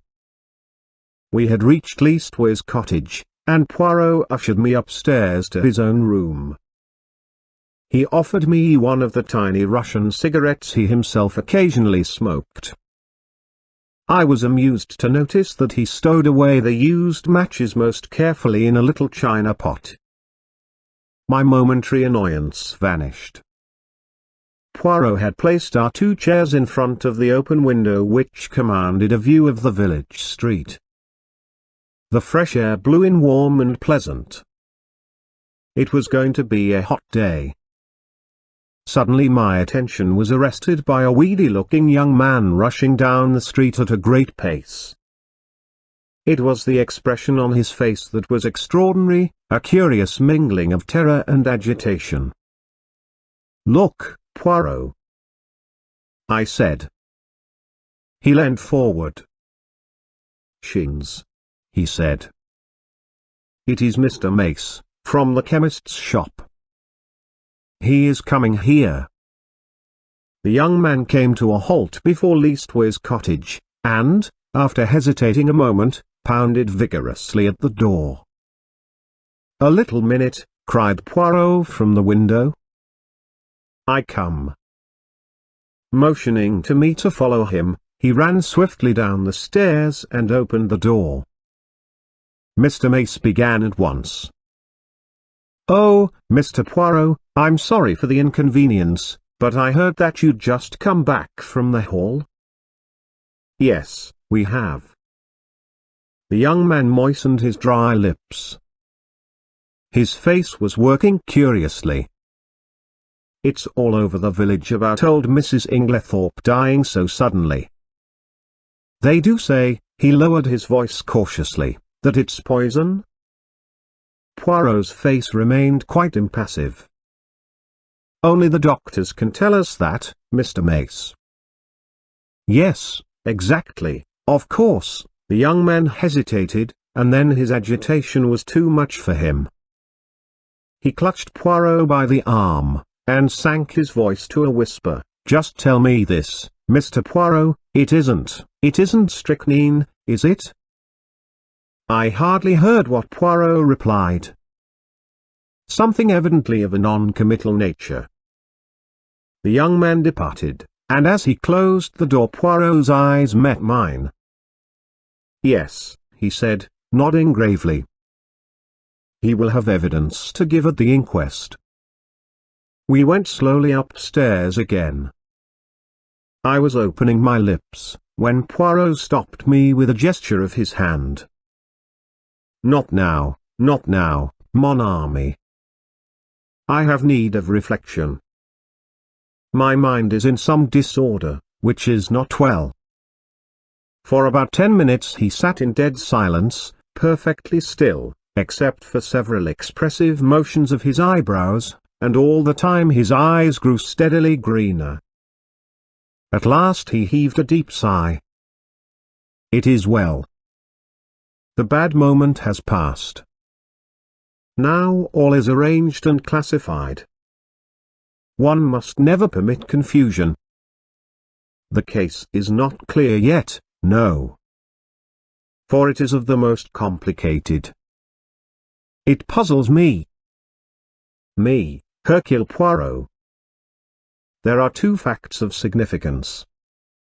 And what are they? The first is the state of the weather yesterday. That is very important. But it was a glorious day. I interrupted. Poirot, you're pulling my leg. Not at all. The thermometer registered 80 degrees in the shade. Do not forget that, my friend. It is the key to the whole riddle. And the second point? I asked. The important fact that Monsieur Inglethorpe wears very peculiar clothes, has a black beard, and uses glasses. Poirot, I cannot believe you are serious. I am absolutely serious, my friend. But this is childish. No, it is very momentous. And supposing the coroner's jury returns a verdict of willful murder against Alfred Inglethorpe, what becomes of your theories, then? They would not be shaken because 12 stupid men had happened to make a mistake. But that will not occur. For one thing, a country jury is not anxious to take responsibility upon itself, and Mr. Inglethorpe stands practically in the position of local squire. Also, he added placidly, I should not allow it. You would not allow it? No. I looked at the extraordinary little man, divided between annoyance and amusement. He was so tremendously sure of himself. As though he read my thoughts, he nodded gently. Oh, yes, mon ami, I would do what I say. He got up and laid his hand on my shoulder. His physiognomy underwent a complete change. Tears came into his eyes. In all this, you see, I think of that poor Mrs. Inglethorpe who is dead. She was not extravagantly loved, no. But she was very good to us Belgians, I owe her a debt. I endeavored to interrupt, but Poirot swept on. Let me tell you this, Hastings. She would never forgive me if I let Alfred Inglethorpe, her husband, be arrested now, when a word from me could save him. Chapter 6. The Inquest. In the interval before the inquest, Poirot was unfailing in his activity. Twice he was closeted with Mr. Wells. He also took long walks into the country. I rather resented his not taking me into his confidence, the more so as I could not in the least guess what he was driving at. It occurred to me that he might have been making inquiries at Rakes's farm, so, finding him out when I called at Leastways Cottage on Wednesday evening, I walked over there by the fields, hoping to meet him. But there was no sign of him, and I hesitated to go right up to the farm itself. As I walked away, I met an aged rustic, who leered at me cunningly. "You from the Hall, Bay, ain't you?" he asked. "Yes. I'm looking for a friend of mine whom I thought might have walked this way." "A little chap as waves his hands when he talks? One of them Belgies from the village?" "Yes," I said eagerly. "He has been here, then?" "Oh, he's been here, right enough. More once too." "Friend of yours, is he?" "Ah, you gentlemen from the Hall, you a pretty lot." And he leered more jocosely than ever. "Why, do the gentlemen from the Hall come here often?" I asked, as carelessly as I could. He winked at me knowingly. "One does, mister. Naming no names, mind. And a very liberal gentleman too." "Oh, thank you, sir, I'm sure." I walked on sharply. Evelyn Howard had been right then, and I experienced a sharp twinge of disgust, as I thought of Alfred Inglethorpe's liberality with another woman's money. Had that piquant gypsy face been at the bottom of the crime, or was it the baser mainspring of money? Probably a judicious mixture of both. On one point, Poirot seemed to have a curious obsession. He once or twice observed to me that he thought Dorcas must have made an error in fixing the time of the quarrel. He suggested to her repeatedly that it was 4:30, and not 4 o'clock when she had heard the voices. But Dorcas was unshaken. Quite an hour, or even more, had elapsed between the time when she had heard the voices and 5 o'clock, when she had taken tea to her mistress. The inquest was held on Friday at the Stylites Arms in the village. Poirot and I sat together, not being required to give evidence. The preliminaries were gone through. The jury viewed the body, and John Cavendish gave evidence of identification. Further questioned, he described his awakening in the early hours of the morning, and the circumstances of his mother's death. The medical evidence was next taken. There was a breathless hush, and every eye was fixed on the famous London specialist, who was known to be one of the greatest authorities of the day on the subject of toxicology. In a few brief words, he summed up the result of the post-mortem. Shorn of its medical phraseology and technicalities, it amounted to the fact that Mrs. Inglethorpe had met her death as the result of strychnine poisoning. Judging from the quantity recovered, she must have taken not less than 3/4 of a grain of strychnine, but probably 1 grain or slightly over. "Is it possible that she could have swallowed the poison by accident?" asked the coroner. "I should consider it very unlikely. Strychnine is not used for domestic purposes, as some poisons are, and there are restrictions placed on its sale. Does anything in your examination lead you to determine how the poison was administered?" "No." "You arrived at Styles before Dr. Wilkins, I believe?" "That is so. The motor met me just outside the lodge gates, and I hurried there as fast as I could." "Will you relate to us exactly what happened next?" "I entered Mrs. Inglethorpe's room. She was at that moment in a typical tetanic convulsion. She turned towards me, and gasped out, 'Alfred, Alfred, could the strychnine have been administered in Mrs. Inglethorpe's after-dinner coffee which was taken to her by her husband?' Possibly, but strychnine is a fairly rapid drug in its action.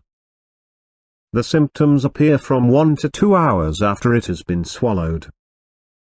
It is retarded under certain conditions, none of which, however, appear to have been present in this case. I presume Mrs. Inglethorpe took the coffee after dinner about 8 o'clock, whereas the symptoms did not manifest themselves until the early hours of the morning, which, on the face of it, points to the drug having been taken much later in the evening. Mrs. Inglethorpe was in the habit of drinking a cup of cocoa in the middle of the night. Could the strychnine have been administered in that?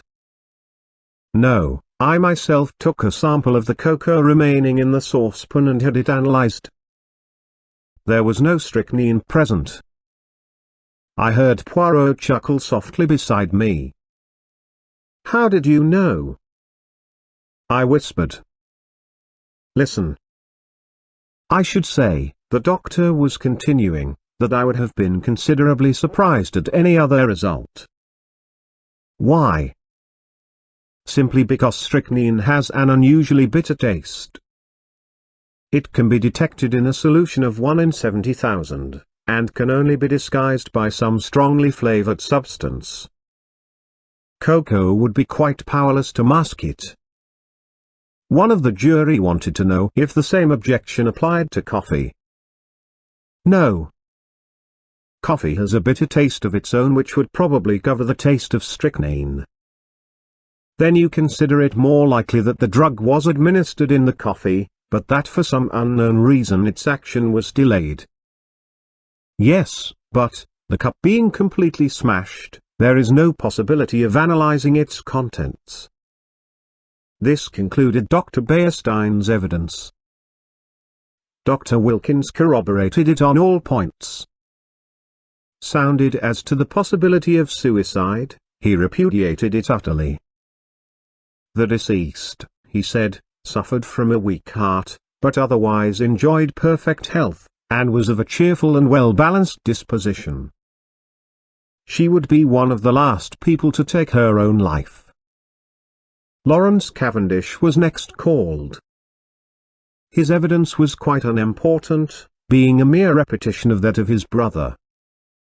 Just as he was about to step down, he paused, and said rather hesitatingly, "I should like to make a suggestion if I may?"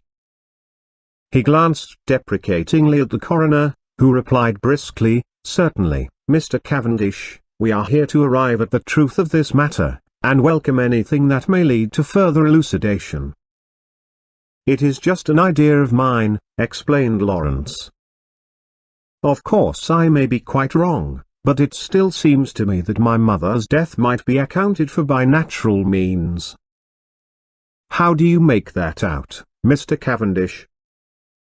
"My mother, at the time of her death, and for some time before it, was taking a tonic containing strychnine." "Ah," said the coroner. The jury looked up, interested. "I believe," continued Lawrence, "that there have been cases where the cumulative effect of a drug, administered for some time, has ended by causing death. Also, is it not possible that she may have taken an overdose of her medicine by accident?" "This is the first we have heard of the deceased taking strychnine at the time of her death." "We are much obliged to you, Mr. Cavendish." Dr. Wilkins was recalled and ridiculed the idea. "What Mr. Cavendish suggests is quite impossible. Any doctor would tell you the same. Strychnine is, in a certain sense, a cumulative poison, but it would be quite impossible for it to result in sudden death in this way. There would have to be a long period of chronic symptoms which would at once have attracted my attention. The whole thing is absurd." "And the second suggestion?" "That Mrs. Inglethorpe may have inadvertently taken an overdose. 3, or even 4 doses, would not have resulted in death. Mrs. Inglethorpe always had an extra large amount of medicine made up at a time, as she dealt with Coutts, the cash chemists in Tadminster. She would have had to take very nearly the whole bottle to account for the amount of strychnine found at the post-mortem. Then you consider that we may dismiss the tonic as not being in any way instrumental in causing her death?" "Certainly. The supposition is ridiculous." The same juryman who had interrupted before here suggested that the chemist who made up the medicine might have committed an error. "That, of course, is always possible," replied the doctor. But Dorcas, who was the next witness called, dispelled even that possibility. The medicine had not been newly made up. On the contrary, Mrs. Inglethorpe had taken the last dose on the day of her death. So the question of the tonic was finally abandoned, and the coroner proceeded with his task. Having elicited from Dorcas how she had been awakened by the violent ringing of her mistress's bell, and had subsequently roused the household, he passed to the subject of the quarrel on the preceding afternoon. Dorcas's evidence on this point was substantially what Poirot and I had already heard, so I will not repeat it here. The next witness was Mary Cavendish. She stood very upright, and spoke in a low, clear, and perfectly composed voice.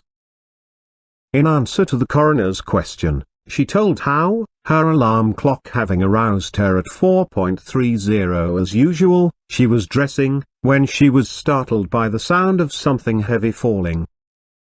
"That would have been the table by the bed," commented the coroner. I opened my door," continued Mary, "and listened. In a few minutes a bell rang violently. Dorcas came running down and woke my husband, and we all went to my mother-in-law's room, but it was locked." The coroner interrupted her. "I really do not think we need trouble you further on that point. We know all that can be known of the subsequent happenings. But I should be obliged if you would tell us all you overheard of the quarrel the day before." "I?" There was a faint insolence in her voice. She raised her hand and adjusted the ruffle of lace at her neck, turning her head a little as she did so. And quite spontaneously the thought flashed across my mind, she is gaining time. "Yes. I understand," continued the coroner deliberately, "that you were sitting reading on the bench just outside the long window of the boudoir. That is so, is it not?" This was news to me, and glancing sideways at Poirot, I fancied that it was news to him as well. There was the faintest pause, the mere hesitation of a moment, before she answered, "Yes, that is so." "And the boudoir window was open, was it not?" Surely her face grew a little paler as she answered, "Yes." "Then you cannot have failed to hear the voices inside, especially as they were raised in anger. In fact, they would be more audible where you were than in the hall." "Possibly." "Will you repeat to us what you overheard of the quarrel?" "I really do not remember hearing anything." "Do you mean to say you did not hear voices?" "Oh, yes, I heard the voices, but I did not hear what they said." A faint spot of color came into her cheek. "I am not in the habit of listening to private conversations." The coroner persisted. "And you remember nothing at all?" "Nothing, Mrs. Cavendish." "Not one stray word or phrase to make you realize that it was a private conversation?" She paused, and seemed to reflect, still outwardly as calm as ever. "Yes, I remember. Mrs. Inglethorpe said something, I do not remember exactly what, about causing scandal between husband and wife." "Ah!" The coroner leant back satisfied. "That corresponds with what Dorcas heard. But excuse me, Mrs. Cavendish, although you realized it was a private conversation, you did not move away? You remained where you were?" I caught the momentary gleam of her tawny eyes as she raised them. I felt certain that at that moment she would willingly have torn the little lawyer, with his insinuations, into pieces, but she replied quietly enough, "No. I was very comfortable where I was. I fixed my mind on my book." "And that is all you can tell us?" "That is all." The examination was over, though I doubted if the coroner was entirely satisfied with it. I think he suspected that Mary Cavendish could tell more if she chose. Amy Hill, shop assistant, was next called, and deposed to having sold a will form on the afternoon of the 17th to William Earl, under gardener at Styles. William Earl and Manning succeeded her, and testified to witnessing a document. Manning fixed the time at about 4:30, William was of the opinion that it was rather earlier. Cynthia Murdoch came next. She had, however, little to tell. She had known nothing of the tragedy, until awakened by Mrs. Cavendish. "You did not hear the table fall?" "No. I was fast asleep." The coroner smiled. "A good conscience makes a sound sleeper," he observed. "Thank you, Miss Murdoch, that is all." "Miss Howard." Miss Howard produced the letter written to her by Mrs. Inglethorpe on the evening of the 17th. Poirot and I had, of course, already seen it. It added nothing to our knowledge of the tragedy. The following is a facsimile. It was handed to the jury, who scrutinized it attentively. "I fear it does not help us much," said the coroner, with a sigh. "There is no mention of any of the events of that afternoon." "Plain as a pikestaff to me," said Miss Howard shortly. "It shows clearly enough that my poor old friend had just found out she'd been made a fool of." "It says nothing of the kind in the letter," the coroner pointed out. "No, because Emily never could bear to put herself in the wrong. But I know her. She wanted me back. But she wasn't going to own that I'd been right. She went roundabout. Most people do.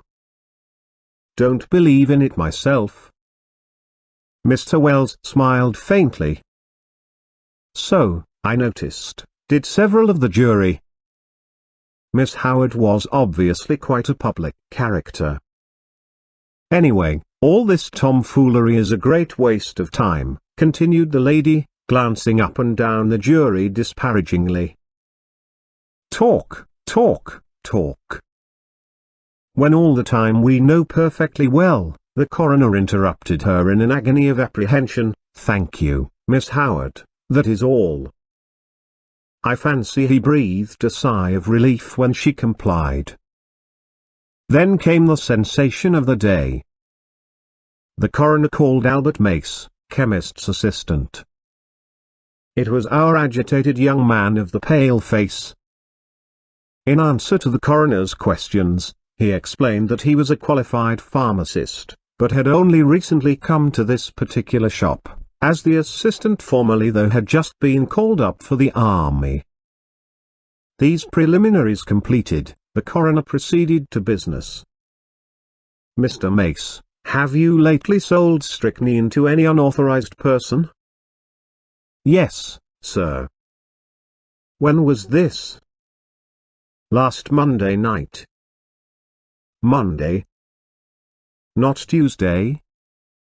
"No, sir, Monday, the 16th. "Will you tell us to whom you sold it?" "You could have heard a pin drop." "Yes, sir." "It was to Mr. Inglethorpe." Every eye turned simultaneously to where Alfred Inglethorpe was sitting, impassive and wooden. He started slightly, as the damning words fell from the young man's lips. I half thought he was going to rise from his chair, but he remained seated, although a remarkably well-acted expression of astonishment rose on his face. "You are sure of what you say?" asked the coroner sternly. "Quite sure, sir." "Are you in the habit of selling strychnine indiscriminately over the counter?" The wretched young man wilted visibly under the coroner's frown. "Oh, no, sir, of course not. But, seeing it was Mr. Inglethorpe of the Hall, I thought there was no harm in it. He said it was to poison a dog." Inwardly I sympathized. It was only human nature to endeavor to please the Hall, especially when it might result in custom being transferred from Coots to the local establishment. "Is it not customary for anyone purchasing poison to sign a book?" "Yes, sir, Mr. Inglethorpe did so." "Have you got the book here?" "Yes, sir." It was produced and, with a few words of stern censure, the coroner dismissed the wretched Mr. Mace. Then, amidst a breathless silence, Alfred Inglethorpe was called. Did he realize, I wondered, how closely the halter was being drawn round his neck? The coroner went straight to the point. "On Monday evening last, did you purchase strychnine for the purpose of poisoning a dog?"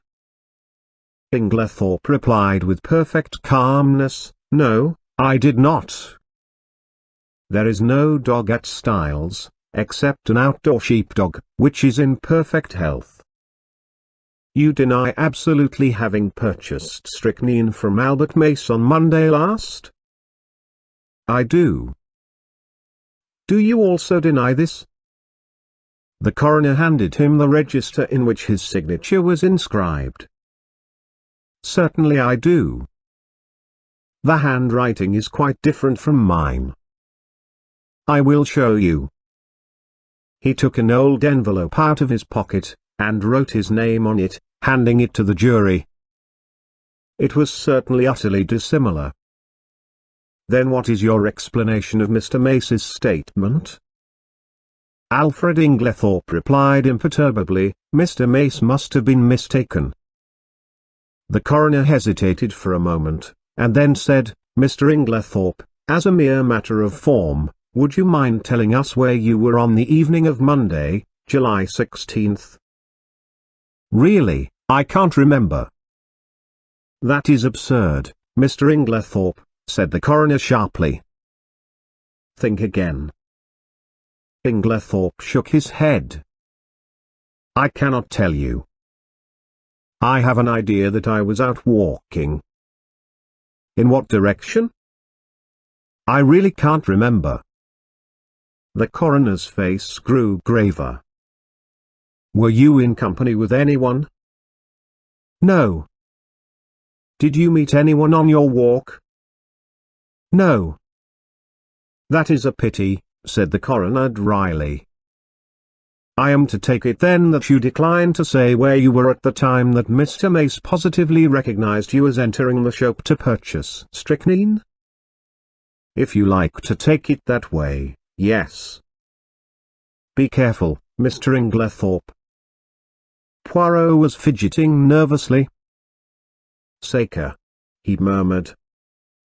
Does this imbecile of a man want to be arrested? Inglethorpe was indeed creating a bad impression. His futile denials would not have convinced a child.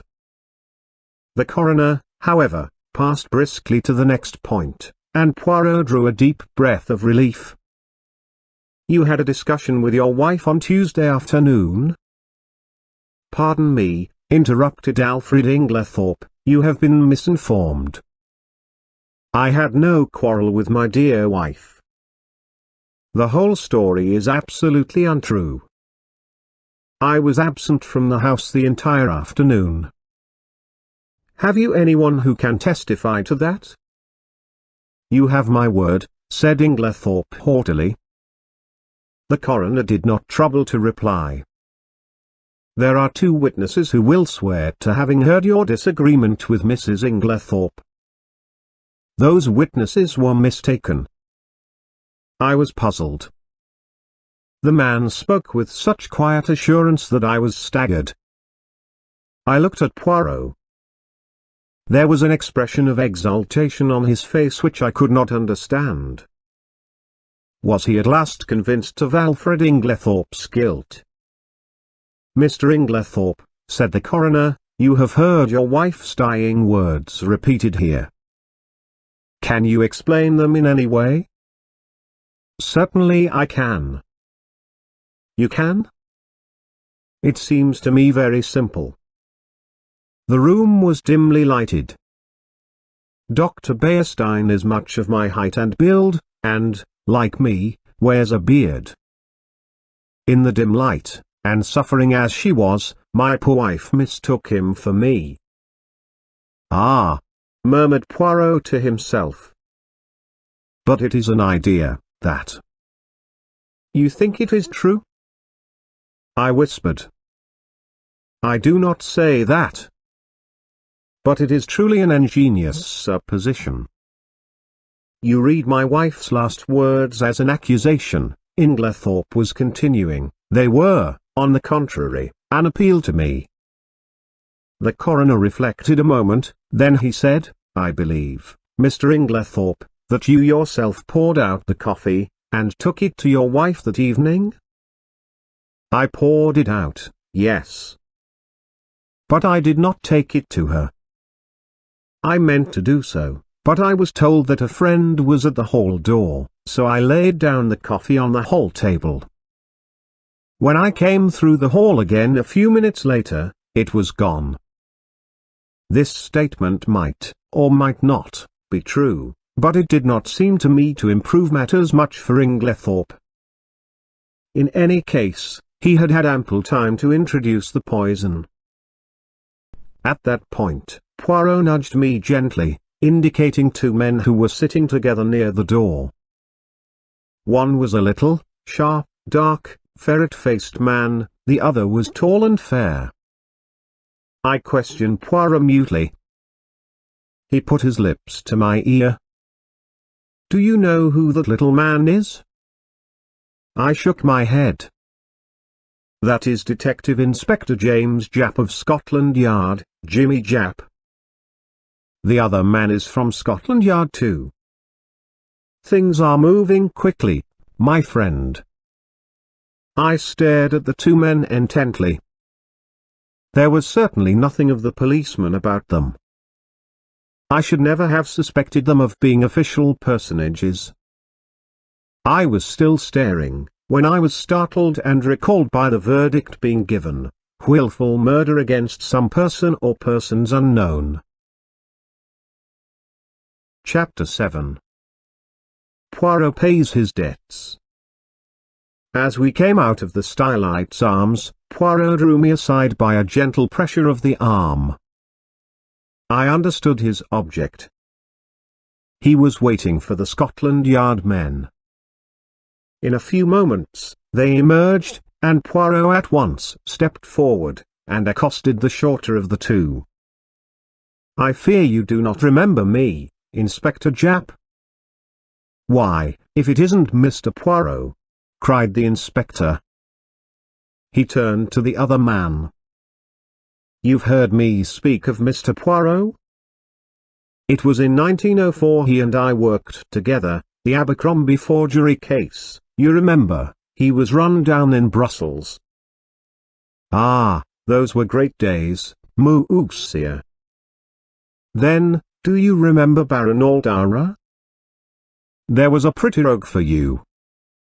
He eluded the clutches of half the police in Europe. But we nailed him in Antwerp, thanks to Mr. Poirot here." As these friendly reminiscences were being indulged in, I drew nearer, and was introduced to Detective Inspector Japp, who, in his turn, introduced us both to his companion, Superintendent Summerhay. "I need hardly ask what you are doing here, gentlemen," remarked Poirot. Japp closed one eye knowingly. "No, indeed. Pretty clear case, I should say." But Poirot answered gravely, "There I differ from you." "Oh, come," said Summerhay, opening his lips for the first time. "Surely the whole thing is clear as daylight. The man's caught red-handed. How he could be such a fool beats me." But Japp was looking attentively at Poirot. "Hold your fire, Summerhay," he remarked jocularly.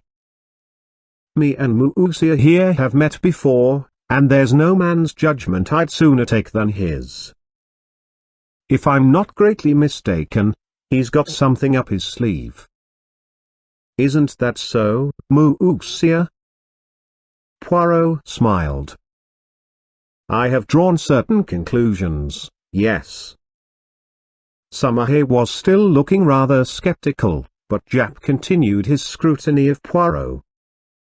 "It's this way," he said, "so far, we've only seen the case from the outside. That's where the Yard's at a disadvantage in a case of this kind, where the murder's only out, so to speak, after the inquest. A lot depends on being on the spot first thing, and that's where Mr. Poirot's at the start of us. We shouldn't have been here as soon as this even, if it hadn't been for the fact that there was a smart doctor on the spot, who gave us the tip through the coroner. But you've been on the spot from the first, and you may have picked up some little hints. From the evidence at the inquest, Mr. Inglethorpe murdered his wife as sure as I stand here, and if anyone but you hinted the contrary I'd laugh in his face. I must say I was surprised the jury didn't bring it in willful murder against him right off. I think they would have, if it hadn't been for the coroner, he seemed to be holding them back. "Perhaps, though, you have a warrant for his arrest in your pocket now," suggested Poirot. A kind of wooden shutter of officialdom came down from Japp's expressive countenance. "Perhaps I have, and perhaps I haven't," he remarked dryly. Poirot looked at him thoughtfully. "I am very anxious, messieurs, that he should not be arrested." "I dare say," observed Summerhay sarcastically. Japp was regarding Poirot with comical perplexity. "Can't you go a little further, Mr. Poirot? A wink's as good as a nod, from you.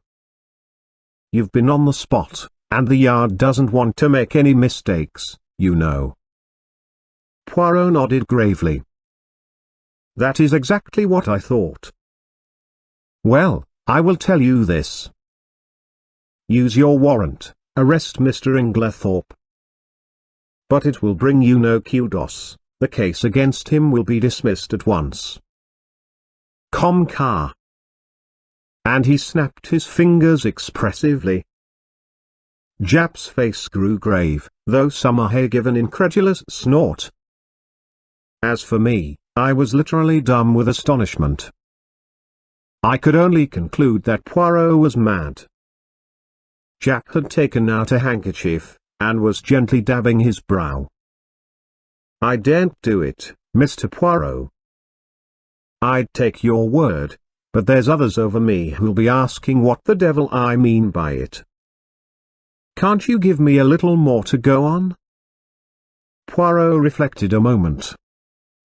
"It can be done," he said at last. "I admit I do not wish it. It forces my hand.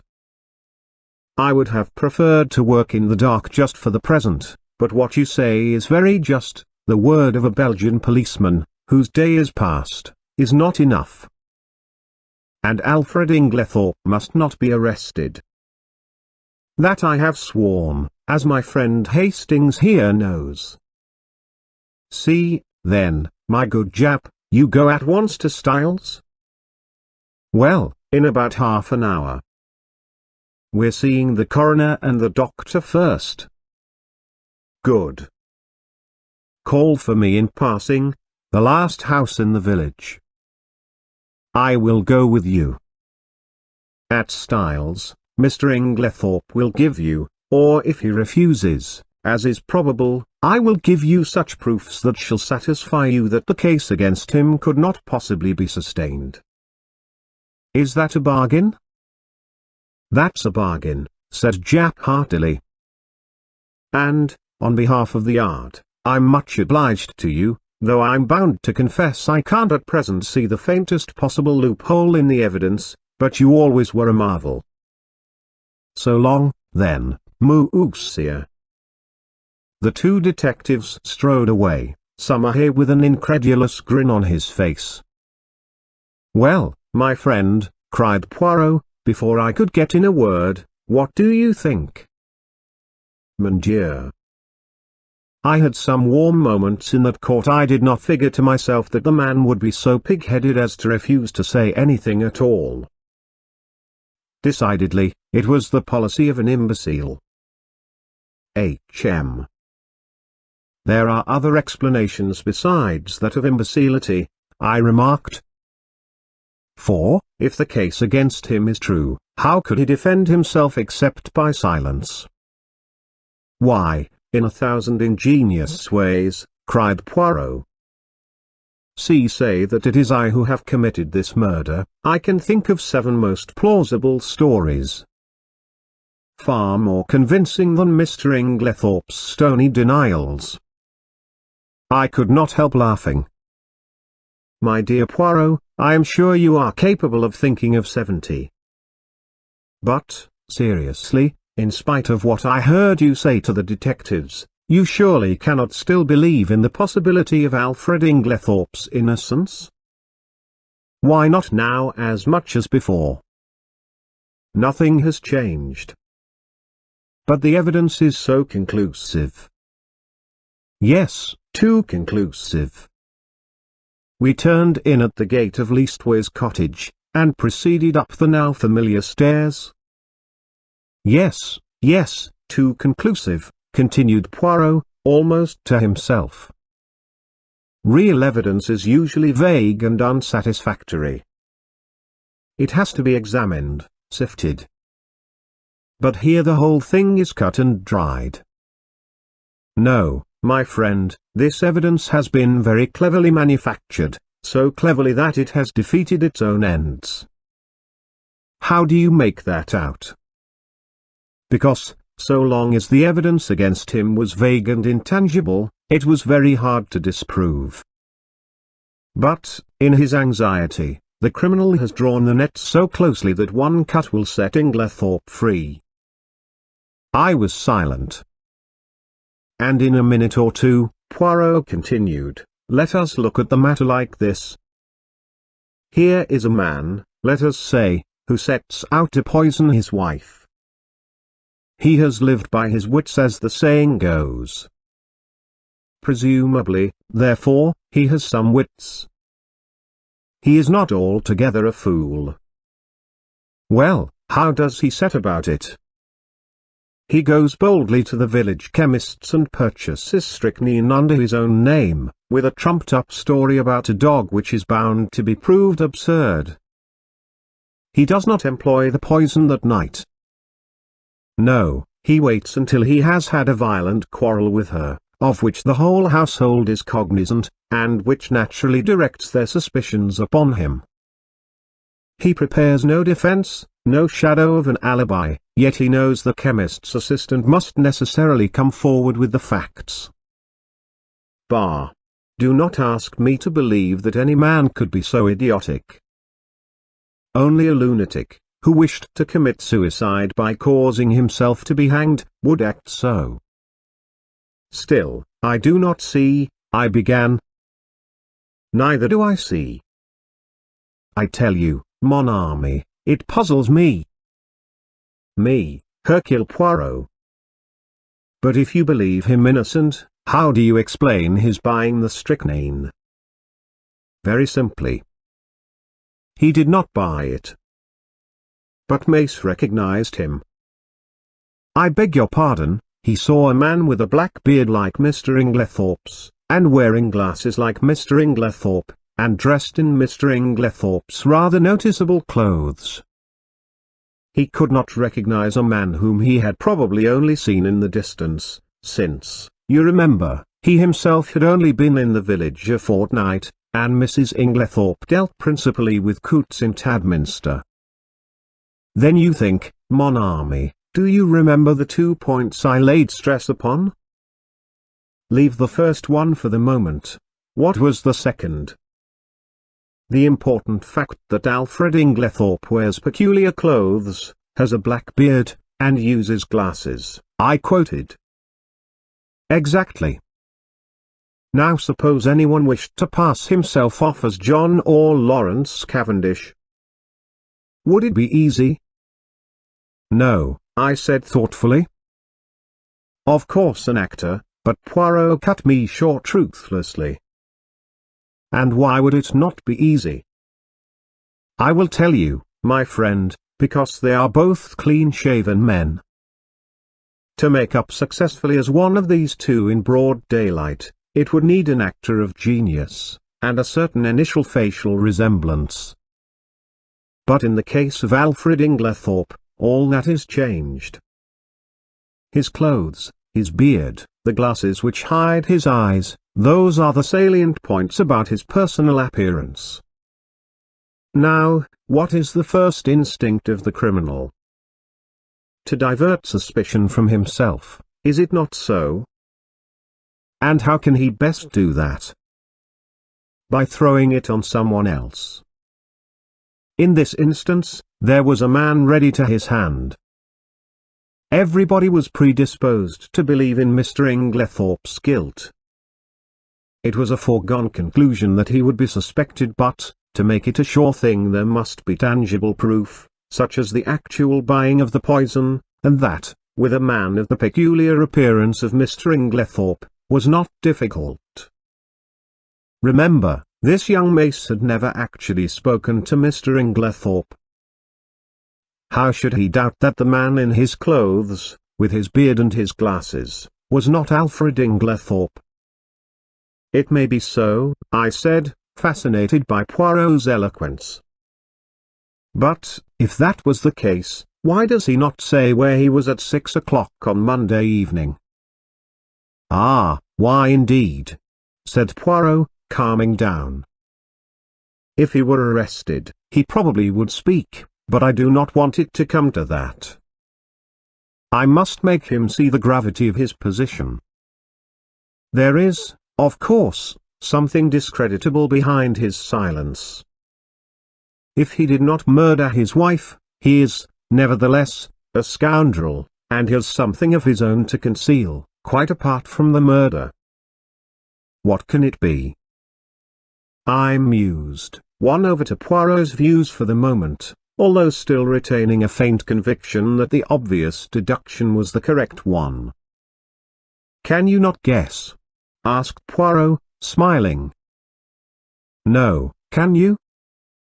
Oh, yes, I had a little idea some time ago, and it has turned out to be correct. You never told me, I said reproachfully. Poirot spread out his hands apologetically. Pardon me, mon ami, you were not precisely sympathetic. He turned to me earnestly. Tell me, you see now that he must not be arrested? Perhaps, I said doubtfully, for I was really quite indifferent to the fate of Alfred Inglethorpe, and thought that a good fright would do him no harm. Poirot, who was watching me intently, gave a sigh. Come, my friend, he said, changing the subject, apart from Mr. Inglethorpe, how did the evidence at the inquest strike you? Oh, pretty much what I expected. Did nothing strike you as peculiar about it? My thoughts flew to Mary Cavendish, and I hedged. In what way?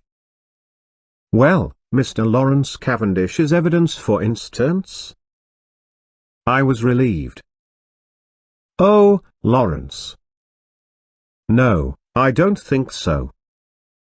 He's always a nervous chap.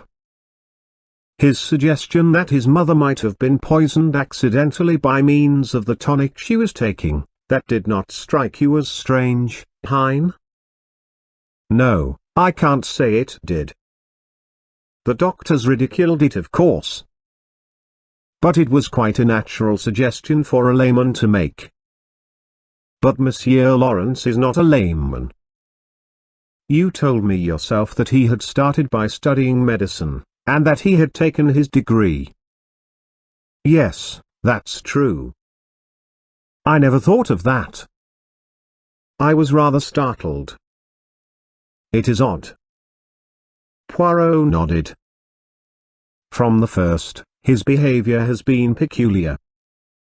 Of all the household, he alone would be likely to recognize the symptoms of strychnine poisoning, and yet we find him the only member of the family to uphold strenuously the theory of death from natural causes. If it had been Monsieur John, I could have understood it. He has no technical knowledge, and is by nature unimaginative. But Monsieur Lawrence, no. And now, today, he puts forward a suggestion that he himself must have known was ridiculous. There is food for thought in this, mon ami. It's very confusing, I agreed. Then there is Mrs. Cavendish, continued Poirot. That's another who is not telling all she knows. What do you make of her attitude? I don't know what to make of it. It seems inconceivable that she should be shielding Alfred Inglethorpe. Yet that is what it looks like. Poirot nodded reflectively. Yes, it is queer. One thing is certain, she overheard a good deal more of that private conversation than she was willing to admit. And yet she is the last person one would accuse of stooping to eavesdrop. Exactly. one thing her evidence has shown me. I made a mistake. Dorcas was quite right. The quarrel did take place early or in the afternoon, about 4 o'clock, as she said. I looked at him curiously. I had never understood his insistence on that point. Yes, a good deal that was peculiar came out today, continued Poirot. Dr. Bearstein, now, what was he doing up and dressed at that hour in the morning? It is astonishing to me that no one commented on the fact. He has insomnia, I believe, I said doubtfully. Which is a very good, or a very bad explanation, remarked Poirot. It covers everything, and explains nothing. I shall keep my eye on our clever Dr. Bearstein. Any more faults to find with the evidence? I inquired satirically. Mon ami, replied Poirot gravely, when you find that people are not telling you the truth, look out. Now, unless I am much mistaken, at the inquest today only one, at most, 2 persons were speaking the truth without reservation or subterfuge. Oh, come now, Poirot. I won't cite Lawrence, or Mrs. Cavendish. But there's John, and Miss Howard, surely they were speaking the truth. Both of them, my friend? One, I grant you, but both. His words gave me an unpleasant shock. Miss Howard's evidence, unimportant as it was, had been given in such a downright straightforward manner that it had never occurred to me to doubt her sincerity. Still, I had a great respect for Poirot's sagacity, except on the occasions when he was what I described to myself as foolishly pig-headed. Do you really think so? I asked. Miss Howard had always seemed to me so essentially honest, almost uncomfortably so. Poirot gave me a curious look, which I could not quite fathom. He seemed to speak, and then checked himself. Miss Murdoch too, I continued, there's nothing untruthful about her. No. But it was strange that she never heard a sound, sleeping next door, whereas Mrs. Cavendish, in the other wing of the building, distinctly heard the table fall. Well, she's young. And she sleeps soundly. Ah, yes, indeed. She must be a famous sleeper, that one. I did not quite like the tone of his voice, but at that moment a smart knock reached our ears, and looking out of the window we perceived the 2 detectives waiting for us below. Poirot seized his hat, gave a ferocious twist to his moustache, and, carefully brushing an imaginary speck of dust from his sleeve, motioned me to precede him down the stairs. We joined the detectives and set out for Styles. I think the appearance of the 2 Scotland Yard men was rather a shock, especially to John, though of course after the verdict, he had realized that it was only a matter of time. Still, the presence of the detectives brought the truth home to him more than anything else could have done. Poirot had conferred with Japp in a low tone on the way up, and it was the latter functionary who requested that the household, with the exception of the servants, should be assembled together in the drawing-room. I realized the significance of this. It was up to Poirot to make his boast good. Personally, I was not sanguine. Poirot might have excellent reasons for his belief in Inglethorpe's innocence, but a man of the type of Summerhay would require tangible proofs, and these I doubted if Poirot could supply. Before very long we had all trooped into the drawing-room, the door of which Japp closed. Poirot politely set chairs for everyone. The Scotland Yard men were the cynosure of all eyes.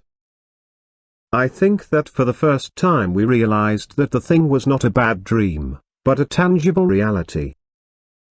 We had read of such things, now we ourselves were actors in the drama. Tomorrow the daily papers, all over England, would blazon out the news in staring headlines.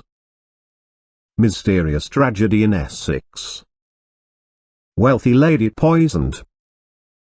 There would be pictures of Styles, snapshots of the family leaving the inquest. The village photographer had not been idle. All the things that one had read 100 times, things that happened to other people, not to oneself. And now, in this house, a murder had been committed. In front of us were the detectives in charge of the case. The well-known glib phraseology passed rapidly through my mind in the interval before Poirot opened the proceedings. I think everyone was a little surprised that it should be he and not one of the official detectives who took the initiative. "Mesdames and messieurs," said Poirot, bowing as though he were a celebrity about to deliver a lecture, "I have asked you to come here all together, for a certain object. That object, it concerns Mr. Alfred Inglethorpe." Inglethorpe was sitting a little by himself, I think, unconsciously. Everyone had drawn his chair slightly away from him, and he gave a faint start as Poirot pronounced his name. "Mr. Inglethorpe," said Poirot, addressing him directly, "a very dark shadow is resting on this house, the shadow of murder." Inglethorpe shook his head sadly. "My poor wife," he murmured. "Poor Emily. It is terrible." "I do not think, monsieur," said Poirot pointedly, "that you quite realize how terrible it may be, for you." And as Inglethorpe did not appear to understand, he added, "Mr. Inglethorpe, you are standing in very grave danger." The two detectives fidgeted. "I saw the official caution anything you say will be used in evidence against you, actually hovering on Summerhay's lips." Poirot went on. "Do you understand now, monsieur?" "No, what do you mean?" "I mean," said Poirot deliberately, "that you are suspected of poisoning your wife." A little gasp ran round the circle at this plain speaking. "Good heavens!" cried Inglethorpe, starting up. "What a monstrous idea! I poison my dearest Emily! I do not think," Poirot watched him narrowly, "that you quite realize the unfavorable nature of your evidence at the inquest. Mr. Inglethorpe, knowing what I have now told you, do you still refuse to say where you were at 6 o'clock on Monday afternoon?" With a groan, Alfred Inglethorpe sank down again and buried his face in his hands. Poirot approached and stood over him. "Speak!" he cried menacingly. With an effort, Inglethorpe raised his face from his hands. Then, slowly and deliberately, he shook his head. "You will not speak?" "No. I do not believe that anyone could be so monstrous as to accuse me of what you say." Poirot nodded thoughtfully, like a man whose mind is made up. "Soit," he said. "Then I must speak for you." Alfred Inglethorpe sprang up again. "You? How can you speak?" "You do not know," he broke off abruptly. Poirot turned to face us. "Mesdames and messieurs, I speak. Listen. I, Hercule Poirot, affirm that the man who entered the chemist's shop, and purchased strychnine at 6 o'clock on Monday last was not Mr. Inglethorpe, for at 6 o'clock on that day Mr. Inglethorpe was escorting Mrs. Raikes back to her home from a neighboring farm. I can produce no less than 5 witnesses to swear to having seen them together, either at 6 or just after, and, as you may know, the Abbey Farm, Mrs. Raikes's home, is at least 2.5 miles distant from the village. There is absolutely no question as to the alibi. Chapter 8. Fresh suspicions. There was a moment's stupefied silence. Japp, who was the least surprised of any of us, was the first to speak. "My word," he cried, "you're the goods. And no mistake, Mr. Poirot. These witnesses of yours are all right, I suppose?" "Voila. I have prepared a list of them, names and addresses. You must see them, of course. But you will find it all right.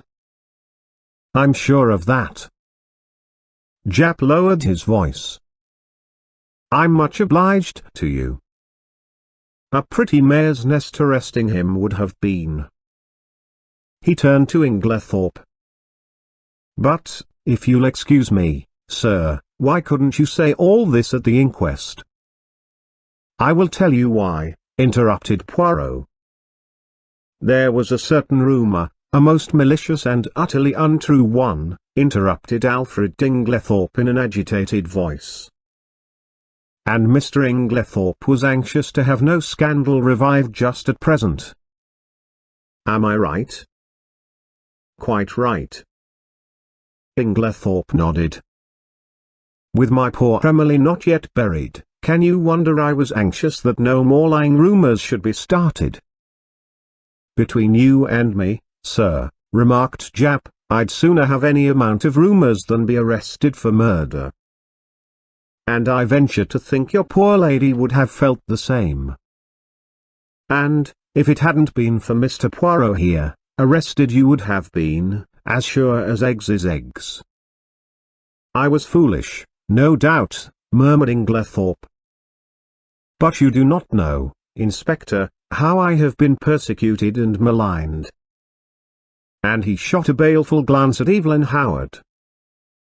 "Now, sir," said Japp, turning briskly to John, "I should like to see the ladies' bedroom, please, and after that I'll have a little chat with the servants. Don't you bother about anything. Mr. Poirot, here, will show me the way." As they all went out of the room, Poirot turned and made me a sign to follow him upstairs. There he caught me by the arm, and drew me aside. "Quick, go to the other wing. Stand there, just this side of the baize door. Do not move till I come." Then, turning rapidly, he rejoined the two detectives. I followed his instructions, taking up my position by the baize door, and wondering what on earth lay behind the request. Why was I to stand in this particular spot on guard? I looked thoughtfully down the corridor in front of me. An idea struck me. With the exception of Cynthia Murdoch's, everyone's room was in this left wing. Had that anything to do with it? Was I to report who came or went? I stood faithfully at my post. The minutes passed. Nobody came. Nothing happened.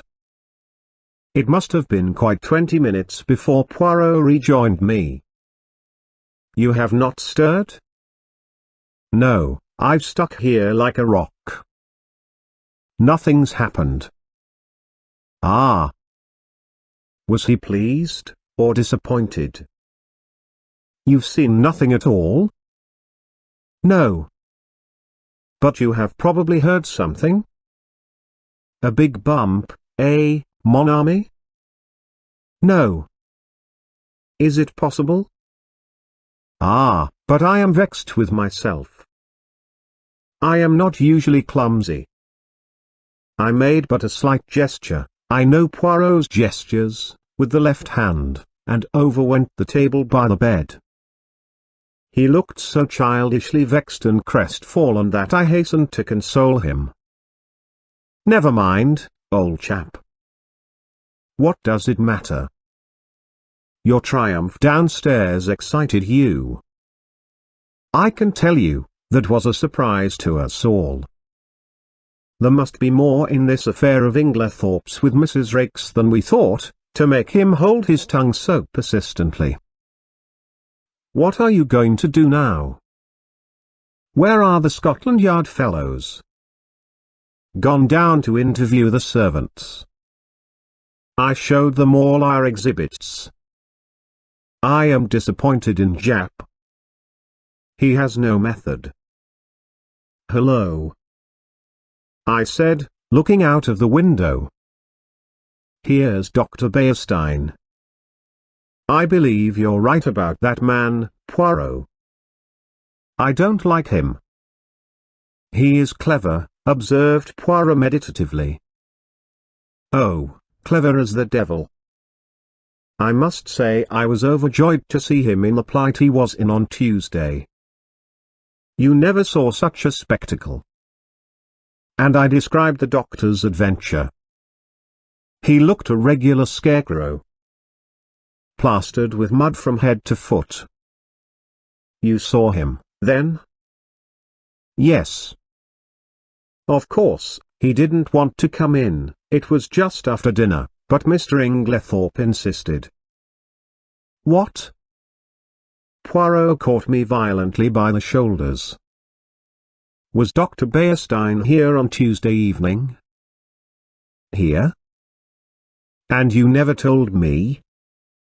Why did you not tell me? Why? Why? He appeared to be in an absolute frenzy. My dear Poirot, I expostulated, I never thought it would interest you. I didn't know it was of any importance. Importance? It is of the first importance. So Dr. Beerstein was here on Tuesday night, the night of the murder. Hastings, do you not see? That alters everything, everything. I had never seen him so upset. Loosening his hold of me, he mechanically straightened a pair of candlesticks, still murmuring to himself, yes, that alters everything, everything. Suddenly he seemed to come to a decision. Villains, he said. We must act at once. Where is Mr. Cavendish? John was in the smoking room. Poirot went straight to him. Mr. Cavendish, I have some important business in Tadminster. A new clue. May I take your motor? Why, of course. Do you mean at once? If you please. John rang the bell, and ordered round the car. In another 10 minutes, we were racing down the park and along the high road to Tadminster. Now, Poirot, I remarked resignedly, perhaps you will tell me what all this is about? Well, mon ami, a good deal you can guess for yourself. Of course you realize that, now Mr. Inglethorpe is out of it, the whole position is greatly changed. We are face to face with an entirely new problem. We know now that there is one person who did not buy the poison. We have cleared away the manufactured clues. Now for the real ones. I have ascertained that anyone in the household, with the exception of Mrs. Cavendish, who was playing tennis with you, could have personated Mr. Inglethorpe on Monday evening. In the same way, we have his statement that he put the coffee down in the hall. No one took much notice of that at the inquest, but now it has a very different significance. We must find out who did take that coffee to Mrs. Inglethorpe eventually, or who passed through the hall whilst it was standing there. From your account, there are only 2 people whom we can positively say did not go near the coffee, Mrs. Cavendish, and Mademoiselle Cynthia. Yes, that is so. I felt an inexpressible lightening of the heart. Mary Cavendish could certainly not rest under suspicion. In clearing Alfred Inglethorpe, continued Poirot, I have been obliged to show my hand sooner than I intended. As long as I might be thought to be pursuing him, the criminal would be off his guard. Now, he will be doubly careful. Yes, doubly careful. He turned to me abruptly. Tell me, Hastings, you yourself, have you no suspicions of anybody? I hesitated. To tell the truth, an idea, wild and extravagant in itself, had once or twice that morning flashed through my brain. I had rejected it as absurd, nevertheless it persisted. You couldn't call it a suspicion, I murmured. It's so utterly foolish. Come now, urged Poirot encouragingly. Do not fear. Speak your mind. You should always pay attention to your instincts. Well then, I blurted out, it's absurd, but I suspect Miss Howard of not telling all she knows. Miss Howard? Yes, you'll laugh at me, not at all. Why should I? I can't help feeling, I continued blunderingly, that we've rather left her out of the possible suspects, simply on the strength of her having been away from the place. But, after all, she was only 15 miles away. A car would do it in half an hour. Can we say positively that she was away from Styles on the night of the murder? Yes, my friend, said Poirot unexpectedly, we can. One of my first actions was to ring up the hospital where she was working. Well? Well, I learned that Miss Howard had been on afternoon duty on Tuesday, and that, a convoy coming in unexpectedly, she had kindly offered to remain on night duty, which offer was gratefully accepted. That disposes of that. Oh, I said, rather nonplussed. Really, I continued, it's her extraordinary vehemence against Inglethorpe that started me off suspecting her. I can't help feeling she'd do anything against him. And I had an idea she might know something about the destroying of the will. She might have burnt the new one, mistaking it for the earlier one in his favor. She is so terribly bitter against him. You consider her vehemence unnatural? Why, yes. She is so very violent. I wondered really whether she is quite sane on that point. Poirot shook his head energetically. No, no, you are on a wrong tack there. There is nothing weak-minded or degenerate about Miss Howard. She is an excellent specimen of well-balanced English beef and brawn. She is sanity itself. Yet her hatred of Inglethorpe seems almost a mania. My idea was, a very ridiculous one, no doubt, that she had intended to poison him, and that, in some way, Mrs. Inglethorpe got hold of it by mistake. But I don't at all see how it could have been done. The whole thing is absurd and ridiculous to the last degree. Still, you are right in one thing. It is always wise to suspect everybody until you can prove logically, and to your own satisfaction, that they are innocent. Now, what reasons are there against Miss Howard's having deliberately poisoned Mrs. Inglethorpe? Why, she was devoted to her, I exclaimed. Ch! Cried Poirot irritably. You argue like a child. If Miss Howard were capable of poisoning the old lady, she would be quite equally capable of simulating devotion. No, we must look elsewhere. You are perfectly correct in your assumption that her vehemence against Alfred Inglethorpe is too violent to be natural, but you are quite wrong in the deduction you draw from it. I have drawn my own deductions, which I believe to be correct, but I will not speak of them at present. He paused a minute, then went on. Now, to my way of thinking, there is one insuperable objection to Miss Howard's being the murderess. And that is? That in no possible way could Mrs. Inglethorpe's death benefit Miss Howard. Now there is no murder without a motive. I reflected. Could not Mrs. Inglethorpe have made a will in her favor? Poirot shook his head. But you yourself suggested that possibility to Mr. Wells? Poirot smiled. That was for a reason. I did not want to mention the name of the person who was actually in my mind. Miss Howard occupied very much the same position, so I used her name instead.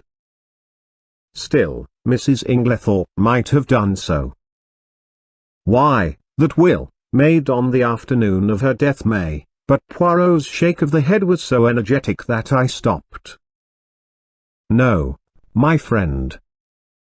I have certain little ideas of my own about that will. But I can tell you this much, it was not in Miss Howard's favor. I accepted his assurance, though I did not really see how he could be so positive about the matter. Well, I said, with a sigh, we will acquit Miss Howard, then. It is partly your fault that I ever came to suspect her. It was what you said about her evidence at the inquest that set me off. Poirot looked puzzled. What did I say about her evidence at the inquest? Don't you remember? When I cited her and John Cavendish as being above suspicion. Oh, yes. He seemed a little confused, but recovered himself. By the way, Hastings, there is something I want you to do for me. Certainly. What is it? Next time you happen to be alone with Lawrence Cavendish, I want you to say this to him. I have a message for you, from Poirot. He says, find the extra coffee cup, and you can rest in peace. Apostrophe nothing more. Nothing less. Find the extra coffee cup, and you can rest in peace. Is that right? I asked, much mystified. Excellent. But what does it mean? Ah, that I will leave you to find out. You have access to the facts. Just say that to him, and see what he says. Very well, but it's all extremely mysterious.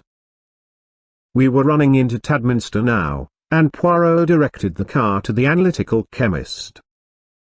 Poirot hopped down briskly, and went inside. In a few minutes he was back again. There, he said. That is all my business. What were you doing there? I asked, in lively curiosity. I left something to be analyzed. Yes, but what? The sample of cocoa I took from the saucepan in the bedroom. But that has already been tested. I cried, stupefied.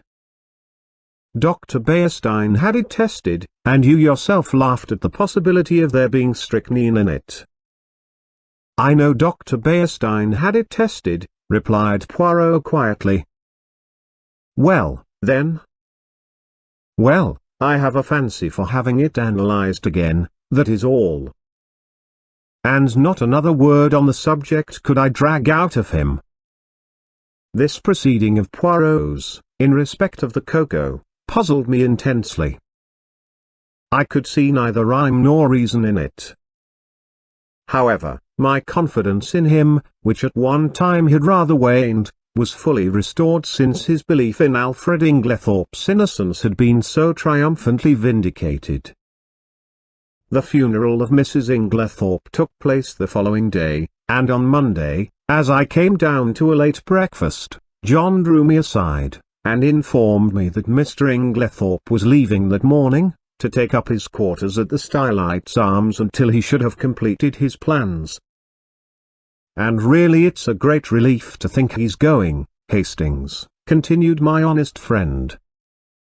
It was bad enough before, when we thought he'd done it, but I'm hanged if it isn't worse now, when we all feel guilty for having been so down on the fellow. The fact is, we've treated him abominably. Of course, things did look black against him. I don't see how anyone could blame us for jumping to the conclusions we did. Still, there it is, we were in the wrong, and now there's a beastly feeling that one ought to make amends, which is difficult, when one doesn't like the fellow a bit better than one did before. The whole thing's damned awkward. And I'm thankful he's had the tact to take himself off. It's a good thing Styles wasn't the maters to leave to him. Couldn't bear to think of the fellow fording it here. He's welcome to her money. You'll be able to keep up the place all right? I asked. Oh, yes. There are the death duties, of course, but half my father's money goes with the place, and Lawrence will stay with us for the present, so there is his share as well. We shall be pinched at first, of course, because, as I once told you, I am in a bit of a hole financially myself. Still, the Johnnies will wait now. In the general relief at Inglethorpe's approaching departure, we had the most genial breakfast we had experienced since the tragedy.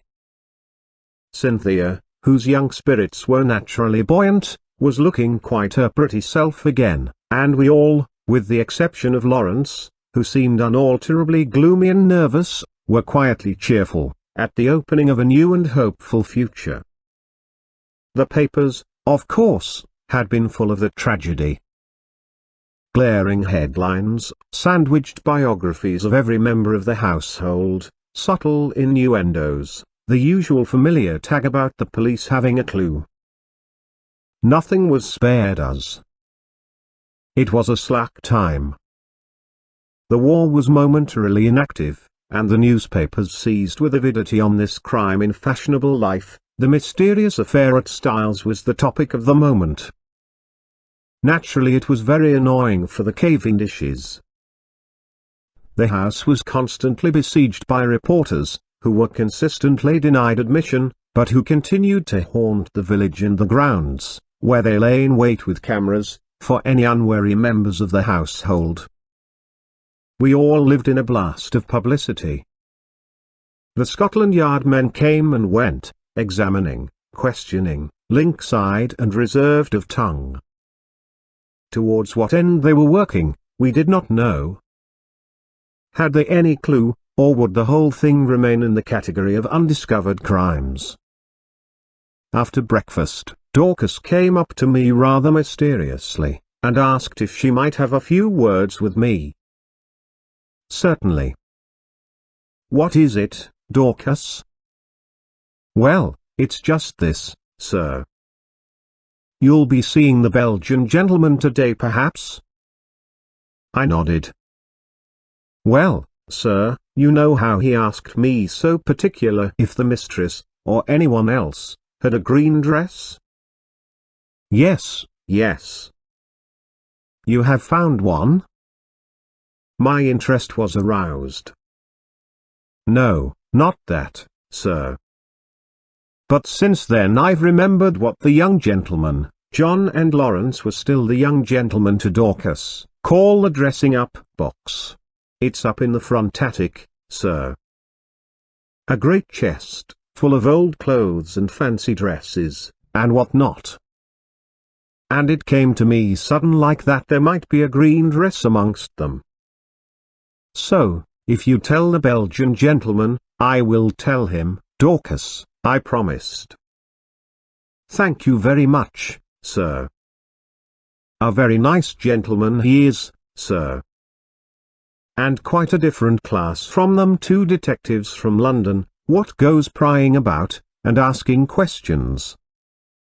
I don't hold with foreigners as a rule, but from what the newspapers say I make out as how these brave Belgies isn't the ordinary run of foreigners, and certainly he's a most polite-spoken gentleman. Dear old Dorcas. As she stood there, with her honest face upturned to mine, I thought what a fine specimen she was of the old-fashioned servant that is so fast dying out. I thought I might as well go down to the village at once, and look up Poirot, but I met him halfway, coming up to the house, and at once gave him Dorcas's message. Ah, the brave Dorcas. We will look at the chest, but no matter, we will examine it all the same. We entered the house by one of the windows. There was no one in the hall, and we went straight up to the attic. Sure enough, there was the chest, a fine old piece, all studded with brass nails, and full to overflowing with every imaginable type of garment. Poirot bundled everything out on the floor with scant ceremony. There were one or two green fabrics of varying shades, but Poirot shook his head over them all. He seemed somewhat apathetic in the search, as though he expected no great results from it. Suddenly he gave an exclamation. "What is it?" "Look!" The chest was nearly empty, and there, reposing right at the bottom, was a magnificent black beard. "Oh, said Poirot. "Oh." He turned it over in his hands, examining it closely. "New," he remarked. "Yes, quite new." After a moment's hesitation, he replaced it in the chest, heaped all the other things on top of it as before, and made his way briskly downstairs. He went straight to the pantry, where we found Dorcas busily polishing her silver. Poirot wished her good morning with Gallic politeness, and went on, "We have been looking through that chest, Dorcas. I am much obliged to you for mentioning it. There is, indeed, a fine collection there." "Are they often used, may I ask?" "Well, sir, not very often nowadays, though from time to time we do have what the young gentlemen call a dress-up night. And very funny it is sometimes, sir. Mr. Lawrence, he's wonderful. Most comic. I shall never forget the night he came down as the Tsar of Persia, I think he called it, a sort of Eastern king it was. He had the big paper knife in his hand, and mind, Dorcas, he says, you'll have to be very respectful. This is my specially sharpened scimitar, and it's off with your head if I'm at all displeased with you. Miss Cynthia, she was what they call an Apache, or some such name, a Frenchified sort of cutthroat, I take it to be. A real sight she looked. You'd never have believed a pretty young lady like that could have made herself into such a ruffian. Nobody would have known her. These evenings must have been great fun, said Poirot genially. I suppose Mr. Lawrence wore that fine black beard in the chest upstairs, when he was Shah of Persia. He did have a beard, sir, replied Dorcas, smiling. And well I know it, for he borrowed 2 skeins of my black wool to make it with. And I'm sure it looked wonderfully natural at a distance. I didn't know as there was a beard up there at all. It must have been got quite lately, I think.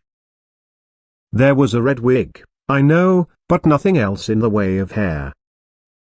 Burnt corks they use mostly, though 'tis messy getting it off again. Miss Cynthia was a nigger once, and, oh, the trouble she had. So Dorcas knows nothing about that black beard, said Poirot thoughtfully, as we walked out into the hall again.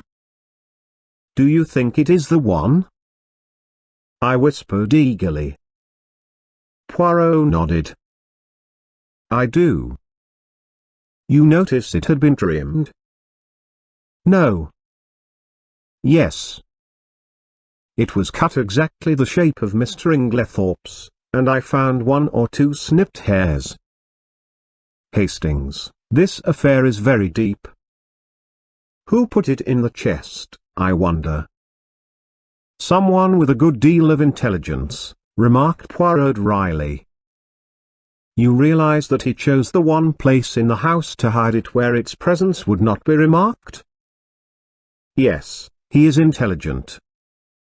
But we must be more intelligent. We must be so intelligent that he does not suspect us of being intelligent at all. I acquiesced. There, mon ami, you will be of great assistance to me. I was pleased with the compliment. There had been times when I hardly thought that Poirot appreciated me at my true worth. Yes, he continued, staring at me thoughtfully, you will be invaluable. This was naturally gratifying, but Poirot's next words were not so welcome. I must have an ally in the house, he observed reflectively. You have me, I protested. True, but you are not sufficient. I was hurt, and showed it. Poirot hurried to explain himself. You do not quite take my meaning. You are known to be working with me. I want somebody who is not associated with us in any way. Oh, I see. How about John? No, I think not. The dear fellow isn't perhaps very bright, I said thoughtfully. Here comes Miss Howard, said Poirot suddenly. She is the very person. But I am in her black books, since I cleared Mr. Inglethorpe. Still, we can but try. With a nod that was barely civil, Miss Howard assented to Poirot's request for a few minutes' conversation. We went into the little morning room, and Poirot closed the door. Well, Monsieur Poirot, said Miss Howard impatiently, what is it? Out with it. I'm busy. Do you remember, mademoiselle, that I once asked you to help me? Yes, I do. The lady nodded.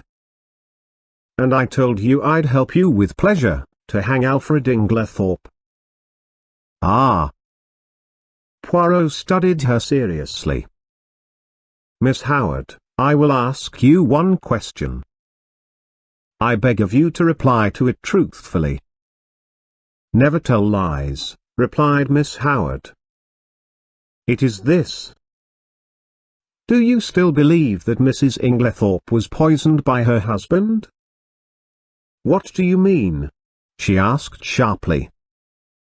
You needn't think your pretty explanations influence me in the slightest. I'll admit that it wasn't he who bought strychnine at the chemist's shop. What of that? I dare say he soaked flypaper, as I told you at the beginning. That is arsenic, not strychnine, said Poirot mildly. What does that matter? Arsenic would put poor Emily out of the way just as well as strychnine. If I'm convinced he did it, it doesn't matter a jot to me how he did it. Exactly. If you are convinced he did it, said Poirot quietly, I will put my question in another form. Did you ever in your heart of hearts believe that Mrs. Inglethorpe was poisoned by her husband? Good heavens! Cried Miss Howard. Haven't I always told you the man is a villain? Haven't I always told you he would murder her in her bed? Haven't I always hated him like poison? Exactly, said Poirot. That bears out my little idea entirely. What little idea? Miss Howard, do you remember a conversation that took place on the day of my friend's arrival here? He repeated it to me, and there is a sentence of yours that has impressed me very much. Do you remember affirming that if a crime had been committed, and anyone you loved had been murdered, you felt certain that you would know by instinct who the criminal was, even if you were quite unable to prove it? Yes, I remember saying that. I believe it too. I suppose you think it nonsense? Not at all. And yet you will pay no attention to my instinct against Alfred Inglethorpe. No, said Poirot curtly. Because your instinct is not against Mr. Inglethorpe. What? No. You wish to believe he committed the crime. You believed him capable of committing it. But your instinct tells you he did not commit it. It tells you more. Shall I go on? She was staring at him, fascinated, and made a slight affirmative movement of the hand.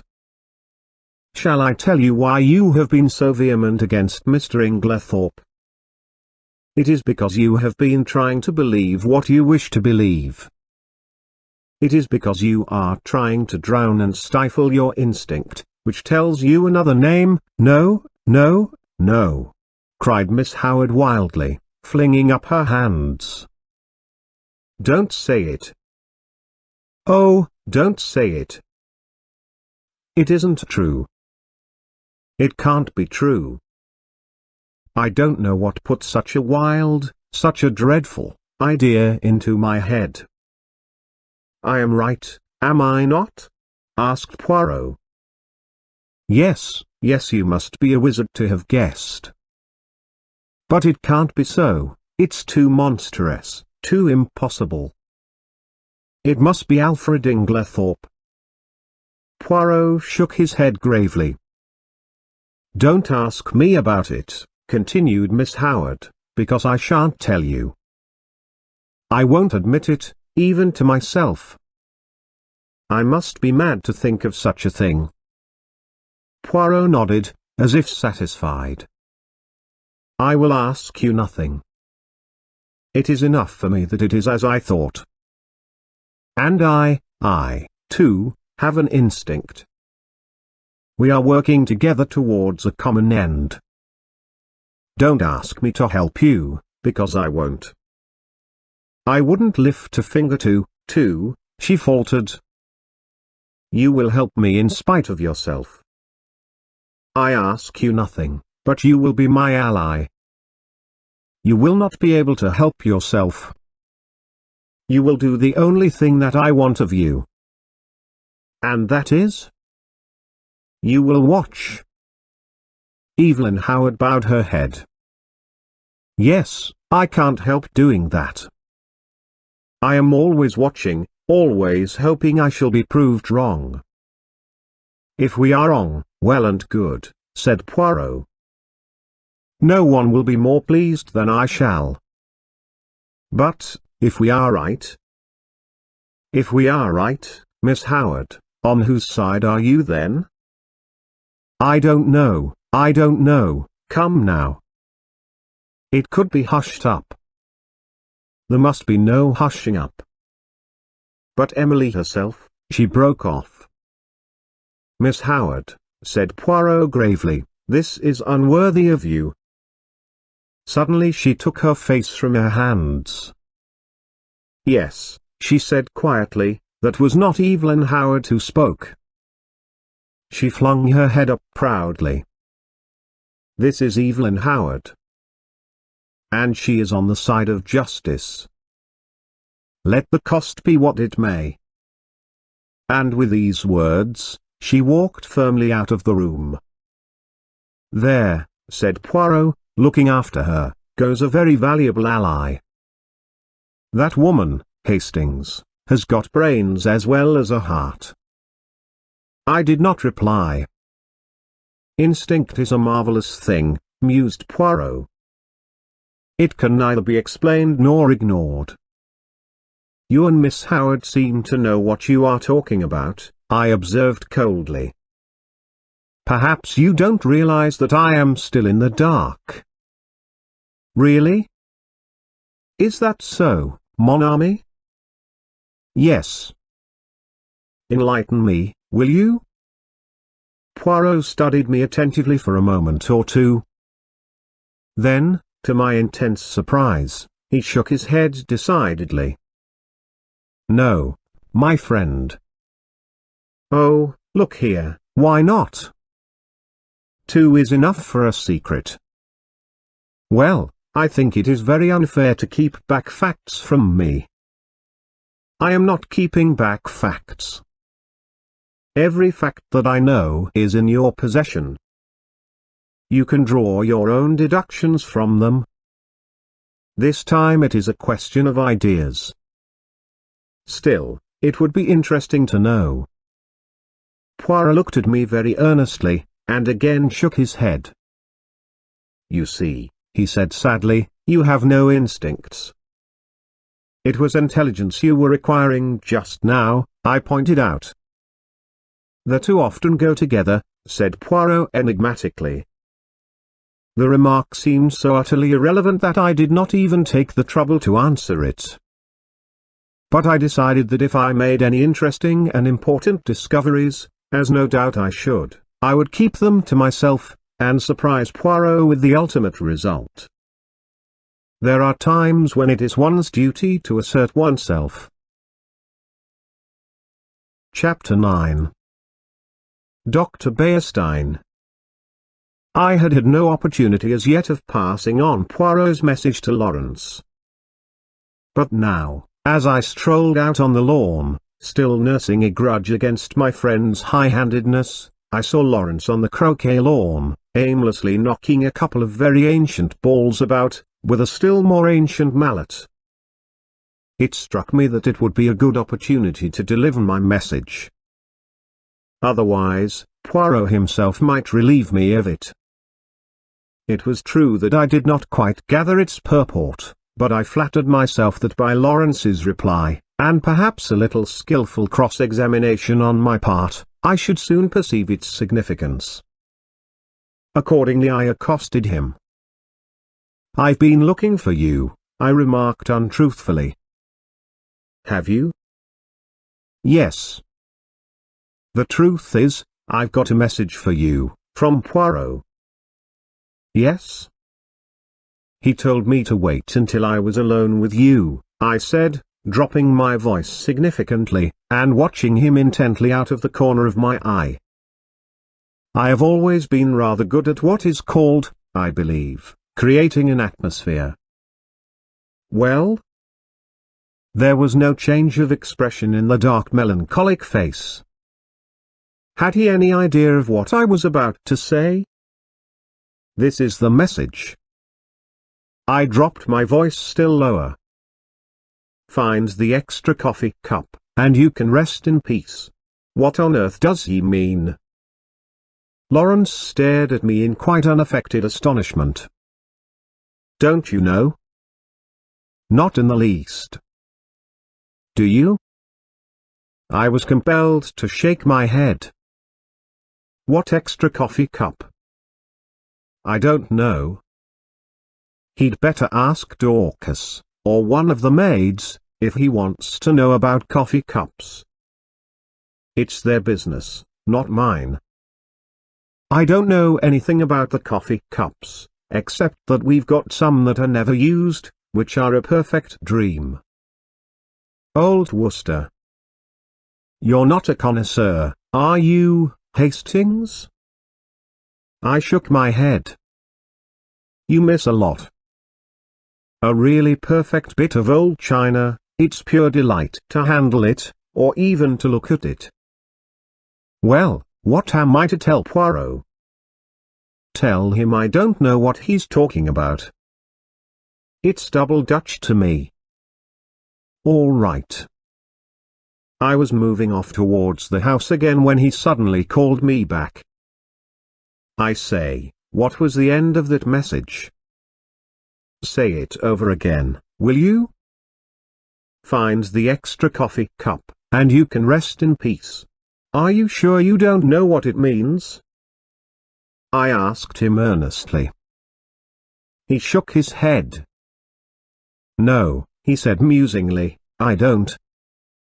I wish I did.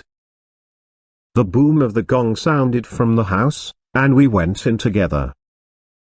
Poirot had been asked by John to remain to lunch, and was already seated at the table. By tacit consent, all mention of the tragedy was barred. We conversed on the war, and other outside topics.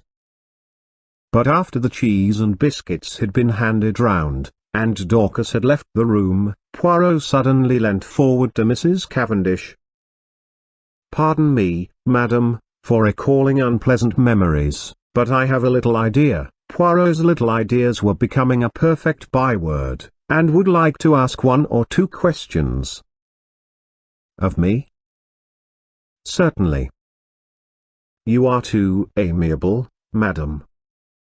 What I want to ask is this: the door leading into Mrs. Inglethorpe's room from that of Mademoiselle Cynthia, it was bolted, you say? Certainly it was bolted, replied Mary Cavendish, rather surprised. I said so at the inquest. Bolted?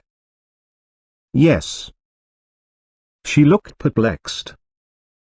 I mean, explained Poirot, you are sure it was bolted, and not merely locked? Oh, I see what you mean. No, I don't know. I said bolted, meaning that it was fastened, and I could not open it, but I believe all the doors were found bolted on the inside. Still, as far as you are concerned, the door might equally well have been locked? Oh, yes. You yourself did not happen to notice, madam, when you entered Mrs. Inglethorpe's room, whether that door was bolted or not? I believe it was. But you did not see it? No. I never looked. But I did, interrupted Lawrence suddenly. I happened to notice that it was bolted. Ah, that settles it. And Poirot looked crestfallen. I could not help rejoicing that, for once, one of his little ideas had come to naught. After lunch Poirot begged me to accompany him home. I consented rather stiffly. You are annoyed, is it not so? He asked anxiously, as we walked through the park. Not at all, I said coldly. That is well. That lifts a great load from my mind. This was not quite what I had intended. I had hoped that he would have observed the stiffness of my manner. Still, the fervour of his words went towards the appeasing of my just displeasure. I thought. I gave Lawrence your message, I said. And what did he say? He was entirely puzzled. Yes. I am quite sure he had no idea of what you meant. I had expected Poirot to be disappointed, but, to my surprise, he replied that that was as he had thought, and that he was very glad. My pride forbade me to ask any questions. Poirot switched off on another tack. Mademoiselle Cynthia was not at lunch today? How was that? She is at the hospital again. She resumed work today. Ah, she is an industrious little demoiselle. And pretty too? She is like pictures I have seen in Italy. I would rather like to see that dispensary of hers. Do you think she would show it to me? I am sure she would be delighted. It's an interesting little place. Does she go there every day? She has all Wednesdays off, and comes back to lunch on Saturdays. Those are her only times off. I will remember. Women are doing great work nowadays, and Mademoiselle Cynthia is clever. Oh, yes, she has brains, that little one. Yes. I believe she has passed quite a stiff exam. Without doubt. After all, it is very responsible work. I suppose they have very strong poisons there? Yes, she showed them to us. They are kept locked up in a little cupboard. I believe they have to be very careful. They always take out the key before leaving the room. Indeed. It is near the window, this cupboard? No, right the other side of the room. Why? Poirot shrugged his shoulders. I wondered. that is all. Will you come in? We had reached the cottage. No. I think I'll be getting back. I shall go round the long way through the woods. The woods round Styles were very beautiful. After the walk across the open park, it was pleasant to saunter lazily through the cool glades. There was hardly a breath of wind, the very chirp of the birds was faint and subdued. I strolled on a little way, and finally flung myself down at the foot of a grand old beech tree. My thoughts of mankind were kindly and charitable. I even forgave Poirot for his absurd secrecy. In fact, I was at peace with the world. Then I yawned. I thought about the crime, and it struck me as being very unreal and far off. I yawned again. Probably, I thought, it really never happened. Of course, it was all a bad dream. The truth of the matter was that it was Lawrence who had murdered Alfred Inglethorpe with a croquet mallet. But it was absurd of John to make such a fuss about it, and to go shouting out, "I tell you I won't have it." I woke up with a start. At once I realized that I was in a very awkward predicament. For, about 12 feet away from me, John and Mary Cavendish were standing facing each other, and they were evidently quarreling. And, quite as evidently, they were unaware of my vicinity, for before I could move or speak John repeated the words which had aroused me from my dream. "I tell you, Mary, I won't have it." Mary's voice came, cool and liquid. "Have you any right to criticize my actions? It will be the talk of the village. My mother was only buried on Saturday, and here you are gadding about with the fellow." "Oh," she shrugged her shoulders, "if it is only village gossip that you mind." "But it isn't. I've had enough of the fellow hanging about. He's a polished Jew, anyway. A tinge of Jewish blood is not a bad thing. It leavens there." She looked at him, stolid stupidity of the ordinary Englishman. Fire in her eyes, ice in her voice. I did not wonder that the blood rose to John's face in a crimson tide. "Mary." "Well?" Her tone did not change. The pleading died out of his voice. "Am I to understand that you will continue to see Bearstein against my express wishes?" "If I choose." "You defy me?" "No, but I deny your right to criticize my actions." "Have you no friends of whom I should disapprove?"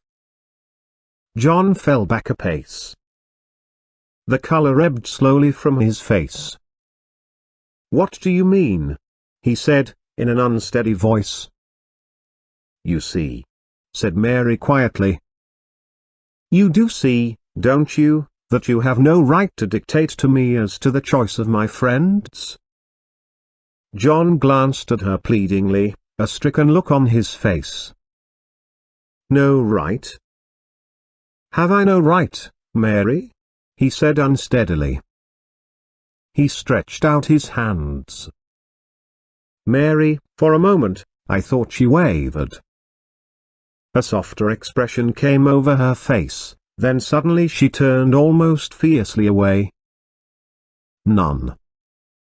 She was walking away when John sprang after her, and caught her by the arm. "Mary," his voice was very quiet now, "are you in love with this fellow Bearstein?" She hesitated, and suddenly there swept across her face a strange expression, old as the hills, yet with something eternally young about it. So might some Egyptian sphinx have smiled. She freed herself quietly from his arm, and spoke over her shoulder. "Perhaps," she said, and then swiftly passed out of the little glade, leaving John standing there as though he had been turned to stone.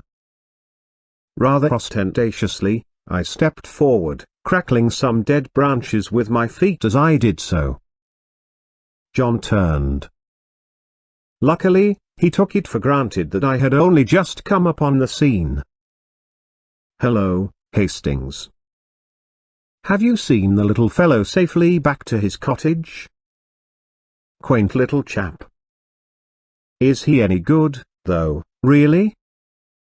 He was considered one of the finest detectives of his day." "Oh, well, I suppose there must be something in it, then. What a rotten world it is, though." "You find it so?" I asked. "Good Lord, yes. There's this terrible business to start with. Scotland Yard men in and out of the house like a jack-in-the-box. Never know where they won't turn up next. Screaming headlines in every paper in the country, damn all journalists, I say. Do you know there was a whole crowd staring in at the lodge gates this morning? Sort of Madame Tussauds Chamber of Horrors business that can be seen for nothing. Pretty thick, isn't it? Cheer up, John," I said soothingly. "It can't last forever." "Can't it, though?" "It can last long enough for us never to be able to hold up our heads again." "No, no, you're getting morbid on the subject." "Enough to make a man morbid, to be stalked by beastly journalists and stared at by gaping moon-faced idiots, wherever he goes. But there's worse than that." "What?" John lowered his voice. "Have you ever thought, Hastings, it's a nightmare to me, who did it? I can't help feeling sometimes it must have been an accident. Because, who could have done it? Now Inglethorpe's out of the way, there's no one else, no one, I mean, except one of us." Yes, indeed, that was nightmare enough for any man. "One of us?" Yes, surely it must be so, unless a new idea suggested itself to my mind. Rapidly, I considered it. The light increased. Poirot's mysterious doings, his hints, they all fitted in. Fool that I was not to have thought of this possibility before, and what a relief for us all. "No, John," I said, "it isn't one of us." "How could it be?" "I know, but, still, who else is there?" "Can't you guess?" "No." I looked cautiously round, and lowered my voice. "Dr. Bearstein," I whispered. "Impossible." "Not at all." "But what earthly interest could he have in my mother's death?" "That I don't see," I confessed, "but I'll tell you this, Poirot thinks so." "Poirot? Does he? How do you know?" I told him of Poirot's intense excitement on hearing that Dr. Bearstein had been at Styles on the fatal night, and added, he said twice, "That alters everything. And I've been thinking. You know Inglethorpe said he had put down the coffee in the hall? Well, it was just then that Bearstein arrived. Isn't it possible that, as Inglethorpe brought him through the hall, the doctor dropped something into the coffee in passing?" Said John. "It would have been very risky." "Yes, but it was possible." "And then, how could he know it was her coffee?" "No, old fellow, I don't think that will Washington." But I had remembered something else. "You're quite right. That wasn't how it was done. Listen." And I then told him of the cocoa sample which Poirot had taken to be analyzed. John interrupted just as I had done. "But, look here, Bearstein had had it analyzed already?" Yes, that's the point. I didn't see it either until now. Don't you understand? Bearstein had it analyzed, that's just it. If Bearstein's the murderer, nothing could be simpler than for him to substitute some ordinary cocoa for his sample, and send that to be tested. And of course they would find no strychnine. But no one would dream of suspecting Bearstein, or think of taking another sample, except Poirot, I added, with belated recognition. Yes, but what about the bitter taste that cocoa won't disguise? Well, we've only his word for that. And there are other possibilities. He's admittedly one of the world's greatest toxicologists. One of the world's greatest what? Say it again. He knows more about poisons than almost anybody, I explained. Well, my idea is that perhaps he's found some way of making strychnine tasteless. Or it may not have been strychnine at all, but some obscure drug no one has ever heard of, which produces much the same symptoms. Yes, that might be, said John. But look here, how could he have got at the cocoa? That wasn't downstairs. No, it wasn't, I admitted reluctantly. And then, suddenly, a dreadful possibility flashed through my mind. I hoped and prayed it would not occur to John also. I glanced sideways at him. He was frowning perplexedly, and I drew a deep breath of relief, for the terrible thought that had flashed across my mind was this, that Dr. Bearstein might have had an accomplice. Yet surely it could not be. Surely no woman as beautiful as Mary Cavendish could be a murderess. Yet beautiful women had been known to poison. And suddenly I remembered that first conversation at tea on the day of my arrival, and the gleam in her eyes as she had said that poison was a woman's weapon. How agitated she had been on that fatal Tuesday evening. Had Mrs. Inglethorpe discovered something between her and Bearstein, and threatened to tell her husband? Was it to stop the denunciation that the crime had been committed? Then I remembered that enigmatical conversation between Poirot and Evelyn Howard. Was this what they had meant? Was this the monstrous possibility that Evelyn had tried not to believe? Yes, it all fitted in. No wonder Miss Howard had suggested hushing it up. Now I understood that unfinished sentence of hers, Emily herself, and in my heart I agreed with her. Would not Mrs. Inglethorpe have preferred to go unavenged rather than have such terrible dishonor fall upon the name of Cavendish? There's another thing, said John suddenly, and the unexpected sound of his voice made me start guiltily. Something which makes me doubt if what you say can be true. What's that? I asked, thankful that he had gone away from the subject of how the poison could have been introduced into the cocoa. Why, the fact that Bearstein demanded a post-mortem. He needn't have done so. Little Wilkins would have been quite content to let it go at heart disease. Yes, I said doubtfully. But we don't know. Perhaps he thought it safer in the long run. Someone might have talked afterwards. Then the Home Office might have ordered exhumation. The whole thing would have come out, then, and he would have been in an awkward position, for no one would have believed that a man of his reputation could have been deceived into calling it heart disease. Yes, that's possible, admitted John. Still, he added, I'm blessed if I can see what his motive could have been. I trembled. Look here, I said, I may be altogether wrong.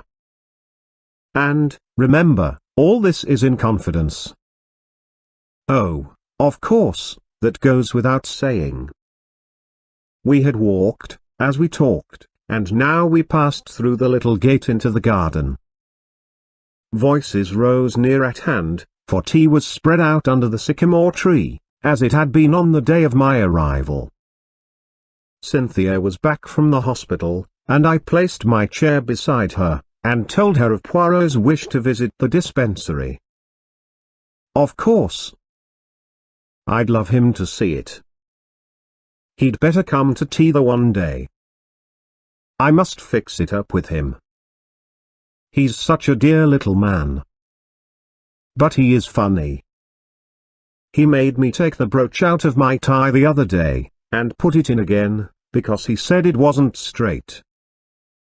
I laughed. It's quite a mania with him. Yes, isn't it?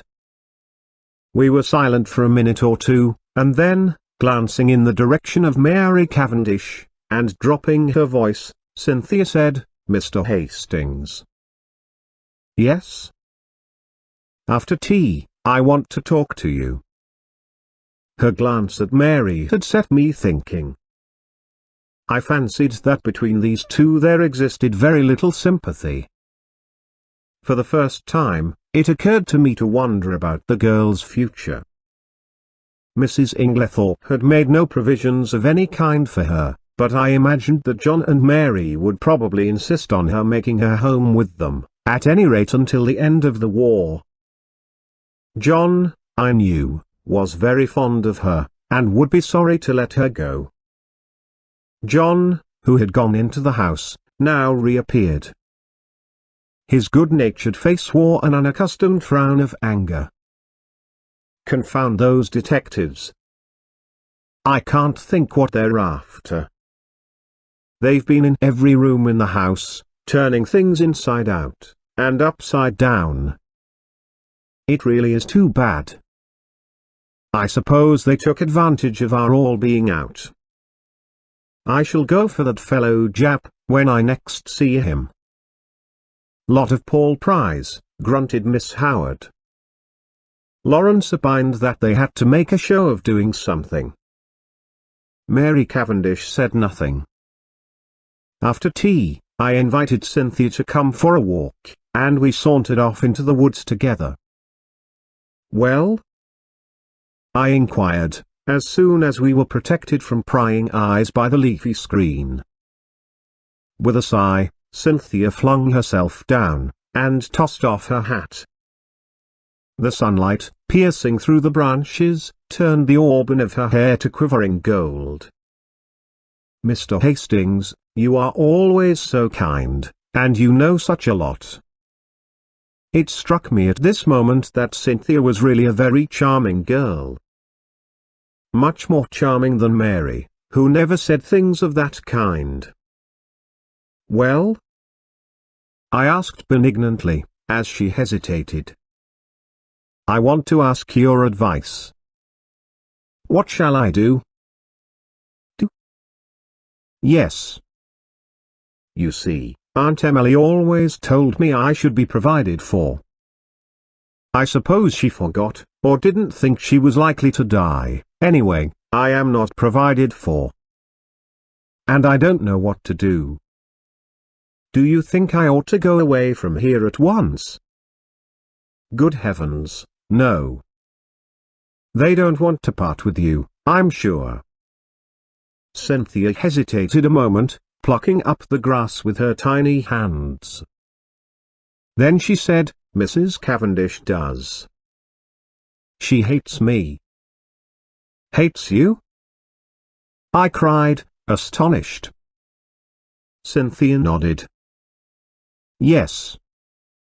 I don't know why, but she can't bear me and he can't, either." "There, I know you're wrong," I said warmly. "On the contrary, John is very fond of you."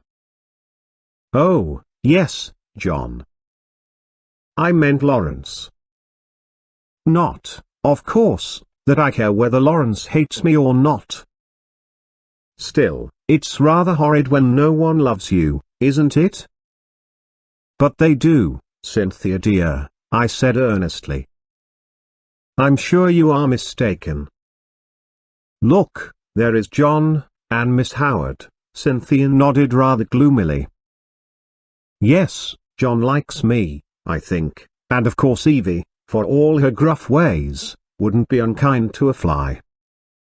But Lawrence never speaks to me if he can help it, and Mary can hardly bring herself to be civil to me. She wants Evie to stay on, is begging her to, but she doesn't want me, and, I don't know what to do. Suddenly the poor child burst out crying. I don't know what possessed me. Her beauty, perhaps, as she sat there, with the sunlight glinting down on her head, perhaps the sense of relief at encountering someone who so obviously could have no connection with the tragedy, perhaps honest pity for her youth and loneliness. Anyway, I leaned forward, and taking her little hand, I said awkwardly, "Marry me, Cynthia." Unwittingly, I had hit upon a sovereign remedy for her tears. She sat up at once, drew her hand away, and said, with some asperity, "Don't be silly." I was a little annoyed. "I'm not being silly. I am asking you to do me the honor of becoming my wife." To my intense surprise, Cynthia burst out laughing, and called me a funny dear. "It's perfectly sweet of you," she said, "but you know you don't want to." "Yes, I do. I've got, never mind what you've got. You don't really want to, and I don't either." "Well, of course, that settles it," I said stiffly. "But I don't see anything to laugh at. There's nothing funny about a proposal." "No, indeed," said Cynthia. "Somebody might accept you next time. Goodbye, you've cheered me up very much." And, with a final uncontrollable burst of merriment, she vanished through the trees. Thinking over the interview, it struck me as being profoundly unsatisfactory. It occurred to me suddenly that I would go down to the village, and look up Bearstein. Somebody ought to be keeping an eye on the fellow. At the same time, it would be wise to allay any suspicions he might have as to his being suspected. I remembered how Poirot had relied on my diplomacy. Accordingly, I went to the little house with the apartments card inserted in the window, where I knew he lodged, and tapped on the door. An old woman came and opened it. "Good afternoon," I said pleasantly. "Is Dr. Bearstein in?" She stared at me. "Haven't you heard?" "Heard what?" "About him." "What about him?" "He's took." "Took?" "Dead?" "No, took by the police." "By the police?" I gasped. "Do you mean they've arrested him?" "Yes, that's it," and I waited to hear no more, but tore up the village to find Poirot. Chapter 10. The Arrest. To my extreme annoyance, Poirot was not in, and the old Belgian who answered my knock informed me that he believed he had gone to London. I was dumbfounded. What on earth could Poirot be doing in London? Was it a sudden decision on his part, or had he already made up his mind when he parted from me a few hours earlier? I retraced my steps to Styles in some annoyance. With Poirot away, I was uncertain how to act. Had he foreseen this arrest? Had he not, in all probability, been the cause of it? Those questions I could not resolve. But in the meantime, what was I to do? Should I announce the arrest openly at Styles, or not? Though I did not acknowledge it to myself, the thought of Mary Cavendish was weighing on me. Would it not be a terrible shock to her? For the moment, I set aside utterly any suspicions of her. She could not be implicated, otherwise I should have heard some hint of it. Of course, there was no possibility of being able permanently to conceal Dr. Bearstein's arrest from her. It would be announced in every newspaper on the morrow. Still, I shrank from blurting it out. If only Poirot had been accessible, I could have asked his advice. What possessed him to go posting off to London in this unaccountable way? In spite of myself, my opinion of his sagacity was immeasurably heightened. I would never have dreamt of suspecting the doctor, had not Poirot put it into my head. Yes, decidedly, the little man was clever. After some reflecting, I decided to take John into my confidence, and leave him to make the matter public or not, as he thought fit. He gave vent to a prodigious whistle, as I imparted the news. Great Scott! You were right, then. I couldn't believe it at the time. No, it is astonishing until you get used to the idea, and see how it makes everything fit in. Now, what are we to do? Of course, it will be generally known tomorrow. John reflected. Never mind, he said at last, we won't say anything at present. There is no need.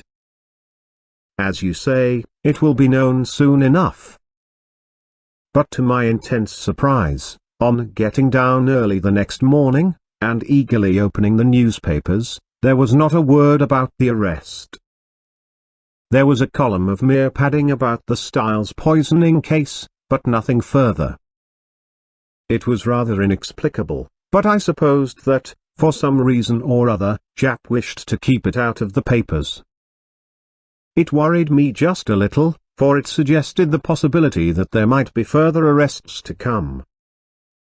After breakfast, I decided to go down to the village, and see if Poirot had returned yet, but, before I could start, a well-known face blocked one of the windows, and the well-known voice said, "Bonjour, mon ami." "Poirot," I exclaimed, with relief, and seizing him by both hands, I dragged him into the room. I was never so glad to see anyone. "Listen, I have said nothing to anybody but John." "Is that right?" "My friend," replied Poirot, "I do not know what you are talking about." "Dr. Bearstein's arrest, of course," I answered impatiently. "Is Bearstein arrested, then?" "Did you not know it?" "Not the least in the world." But, pausing a moment, he added, "Still, it does not surprise me. After all, we are only 4 miles from the coast." "The coast?" I asked, puzzled. "What has that got to do with it?" Poirot shrugged his shoulders. "Surely, it is obvious." "Not to me. No doubt I am very dense, but I cannot see what the proximity of the coast has got to do with the murder of Mrs. Inglethorpe." "Nothing at all, of course," replied Poirot, smiling. "But we were speaking of the arrest of Dr. Bearstein." "Well, he is arrested for the murder of Mrs. Inglethorpe." "What?" cried Poirot, in apparently lively astonishment. "Dr. Bearstein arrested for the murder of Mrs. Inglethorpe." "Yes." "Impossible.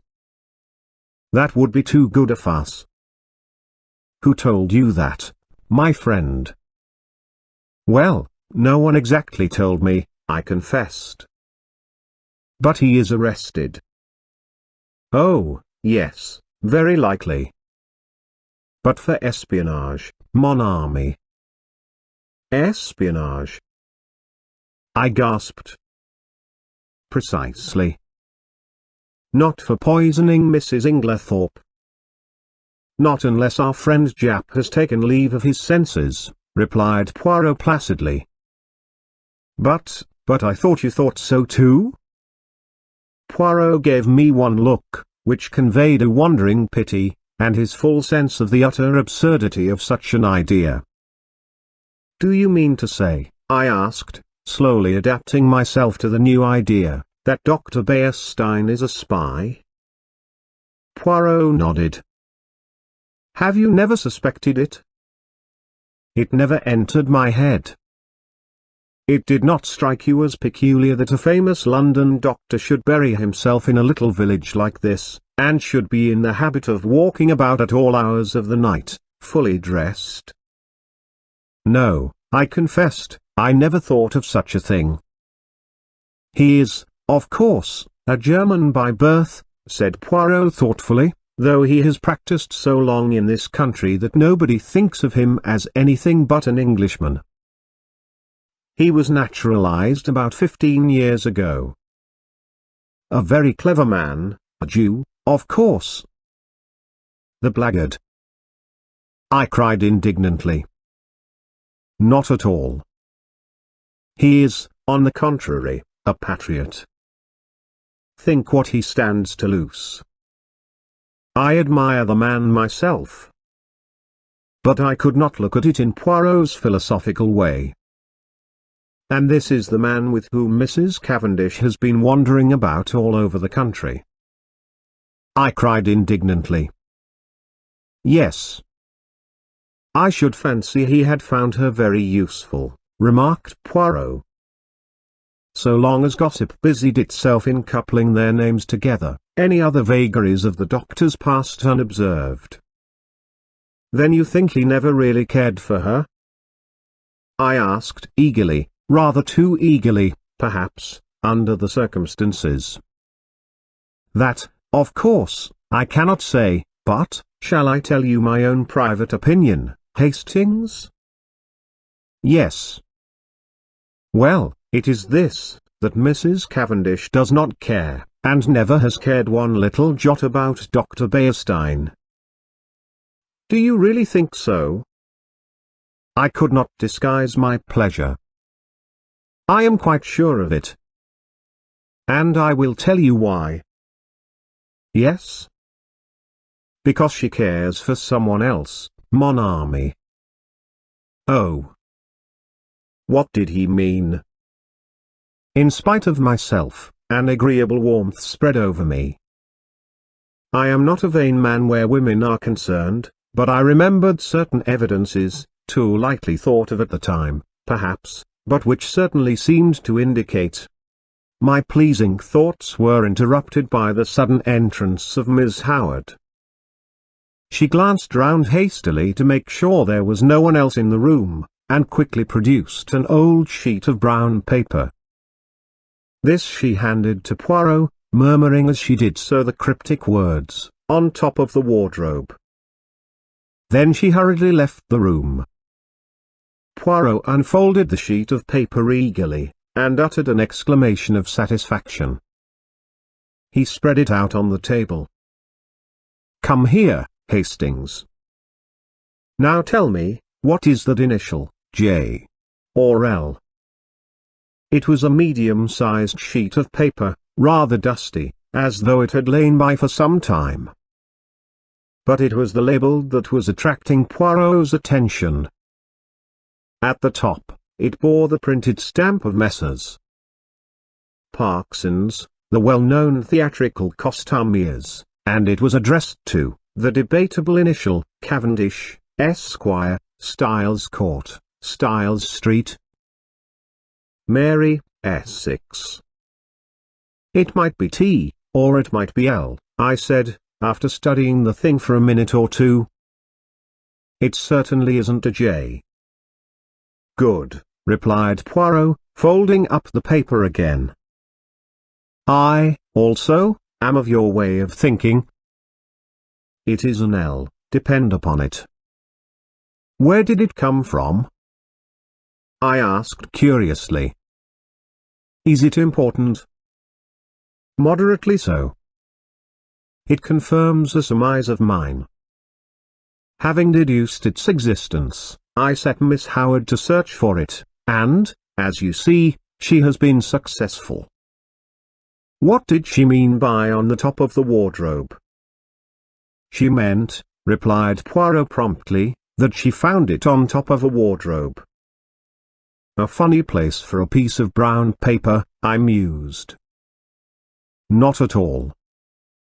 The top of a wardrobe is an excellent place for brown paper and cardboard boxes. I have kept them there myself. Neatly arranged, there is nothing to offend the eye. Poirot, I asked earnestly, have you made up your mind about this crime?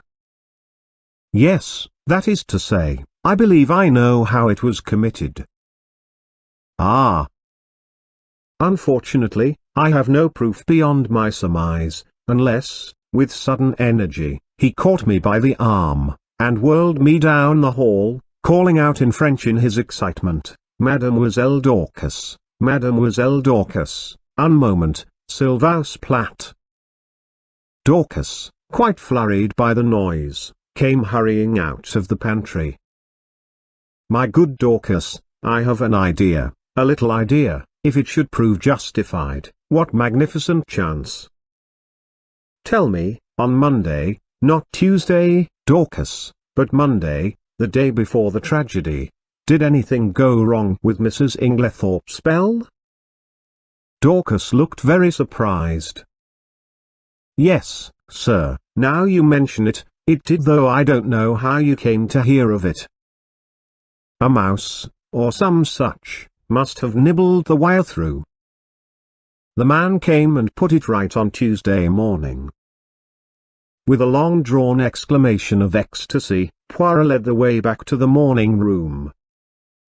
See you, one should not ask for outside proof, no, reason should be enough. But the flesh is weak, it is consolation to find that one is on the right track. Ah, my friend, I am like a giant refreshed. I run. I leap.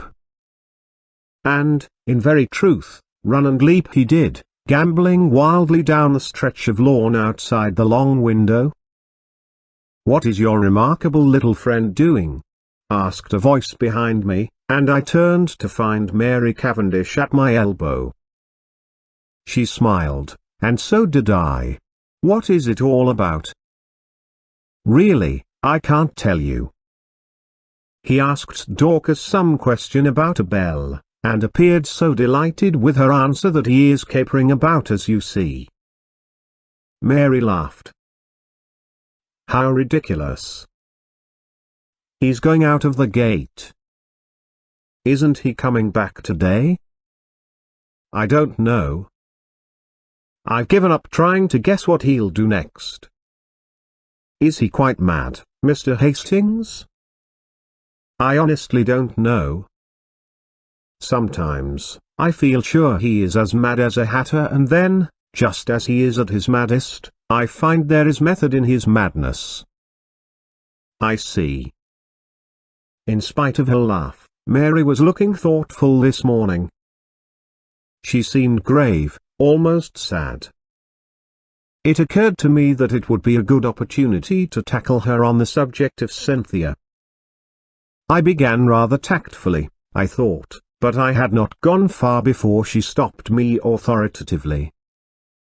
You are an excellent advocate, I have no doubt, Mr. Hastings, but in this case your talents are quite thrown away.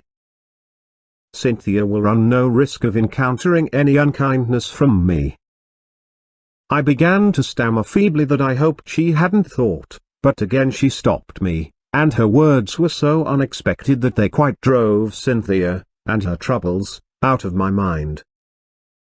Mr. Hastings, she said, do you think I and my husband are happy together? I was considerably taken aback, and murmured something about its not being my business to think anything of the sort. Well, she said quietly, whether it is your business or not, I will tell you that we are not happy. I said nothing, for I saw that she had not finished. She began slowly, walking up and down the room, her head a little bent, and that slim, supple figure of hers swaying gently as she walked. She stopped suddenly, and looked up at me. You don't know anything about me, do you? She asked. Where I come from, who I was before I married John, anything, in fact. Well, I will tell you. I will make a father confessor of you. You are kind, I think. Yes, I am sure you are kind. Somehow, I was not quite as elated as I might have been. I remembered that Cynthia had begun her confidences in much the same way. Besides, a father confessor should be elderly. It is not at all the role for a young man. My father was English, said Mrs. Cavendish, but my mother was a Russian. Ah, I said, now I understand. Understand what? A hint of something foreign, different, that there has always been about you. My mother was very beautiful, I believe. I don't know, because I never saw her. She died when I was quite a little child. I believe there was some tragedy connected with her death. She took an overdose of some sleeping draught by mistake. However that may be, my father was broken-hearted. Shortly afterwards, he went into the consular service.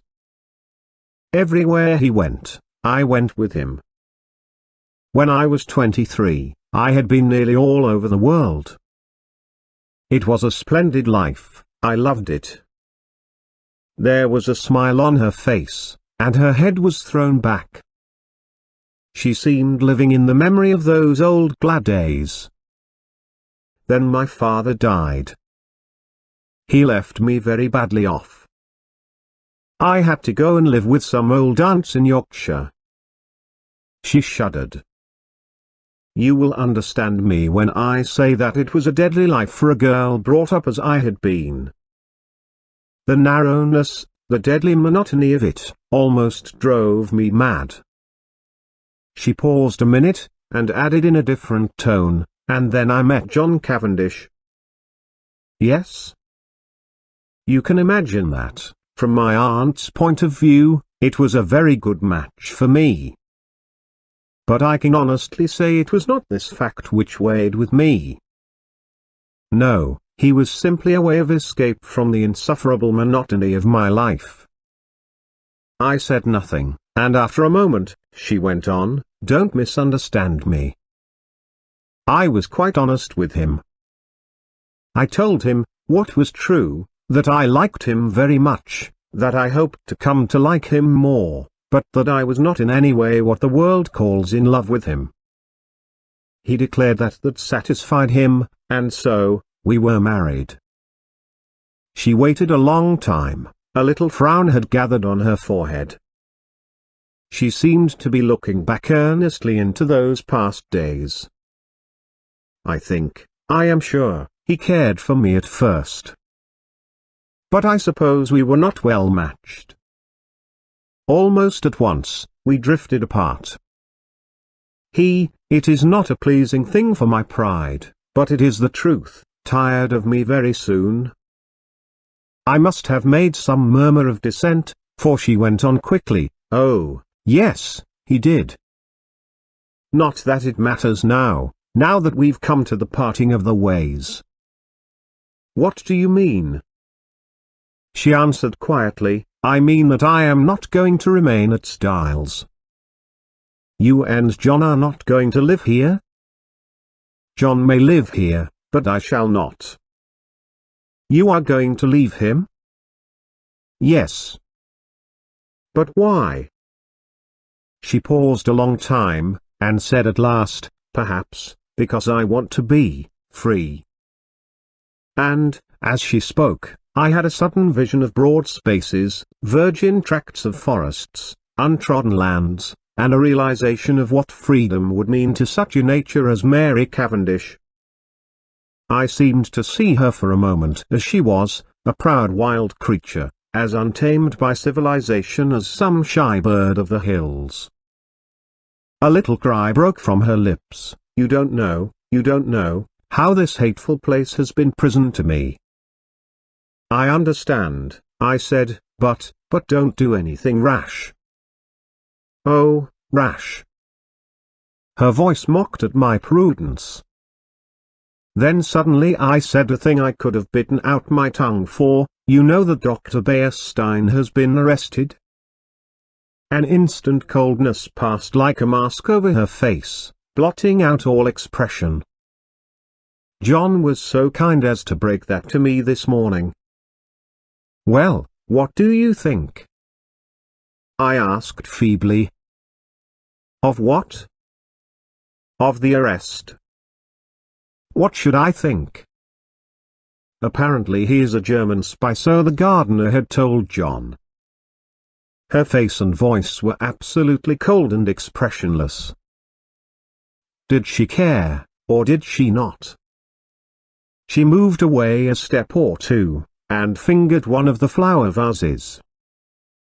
These are quite dead. I must do them again. Would you mind moving, thank you, Mr. Hastings? And she walked quietly past me out of the window, with a cool little nod of dismissal. No, surely she could not care for Beerstein. No woman could act her part with that icy unconcern. Poirot did not make his appearance the following morning, and there was no sign of the Scotland Yard men.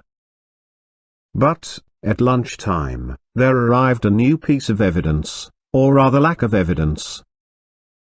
We had vainly tried to trace the fourth letter, which Mrs. Inglethorpe had written on the evening preceding her death. Our efforts having been in vain, we had abandoned the matter, hoping that it might turn up of itself one day. And this is just what did happen, in the shape of a communication, which arrived by the second post from a firm of French music publishers, acknowledging Mrs. Inglethorpe's cheque, and regretting they had been unable to trace a certain series of Russian folk songs. So the last hope of solving the mystery, by means of Mrs. Inglethorpe's correspondence on the fatal evening, had to be abandoned. Just before tea, I strolled down to tell Poirot of the new disappointment, but found, to my annoyance, that he was once more out.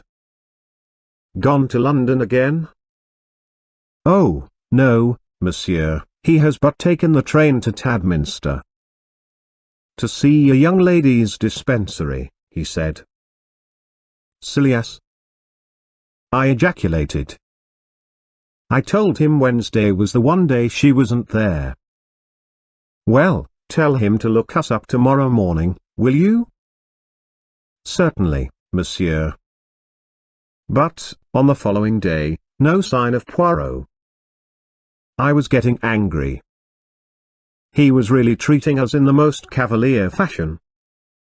After lunch, Lawrence drew me aside, and asked if I was going down to see him. No, I don't think I shall. He can come up here if he wants to see us. Oh. Lawrence looked indeterminate. Something unusually nervous and excited in his manner aroused my curiosity. What is it? I asked. I could go if there's anything special. It's nothing much, but, well, if you are going, will you tell him? He dropped his voice to a whisper, I think I've found the extra coffee cup. I had almost forgotten that enigmatical message of Poirot's, but now my curiosity was aroused afresh. Lawrence would say no more, so I decided that I would descend from my high horse, and once more seek out Poirot at Leastways Cottage. This time I was received with a smile.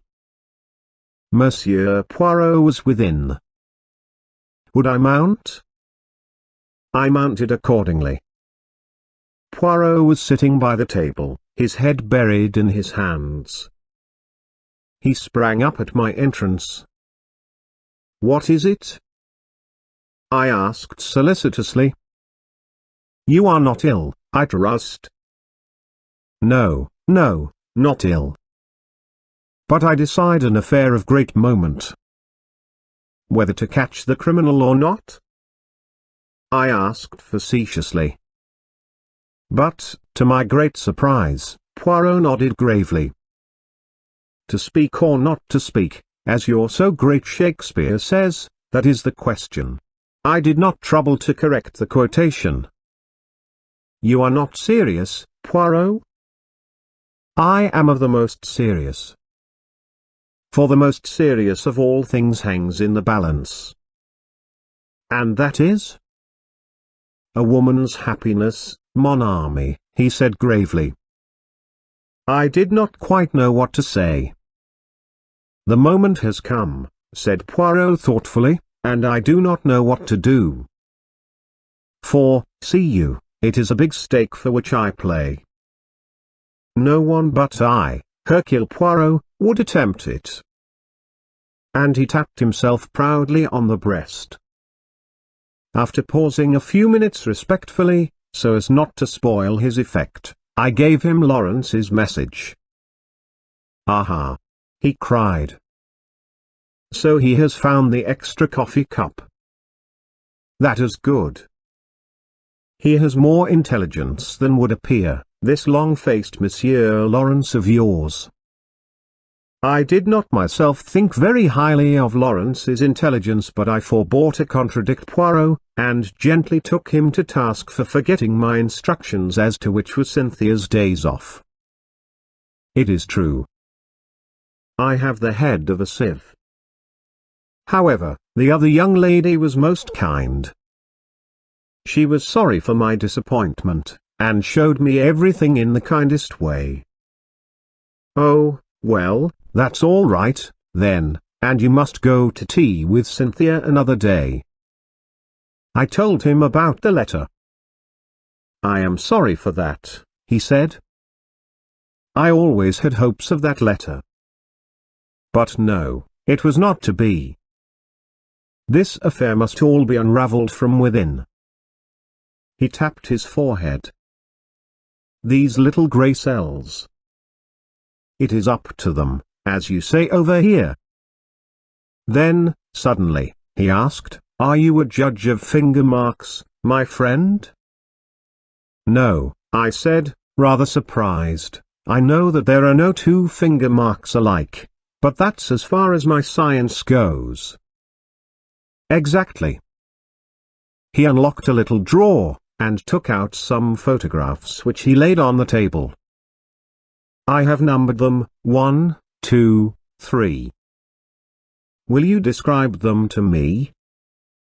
I studied the proofs attentively.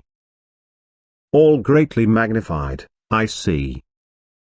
Number 1, I should say, are a man's fingerprints, thumb and first finger. Number 2 are a lady's. They are much smaller, and quite different in every way. Number 3, I paused for some time. There seem to be a lot of confused finger marks, but here, very distinctly, are number 1s. Overlapping the others? Yes. You recognize them beyond fail? Oh, yes, they are identical. Poirot nodded, and gently taking the photographs from me locked them up again. I suppose, I said, that as usual, you are not going to explain? On the contrary. Number 1 were the fingerprints of Monsieur Lawrence. Number 2 were those of Mademoiselle Cynthia. They are not important. I merely obtained them for comparison. Number 3 is a little more complicated. Yes? It is, as you see, highly magnified. You may have noticed a sort of blur extending all across the picture. I will not describe to you the special apparatus, dusting powder, etc., which I used.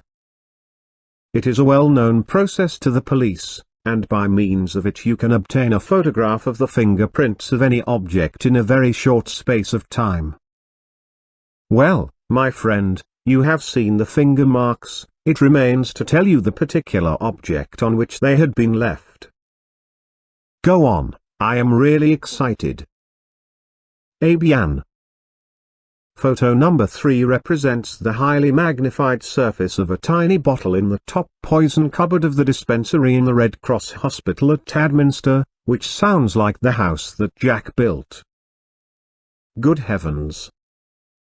I exclaimed. But what were Lawrence Cavendish's finger marks doing on it? He never went near the poison cupboard the day we were there. Oh, yes, he did. Impossible. We were all together the whole time. Poirot shook his head. No, my friend, there was a moment when you were not all together.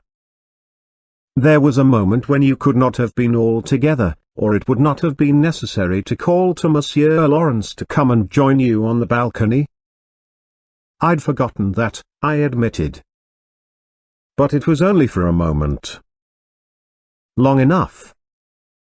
Long enough for what? Poirot's smile became rather enigmatical. Long enough for a gentleman who had once studied medicine to gratify a very natural interest and curiosity. Our eyes met. Poirot's were pleasantly vague. He got up and hummed a little tune. I watched him suspiciously. Poirot, I said, what was in this particular little bottle? Poirot looked out of the window. Hydrochloride of strychnine, he said, over his shoulder, continuing to hum.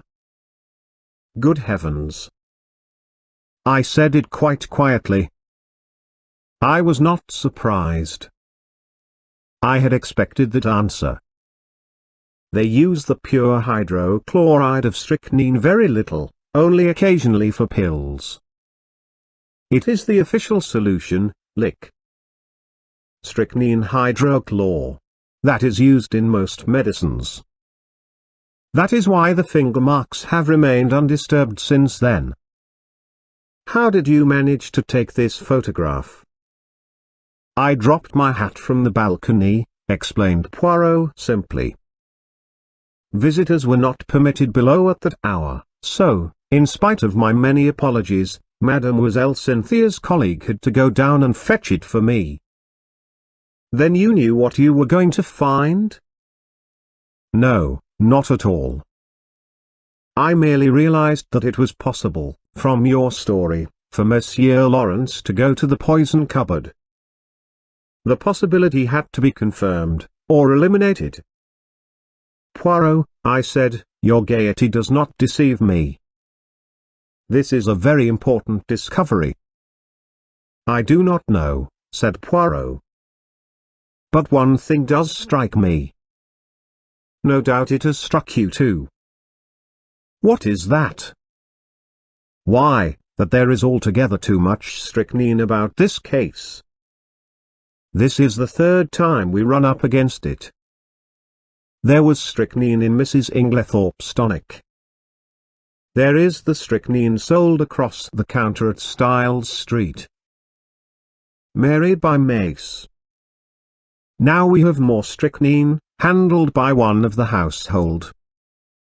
It is confusing and, as you know, I do not like confusion. Before I could reply, one of the other Belgians opened the door and stuck his head in. There is a lady below, asking for Mr. Hastings. A lady? I jumped up. Poirot followed me down the narrow stairs. Mary Cavendish was standing in the doorway. I have been visiting an old woman in the village, she explained, and as Lawrence told me you were with Monsieur Poirot, I thought I would call for you. Alas, madam, said Poirot, I thought you had come to honor me with a visit. I will some day, if you ask me, she promised him, smiling. That is well. If you should need a father confessor, madam, she started ever so slightly, remember, Papa Poirot is always at your service. She stared at him for a few minutes, as though seeking to read some deeper meaning into his words. Then she turned abruptly away. Come, will you not walk back with us too, Monsieur Poirot? Enchanted, madam. All the way to Styles, Mary talked fast and feverishly. It struck me that in some way she was nervous of Poirot's eyes. The weather had broken, and the sharp wind was almost autumnal in its shrewishness. Mary shivered a little, and buttoned her black sports coat closer. The wind through the trees made a mournful noise, like some great giant sighing. We walked up to the great door of Styles, and at once the knowledge came to us that something was wrong. Dorcas came running out to meet us. She was crying and wringing her hands. I was aware of other servants huddled together in the background, all eyes and ears. "Oh, ma'am! Oh, ma'am! I don't know how to tell you. What is it, Dorcas?" I asked impatiently. "Tell us at once." "It's those wicked detectives. They've arrested him, they've arrested Mr. Cavendish." "Arrested Lawrence?" I gasped. I saw a strange look come into Dorcas's eyes. "No, sir. Not Mr. Lawrence, Mr. John." Behind me, with a wild cry, Mary Cavendish fell heavily against me, and as I turned to catch her I met the quiet triumph in Poirot's eyes. Chapter 11.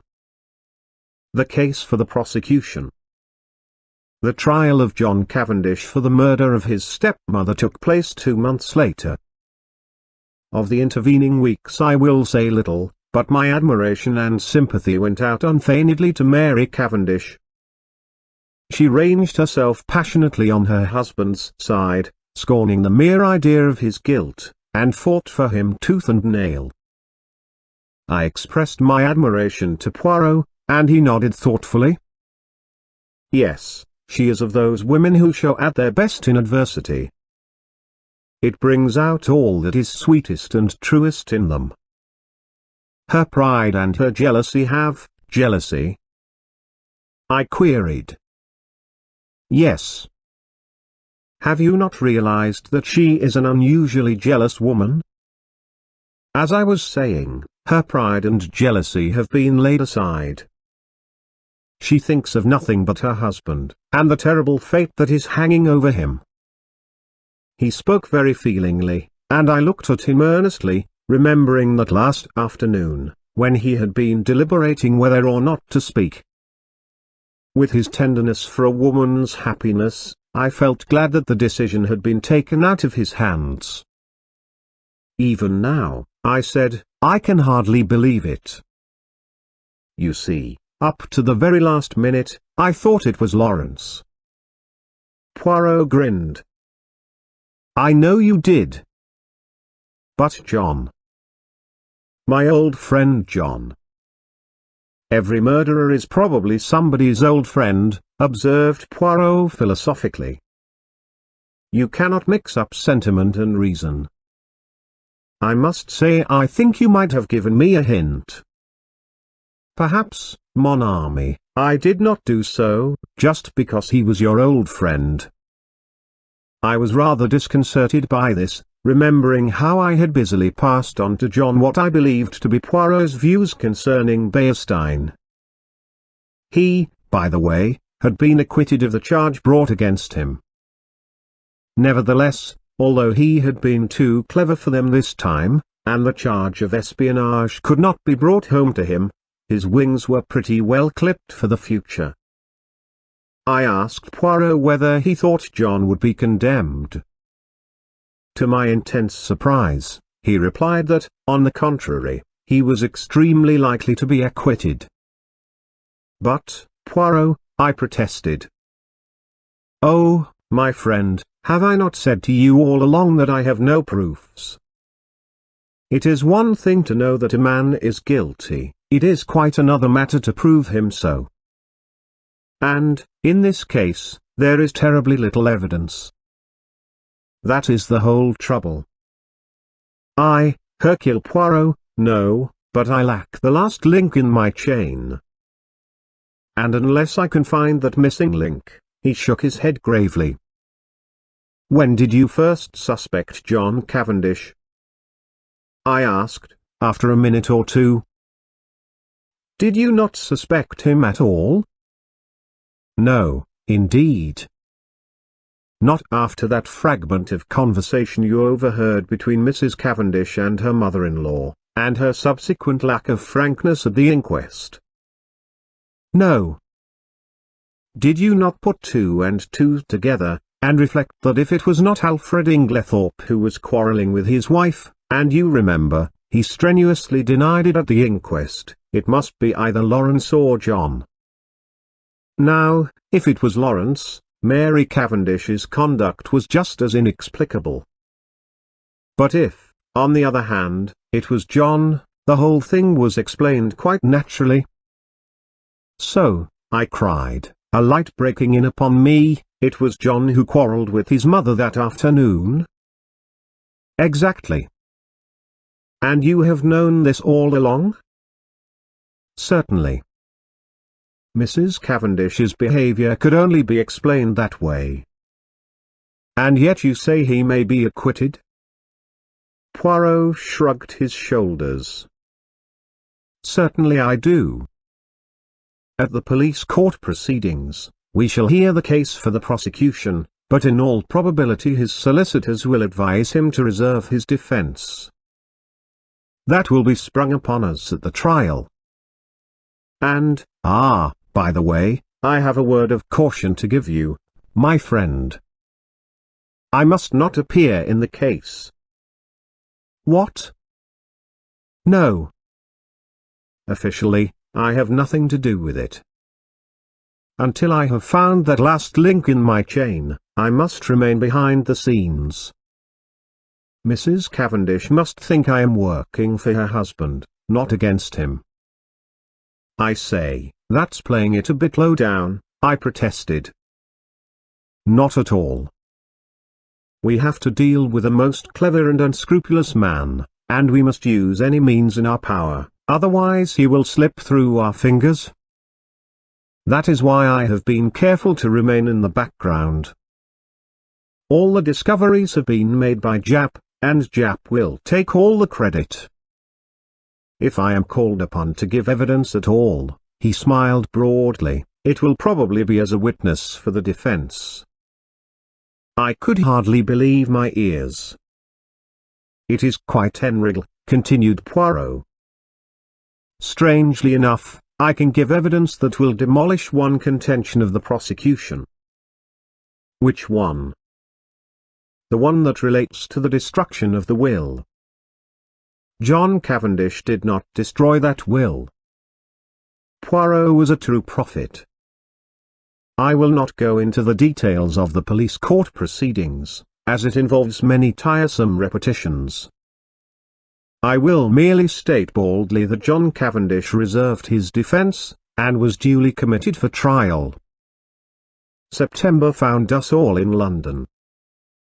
Mary took a house in Kensington, Poirot being included in the family party. I myself had been given a job at the War Office, so was able to see them continually. As the weeks went by, the state of Poirot's nerves grew worse and worse. That last link he talked about was still lacking. Privately, I hoped it might remain so, for what happiness could there be for Mary, if John were not acquitted? On September 15 John Cavendish appeared in the dock at the Old Bailey, charged with the wilful murder of Emily Agnes Inglethorpe, and pleaded not guilty. Sir Ernest Heavywither, the famous K.C., had been engaged to defend him. Mr. Phillips, K.C., opened the case for the Crown. The murder, he said, was a most premeditated and cold-blooded one. It was neither more nor less than the deliberate poisoning of a fond and trusting woman by the stepson to whom she had been more than a mother. Ever since his boyhood, she had supported him. He and his wife had lived at Styles Court in every luxury, surrounded by her care and attention. She had been their kind and generous benefactress. He proposed to call witnesses to show how the prisoner, a profligate and spendthrift, had been at the end of his financial tether, and had also been carrying on an intrigue with a certain Mrs. Raikes, a neighbouring farmer's wife. This having come to his stepmother's ears, she taxed him with it on the afternoon before her death, and a quarrel ensued, part of which was overheard. On the previous day, the prisoner had purchased strychnine at the village chemist's shop, wearing a disguise by means of which he hoped to throw the onus of the crime upon another man, to wit, Mrs. Inglethorpe's husband, of whom he had been bitterly jealous. Luckily for Mr. Inglethorpe, he had been able to produce an unimpeachable alibi. On the afternoon of July 17, continued counsel, immediately after the quarrel with her son, Mrs. Inglethorpe made a new will. This will was found destroyed in the grate of her bedroom the following morning, but evidence had come to light which showed that it had been drawn up in favour of her husband. Deceased had already made a will in his favour before her marriage, but, and Mr. Phillips wagged an expressive forefinger, the prisoner was not aware of that. What had induced the deceased to make a fresh will, with the old one still extant, he could not say. She was an old lady, and might possibly have forgotten the former one, or, this seemed to him more likely, she may have had an idea that it was revoked by her marriage, as there had been some conversation on the subject. Ladies were not always very well versed in legal knowledge. She had, about a year before, executed a will in favour of the prisoner. He would call evidence to show that it was the prisoner who ultimately handed his stepmother her coffee on the fatal night. Later in the evening, he had sought admission to her room, on which occasion, no doubt, he found an opportunity of destroying the will which, as far as he knew, would render the one in his favour valid. The prisoner had been arrested in consequence of the discovery, in his room, by Detective Inspector Japp, a most brilliant officer, of the identical phial of strychnine which had been sold at the village chemist's to the supposed Mr. Inglethorpe on the day before the murder. It would be for the jury to decide whether or not these damning facts constituted an overwhelming proof of the prisoner's guilt. And, subtly implying that a jury which did not so decide, was quite unthinkable, Mr. Phillips sat down and wiped his forehead. The first witnesses for the prosecution were mostly those who had been called at the inquest, the medical evidence being again taken first. Sir Ernest Heavywither, who was famous all over England for the unscrupulous manner in which he bullied witnesses, only asked two questions. "I take it, Dr. Beerstein, that strychnine, as a drug, acts quickly?" "Yes." "And that you are unable to account for the delay in this case?" "Yes." "Thank you." Mr. Mace identified the phial handed him by counsel as that sold by him to Mr. Inglethorpe. Pressed, he admitted that he only knew Mr. Inglethorpe by sight. He had never spoken to him. The witness was not cross-examined. Alfred Inglethorpe was called, and denied having purchased the poison. He also denied having quarrelled with his wife. Various witnesses testified to the accuracy of these statements. The gardener's evidence, as to the witnessing of the will was taken, and then Dorcas was called. Dorcas, faithful to her young gentleman, denied strenuously that it could have been John's voice she heard, and resolutely declared, in the teeth of everything, that it was Mr. Inglethorpe who had been in the boudoir with her mistress. A rather wistful smile passed across the face of the prisoner in the dock. He knew only too well how useless her gallant defiance was, since it was not the object of the defence to deny this point. Mrs. Cavendish, of course, could not be called upon to give evidence against her husband. After various questions on other matters, Mr. Phillips asked, "In the month of June last, do you remember a parcel arriving for Mr. Lawrence Cavendish from Parkson's?" Dorcas shook her head. "I don't remember, sir." It may have done, but Mr. Lawrence was away from home part of June. In the event of a parcel arriving for him whilst he was away, what would be done with it? It would either be put in his room or sent on after him. By you? No, sir, I should leave it on the hall table. It would be Miss Howard who would attend to anything like that. Evelyn Howard was called and, after being examined on other points, was questioned as to the parcel. Don't remember. Lots of parcels come. Can't remember one special one. You do not know if it was sent after Mr. Lawrence Cavendish to Wales, or whether it was put in his room. Don't think it was sent after him. Should have remembered it if it was. Supposing a parcel arrived addressed to Mr. Lawrence Cavendish, and afterwards it disappeared, should you remark its absence? No, don't think so. I should think someone had taken charge of it. I believe, Miss Howard, that it was you who found this sheet of brown paper. He held up the same dusty piece which Poirot and I had examined in the morning room at Styles. Yes, I did. How did you come to look for it? The Belgian detective who was employed on the case asked me to search for it. Where did you eventually discover it? On the top of a wardrobe. On top of the prisoner's wardrobe. I believe so. Did you not find it yourself? Yes.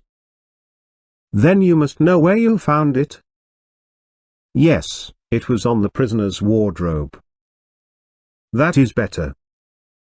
An assistant from Parkinson's, theatrical costumiers, testified that on June 29, they had supplied a black beard to Mr. L. Cavendish, as requested. It was ordered by letter, and a postal order was enclosed. No, they had not kept the letter. All transactions were entered in their books. They had sent the beard, as directed, to L. Cavendish, Esquire, Styles Court. Sir Ernest Heavywith arose ponderously. Where was the letter written from? From Styles Court. The same address to which you sent the parcel? Yes. And the letter came from there? Yes. Like a beast of prey, Heavywith fell upon him. How do you know? I don't understand. How do you know that letter came from Styles? Did you notice the postmark? No, but, you did not notice the postmark. And yet you affirm so confidently that it came from Styles. It might, in fact, have been any postmark. Y.S. In fact, the letter, though written on stamped notepaper, might have been posted from anywhere. From Wales, for instance? The witness admitted that such might be the case, and Sir Ernest signified that he was satisfied. Elizabeth Wells, second housemaid at Styles, stated that after she had gone to bed she remembered that she had bolted the front door, instead of leaving it on the latch as Mr. Inglethorpe had requested. She had accordingly gone downstairs again to rectify her error. Hearing a slight noise in the west wing, she had peeped along the passage, and had seen Mr. John Cavendish knocking at Mrs. Inglethorpe's door. Sir Ernest Heavywith made short work of her, and under his unmerciful bullying she contradicted herself hopelessly, and Sir Ernest sat down again with a satisfied smile on his face. With the evidence of Annie, as to the candle grease on the floor, and as to seeing the prisoner take the coffee into the boudoir, the proceedings were adjourned until the following day.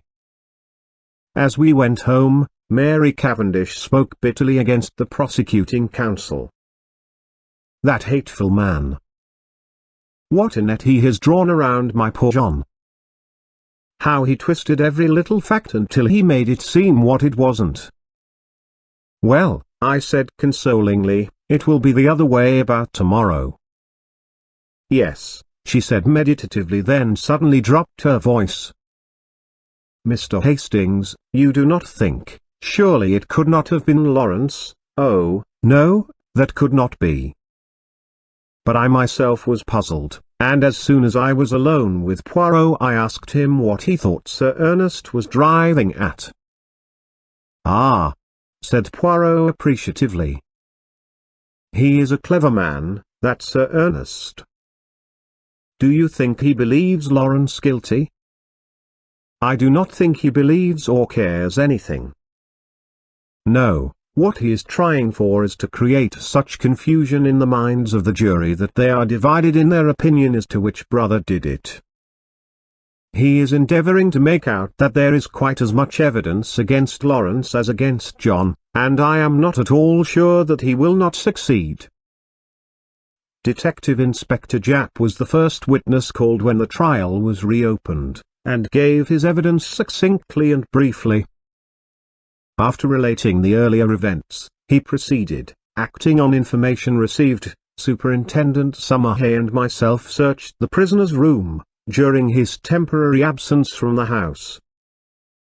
In his chest of drawers, hidden beneath some underclothing, we found, first, a pair of gold-rimmed pince-nez similar to those worn by Mr. Inglethorpe. These were exhibited. Secondly, this file. The file was that already recognized by the chemist's assistant, a tiny bottle of blue glass, containing a few grains of a white crystalline powder, and labeled, strychnine hydrochloride. Poison. A fresh piece of evidence discovered by the detectives since the police court proceedings was a long, almost new piece of blotting paper. It had been found in Mrs. Inglethorpe's checkbook, and on being reversed at a mirror, showed clearly the words, "Everything of which I die possessed I leave to my beloved husband Alfred Ing." This placed beyond question the fact that the destroyed will had been in favor of the deceased lady's husband. Japp then produced the charred fragment of paper recovered from the grate, and this, with the discovery of the beard in the attic, completed his evidence. But Sir Ernest's cross-examination was yet to come. "What day was it when you searched the prisoner's room?" "Tuesday, the 24th of July. "Exactly a week after the tragedy?" "Yes." "You found these two objects, you say, in the chest of drawers. Was the drawer unlocked?" "Yes." "Does it not strike you as unlikely that a man who had committed a crime should keep the evidence of it in an unlocked drawer for anyone to find? He might have stowed them there in a hurry." "But you have just said it was a whole week since the crime." "He would have had ample time to remove them and destroy them." "Perhaps." "There is no perhaps about it." "Would he, or would he not have had plenty of time to remove and destroy them?" "Yes." "Was the pile of underclothes under which the things were hidden heavy or light?" "Heavyish." "In other words, it was winter underclothing." "Obviously, the prisoner would not be likely to go to that drawer." "Perhaps not." "Kindly answer my question. Would the prisoner, in the hottest week of a hot summer, be likely to go to a drawer containing winter underclothing? Yes, or no?" "No." "In that case, is it not possible that the articles in question might have been put there by a third person, and that the prisoner was quite unaware of their presence?" "I should not think it likely." "But it is possible?" "Yes." "That is all." More evidence followed. Evidence as to the financial difficulties in which the prisoner had found himself at the end of July. Evidence as to his intrigue with Mrs. Raikes, poor Mary, that must have been bitter hearing for a woman of her pride.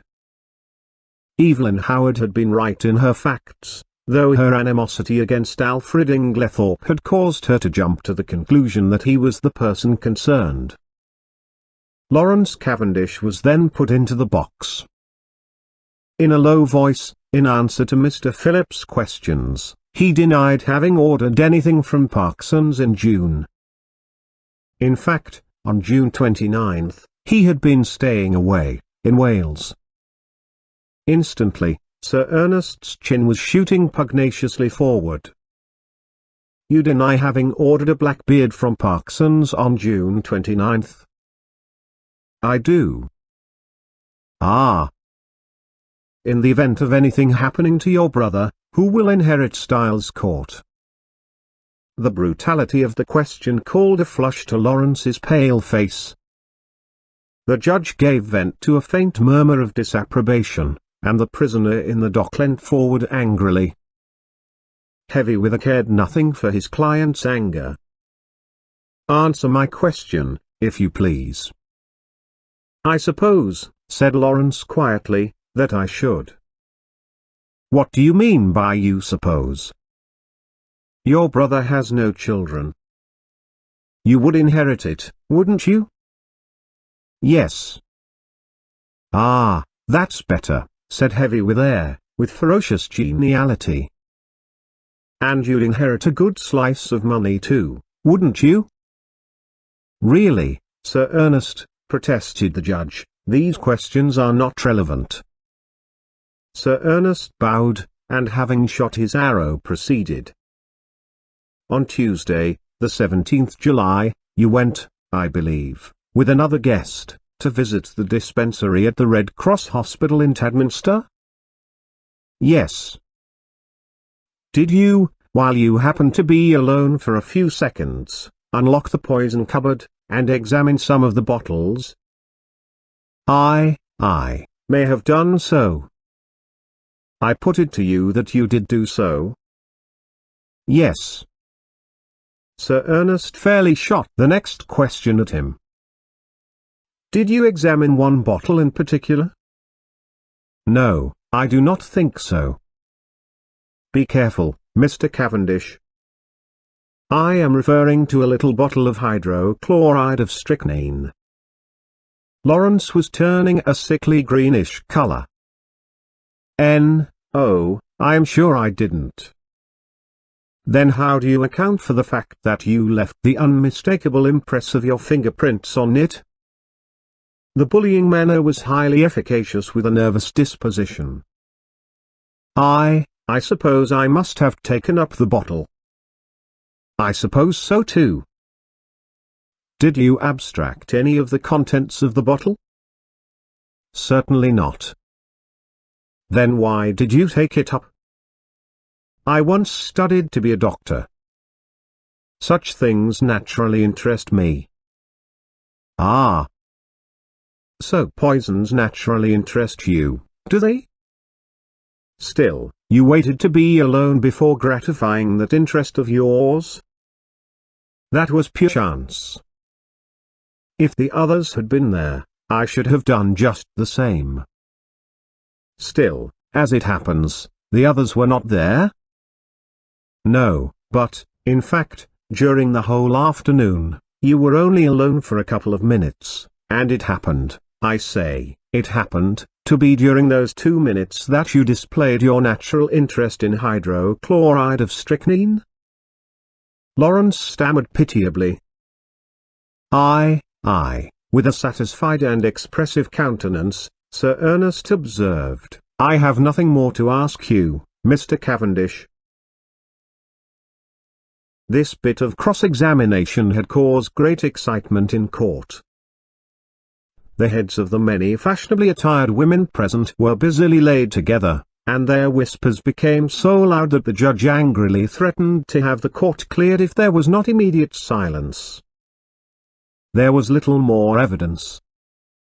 The handwriting experts were called upon for their opinion of the signature of Alfred Inglethorpe in the chemist's poison register. They all declared unanimously that it was certainly not his handwriting, and gave it as their view that it might be that of the prisoner disguised. Cross-examined, they admitted that it might be the prisoner's handwriting cleverly counterfeited. Sir Ernest Heavywither's speech in opening the case for the defence was not a long one, but it was backed by the full force of his emphatic manner.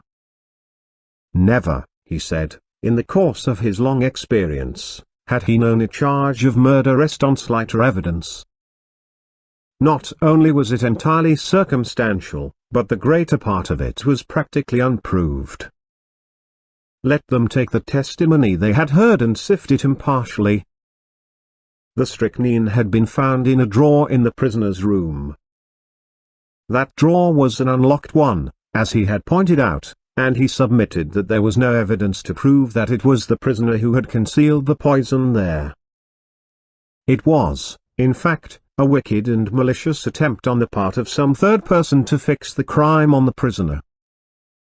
The prosecution had been unable to produce a shred of evidence in support of their contention that it was the prisoner who ordered the black beard from Parkinson's. The quarrel which had taken place between prisoner and his stepmother was freely admitted, but both it and his financial embarrassments had been grossly exaggerated. His learned friend, Sir Ernest, nodded carelessly at Mr. Phillips, had stated that if the prisoner were an innocent man, he would have come forward at the inquest to explain that it was he, and not Mr. Inglethorpe, who had been the participator in the quarrel. He thought the facts had been misrepresented. What had actually occurred was this. The prisoner, returning to the house on Tuesday evening, had been authoritatively told that there had been a violent quarrel between Mr. and Mrs. Inglethorpe. No suspicion had entered the prisoner's head that anyone could possibly have mistaken his voice for that of Mr. Inglethorpe. He naturally concluded that his stepmother had had two quarrels. The prosecution averred that on Monday, July 16, the prisoner had entered the chemist's shop in the village, disguised as Mr. Inglethorpe. The prisoner, on the contrary, was at that time at a lonely spot called Marston's Spinney, where he had been summoned by an anonymous note, couched in blackmailing terms, and threatening to reveal certain matters to his wife unless he complied with its demands. The prisoner had, accordingly, gone to the appointed spot, and after waiting there vainly for half an hour had returned home. Unfortunately, he had met with no one on the way there or back who could vouch for the truth of his story, but luckily he had kept the note, and it would be produced as evidence. As for the statement relating to the destruction of the will, the prisoner had formerly practiced at the bar, and was perfectly well aware that the will made in his favor a year before was automatically revoked by his stepmother's remarriage. He would call evidence to show who did destroy the will, and it was possible that might open up quite a new view of the case. Finally, he would point out to the jury that there was evidence against other people besides John Cavendish. He would direct their attention to the fact that the evidence against Mr. Lawrence Cavendish was quite as strong, if not stronger than that against his brother. He would now call the prisoner. John acquitted himself well in the witness box. Under Sir Ernest's skillful handling, he told his tale credibly and well. The anonymous note received by him was produced, and handed to the jury to examine. The readiness with which he admitted his financial difficulties, and the disagreement with his stepmother, lent value to his denials. At the close of his examination, he paused, and said, "I should like to make one thing clear. I utterly reject and disapprove of Sir Ernest Heavywither's insinuations against my brother. My brother, I am convinced, had no more to do with the crime than I have." Sir Ernest merely smiled, and noted with a sharp eye that John's protest had produced a very favourable impression on the jury. Then the cross-examination began. "I understand you to say that it never entered your head that the witnesses at the inquest could possibly have mistaken your voice for that of Mr. Inglethorpe. Is not that very surprising?" "No, I don't think so." I was told there had been a quarrel between my mother and Mr. Inglethorpe, and it never occurred to me that such was not really the case. Not when the servant Dorcas repeated certain fragments of the conversation, fragments which you must have recognized. I did not recognize them. Your memory must be unusually short. No, but we were both angry, and, I think, said more than we meant. I paid very little attention to my mother's actual words. Mr. Phillips' incredulous sniff was a triumph of forensic skill. He passed on to the subject of the note. You have produced this note very opportunely. Tell me, is there nothing familiar about the handwriting of it? Not that I know of. Do you not think that it bears a marked resemblance to your own handwriting, carelessly disguised? No, I do not think so. I put it to you that it is your own handwriting. No. I put it to you that, anxious to prove an alibi, you conceived the idea of a fictitious and rather incredible appointment, and wrote this note yourself in order to bear out your statement. No. Is it not a fact that, at the time you claim to have been waiting about at a solitary and unfrequented spot, you were really in the chemist's shop in Styles Street? Mary, where you purchased strychnine in the name of Alfred Inglethorpe? No, that is a lie. I put it to you that, wearing a suit of Mr. Inglethorpe's clothes, with a black beard trimmed to resemble his, you were there, and signed the register in his name. That is absolutely untrue. Then I will leave the remarkable similarity of handwriting between the note, the register, and your own, to the consideration of the jury, said Mr. Phillips, and sat down with the air of a man who has done his duty, but who was nevertheless horrified by such deliberate perjury. After this, as it was growing late, the case was adjourned till Monday. Poirot, I noticed, was looking profoundly discouraged. He had that little frown between the eyes that I knew so well. What is it, Poirot? I inquired. Ah, mon ami, things are going badly, badly. In spite of myself, my heart gave a leap of relief. Evidently there was a likelihood of John Cavendish being acquitted. When we reached the house, my little friend waved aside Mary's offer of tea. No, I thank you, madam. I will mount to my room. I followed him. Still frowning, he went across to the desk and took out a small pack of patience cards. Then he drew up a chair to the table, and, to my utter amazement, began solemnly to build card houses. My jaw dropped involuntarily, and he said at once, "No, mon ami, I am not in my second childhood. I steady my nerves, that is all. This employment requires precision of the fingers. With precision of the fingers goes precision of the brain. And never have I needed that more than now." "What is the trouble?" I asked. With a great thump on the table, Poirot demolished his carefully built-up edifice. "It is this, mon ami, that I can build card houses 7 stories high, but I cannot, find, that last link of which I spoke to you." I could not quite tell what to say, so I held my peace, and he began slowly building up the cards again, speaking in jerks as he did so. It is done, so. By placing one card on another, with mathematical precision. I watched the card house rising under his hands, story by story. He never hesitated or faltered. It was really almost like a conjuring trick. "What a steady hand you've got," I remarked. "I believe I've only seen your hand shake once." "On an occasion when I was enraged, without doubt, observed Poirot, with great placidity. Yes, indeed. You were in a towering rage. Do you remember?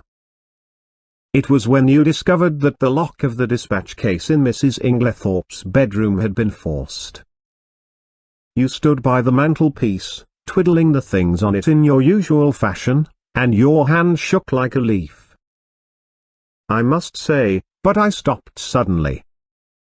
For Poirot, uttering a hoarse and inarticulate cry, again annihilated his masterpiece of cards, and putting his hands over his eyes swayed backwards and forwards, apparently suffering the keenest agony.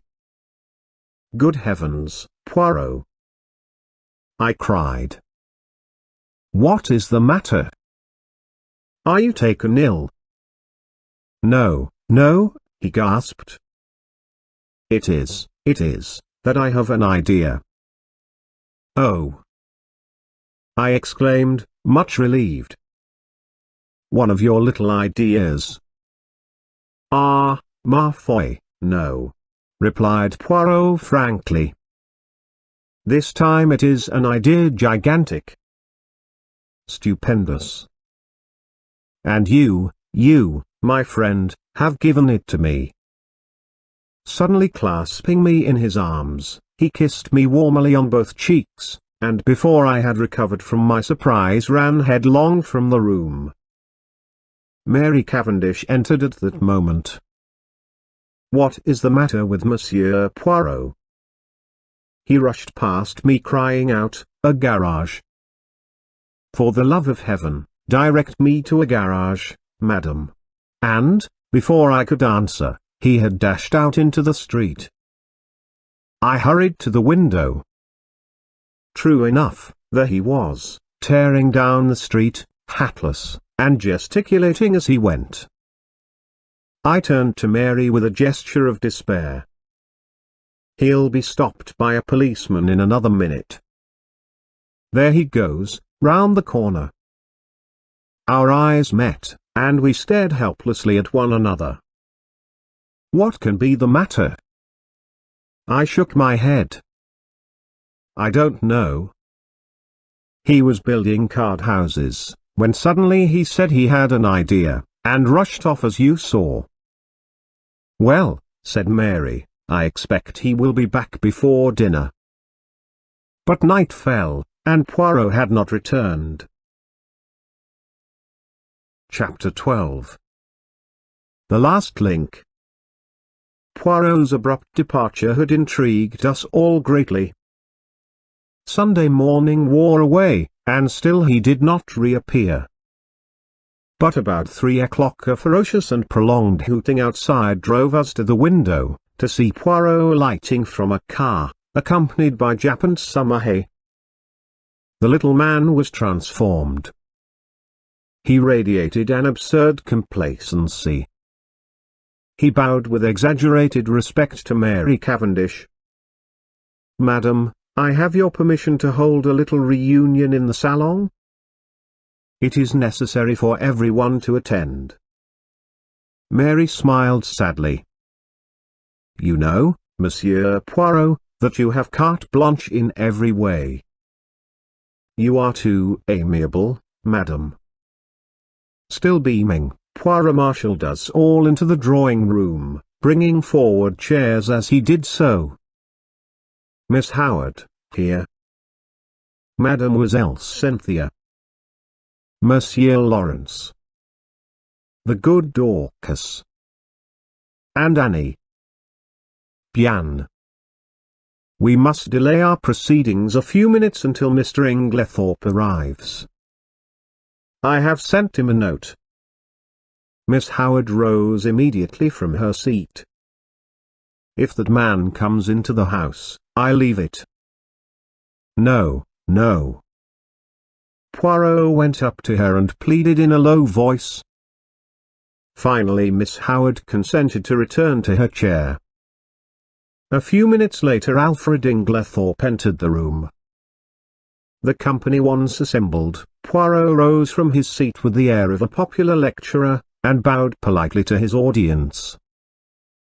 Messieurs, mesdames, As you all know, I was called in by Monsieur John Cavendish to investigate this case. I at once examined the bedroom of the deceased which, by the advice of the doctors, had been kept locked, and was consequently exactly as it had been when the tragedy occurred. I found, first, a fragment of green material, second, a stain on the carpet near the window, still damp, thirdly, an empty box of bromide powders. To take the fragment of green material first, I found it caught in the bolt of the communicating door between that room and the adjoining one occupied by Mademoiselle Cynthia. I handed the fragment over to the police, who did not consider it of much importance. Nor did they recognize it for what it was, a piece torn from a Greenland armlet. There was a little stir of excitement. Now there was only one person at Styles who worked on the land, Mrs. Cavendish. Therefore it must have been Mrs. Cavendish who entered the deceased's room through the door communicating with Mademoiselle Cynthia's room. But that door was bolted on the inside. I cried. When I examined the room, yes. But in the first place we have only her word for it, since it was she who tried that particular door and reported it fastened. In the ensuing confusion she would have had ample opportunity to shoot the bolt across. I took an early opportunity of verifying my conjectures. To begin with, the fragment corresponds exactly with a tear in Mrs. Cavendish's armlet. Also, at the inquest, Mrs. Cavendish declared that she had heard, from her own room, the fall of the table by the bed. I took an early opportunity of testing that statement by stationing my friend Monsieur Hastings in the left wing of the building, just outside Mrs. Cavendish's door. I myself, in company with the police, went to the deceased's room, and whilst there I, apparently accidentally, knocked over the table in question, but found that, as I had expected, Monsieur Hastings had heard no sound at all. This confirmed my belief that Mrs. Cavendish was not speaking the truth when she declared that she had been dressing in her room at the time of the tragedy. In fact, I was convinced that, far from having been in her own room, Mrs. Cavendish was actually in the deceased's room when the alarm was given. I shot a quick glance at Mary. She was very pale, but smiling. I proceeded to reason on that assumption. Mrs. Cavendish is in her mother-in-law's room. We will say that she is seeking for something and has not yet found it. Suddenly Mrs. Inglethorpe awakens and is seized with an alarming paroxysm. She flings out her arm, overturning the bed table, and then pulls desperately at the bell. Mrs. Cavendish, startled, drops her candle, scattering the grease on the carpet. She picks it up, and retreats quickly to Mademoiselle Cynthia's room, closing the door behind her. She hurries out into the passage, for the servants must not find her where she is. But it is too late. Already footsteps are echoing along the gallery which connects the two wings. What can she do? Quick as thought, she hurries back to the young girl's room, and starts shaking her awake. The hastily aroused household come trooping down the passage. They are all busily battering at Mrs. Inglethorpe's door. It occurs to nobody that Mrs. Cavendish has not arrived with the rest, but, and this is significant, I can find no one who saw her come from the other wing. He looked at Mary Cavendish. "Am I right, madam?" She bowed her head. "Quite right, monsieur. You understand that, if I had thought I would do my husband any good by revealing these facts, I would have done so. But it did not seem to me to bear upon the question of his guilt or innocence." "In a sense, that is correct, madam. But it cleared my mind of many misconceptions, and left me free to see other facts in their true significance." "The will," cried Lawrence. "Then it was you, Mary, who destroyed the will." She shook her head, and Poirot shook his also. "No," he said quietly. "There is only one person who could possibly have destroyed that will, Mrs. Inglethorpe herself." "Impossible!" I exclaimed. "She had only made it out that very afternoon." "Nevertheless, mon ami, it was Mrs. Inglethorpe. Because, in no other way can you account for the fact that, on one of the hottest days of the year, Mrs. Inglethorpe ordered a fire to be lighted in her room." I gave a gasp. What idiots we had been never to think of that fire as being incongruous. Poirot was continuing, "The temperature on that day, messieurs, was 80 degrees in the shade. Yet Mrs. Inglethorpe ordered a fire. Why? Because she wished to destroy something, and could think of no other way. You will remember that, in consequence of the war economics practiced at Styles, no waste paper was thrown away. There was therefore no means of destroying a thick document such as a will.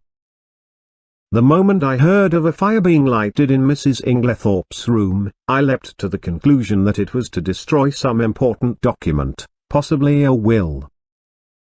So the discovery of the charred fragment in the grate was no surprise to me. I did not, of course, know at the time that the will in question had only been made this afternoon, and I will admit that, when I learnt that fact, I fell into a grievous error. I came to the conclusion that Mrs. Inglethorpe's determination to destroy her will arose as a direct consequence of the quarrel she had that afternoon, and that therefore the quarrel took place after, and not before the making of the will. Here, as we know, I was wrong, and I was forced to abandon that idea. I faced the problem from a new standpoint. Now, at 4 o'clock, Dorcas overheard her mistress saying angrily, "You need not think that any fear of publicity, or scandal between husband and wife will deter me." I conjectured, and conjectured rightly, that these words were addressed, not to her husband, but to Mr. John Cavendish. At 5 o'clock, an hour later, she uses almost the same words, but the standpoint is different. She admits to Dorcas, "I don't know what to do. Scandal between husband and wife is a dreadful thing." At 4 o'clock she has been angry, but completely mistress of herself. At 5 o'clock she is in violent distress, and speaks of having had a great shock. Looking at the matter psychologically, I drew one deduction which I was convinced was correct. The second scandal she spoke of was not the same as the first, and it concerned herself. Let us reconstruct. At 4 o'clock, Mrs. Inglethorpe quarrels with her son, and threatens to denounce him to his wife, who, by the way, overheard the greater part of the conversation. At 4:30, Mrs. Inglethorpe, in consequence of a conversation on the validity of wills, makes a will in favor of her husband, which the two gardeners witness. At 5 o'clock, Dorcas finds her mistress in a state of considerable agitation, with a slip of paper, a letter, Dorcas thinks, in her hand, and it is then that she orders the fire in her room to be lighted. Presumably, then, between 4:30 and 5 o'clock, something has occurred to occasion a complete revolution of feeling, since she is now as anxious to destroy the will, as she was before to make it. What was that something? As far as we know, she was quite alone during that half hour. Nobody entered or left that boudoir. What then occasioned this sudden change of sentiment? One can only guess, but I believe my guess to be correct. Mrs. Inglethorpe had no stamps in her desk. We know this, because later she asked Dorcas to bring her some. Now in the opposite corner of the room stood her husband's desk, locked. She was anxious to find some stamps, and, according to my theory, she tried her own keys in the desk. That one of them fitted I know. She therefore opened the desk, and in searching for the stamps she came across something else, that slip of paper which Dorcas saw in her hand, and which assuredly was never meant for Mrs. Inglethorpe's eyes. On the other hand, Mrs. Cavendish believed that the slip of paper to which her mother-in-law clung so tenaciously was a written proof of her own husband's infidelity. She demanded it from Mrs. Inglethorpe, who assured her, quite truly, that it had nothing to do with that matter. Mrs. Cavendish did not believe her. She thought that Mrs. Inglethorpe was shielding her stepson. Now Mrs. Cavendish is a very resolute woman, and, behind her mask of reserve, she was madly jealous of her husband. She determined to get hold of that paper at all costs, and in this resolution chance came to her aid. She happened to pick up the key of Mrs. Inglethorpe's dispatch case, which had been lost that morning. She knew that her mother-in-law invariably kept all important papers in this particular case. Mrs. Cavendish, therefore, made her plans as only a woman driven desperate through jealousy could have done. Sometime in the evening she unbolted the door leading into Mademoiselle Cynthia's room. Possibly she applied oil to the hinges, for I found that it opened quite noiselessly when I tried it. She put off her project until the early hours of the morning as being safer, since the servants were accustomed to hearing her move about her room at that time. She dressed completely in her land kit, and made her way quietly through Mademoiselle Cynthia's room into that of Mrs. Inglethorpe. He paused a moment, and Cynthia interrupted, "But I should have woken up if anyone had come through my room?" "Not if you were drugged, mademoiselle." "Drugged?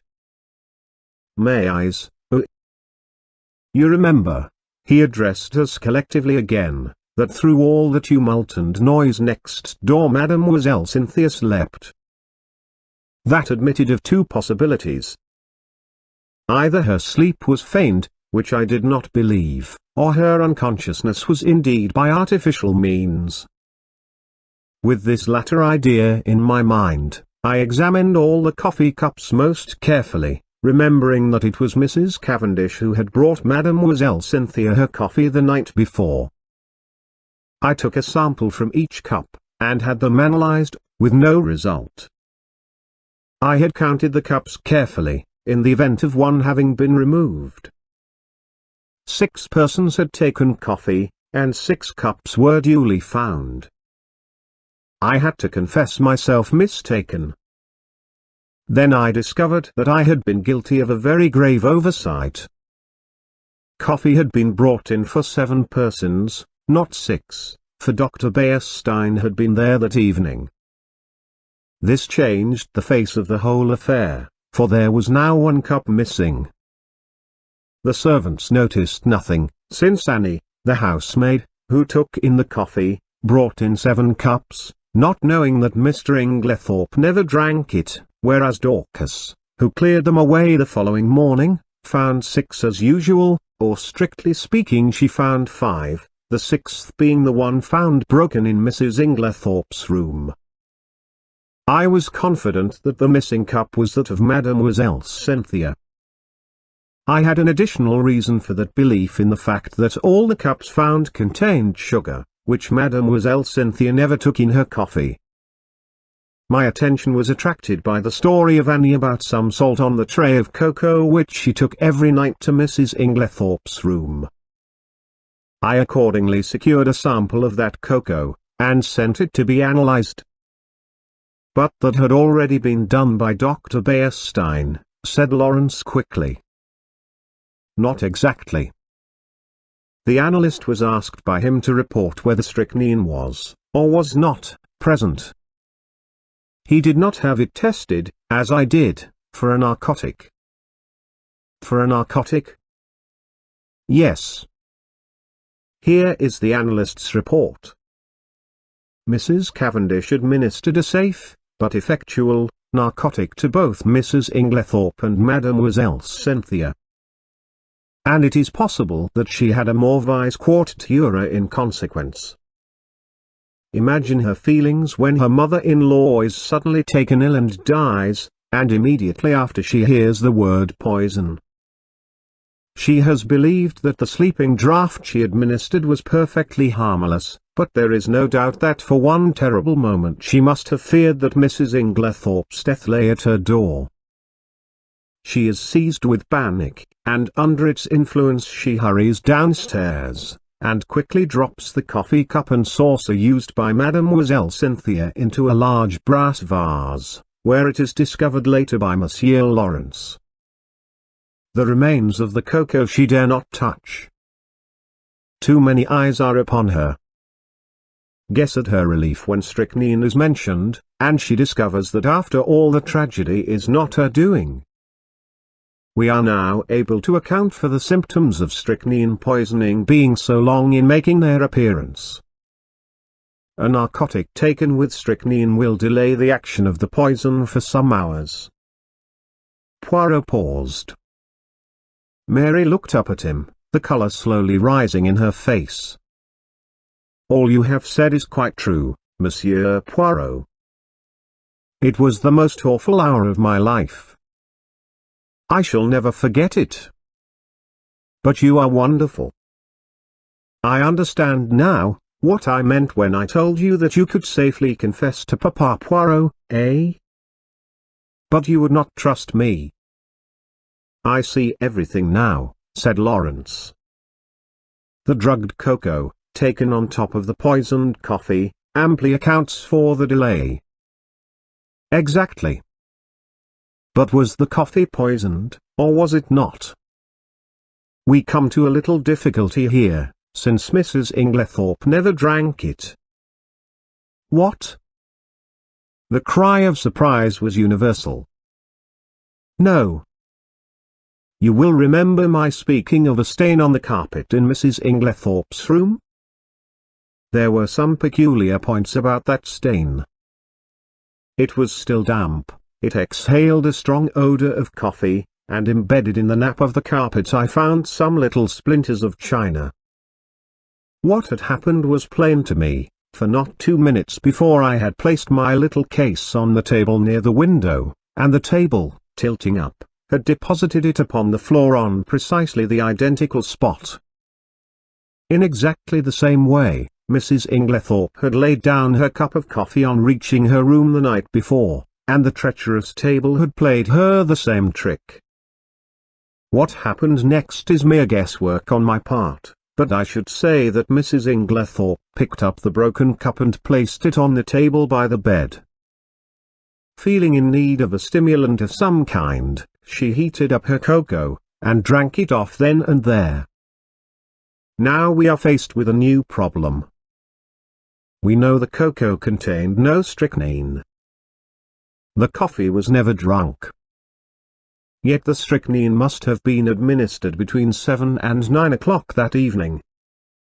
What third medium was there, a medium so suitable for disguising the taste of strychnine that it is extraordinary no one has thought of it?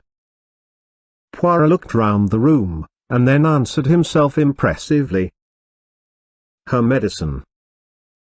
"Do you mean that the murderer introduced the strychnine into her tonic?" I cried. "There was no need to introduce it. It was already there, in the mixture. The strychnine that killed Mrs. Inglethorpe was the identical strychnine prescribed by Dr. Wilkins. To make that clear to you, I will read you an extract from a book on dispensing which I found in the dispensary of the Red Cross Hospital at Tadminster. The following prescription has become famous in textbooks: strychnine sulf. Gram. Potass bromide. 3 vi aquad. 3 vi fiat mistura. This solution deposits in a few hours the greater part of the strychnine salt as an insoluble bromide in transparent crystals. A lady in England lost her life by taking a similar mixture. The precipitated strychnine collected at the bottom, and in taking the last dose she swallowed nearly all of it. Now there was, of course, no bromide in Dr. Wilkins' prescription, but you will remember that I mentioned an empty box of bromide powders. 1 or 2 of those powders introduced into the full bottle of medicine would effectually precipitate the strychnine, as the book describes, and cause it to be taken in the last dose.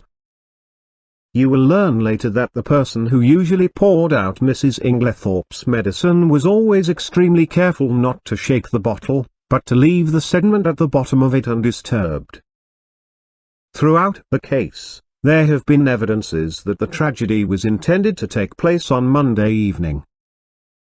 On that day, Mrs. Inglethorpe's bell wire was neatly cut, and on Monday evening Mademoiselle Cynthia was spending the night with friends, so that Mrs. Inglethorpe would have been quite alone in the right wing, completely shut off from help of any kind, and would have died, in all probability, before medical aid could have been summoned. But in her hurry to be in time for the village entertainment, Mrs. Inglethorpe forgot to take her medicine, and the next day she lunched away from home, so that the last, and fatal, dose was actually taken 24 hours later than had been anticipated by the murderer, and it is owing to that delay that the final proof, the last link of the chain, is now in my hands. Amid breathless excitement, he held out 3 thin strips of paper. Our letter in the murderer's own handwriting, Miss. Had it been a little clearer in its terms, it is possible that Mrs. Inglethorpe, warned in time, would have escaped. As it was, she realized her danger, but not the manner of it. In the deathly silence, Poirot pieced together the slips of paper and, clearing his throat, read, "Dearest Evelyn, you will be anxious at hearing nothing. It is all right, only it will be tonight instead of last night. You understand. There's a good time coming once the old woman is dead and out of the way. No one can possibly bring home the crime to me. That idea of yours about the bromides was a stroke of genius. But we must be very circumspect. A false step, here, my friends, the letter breaks off."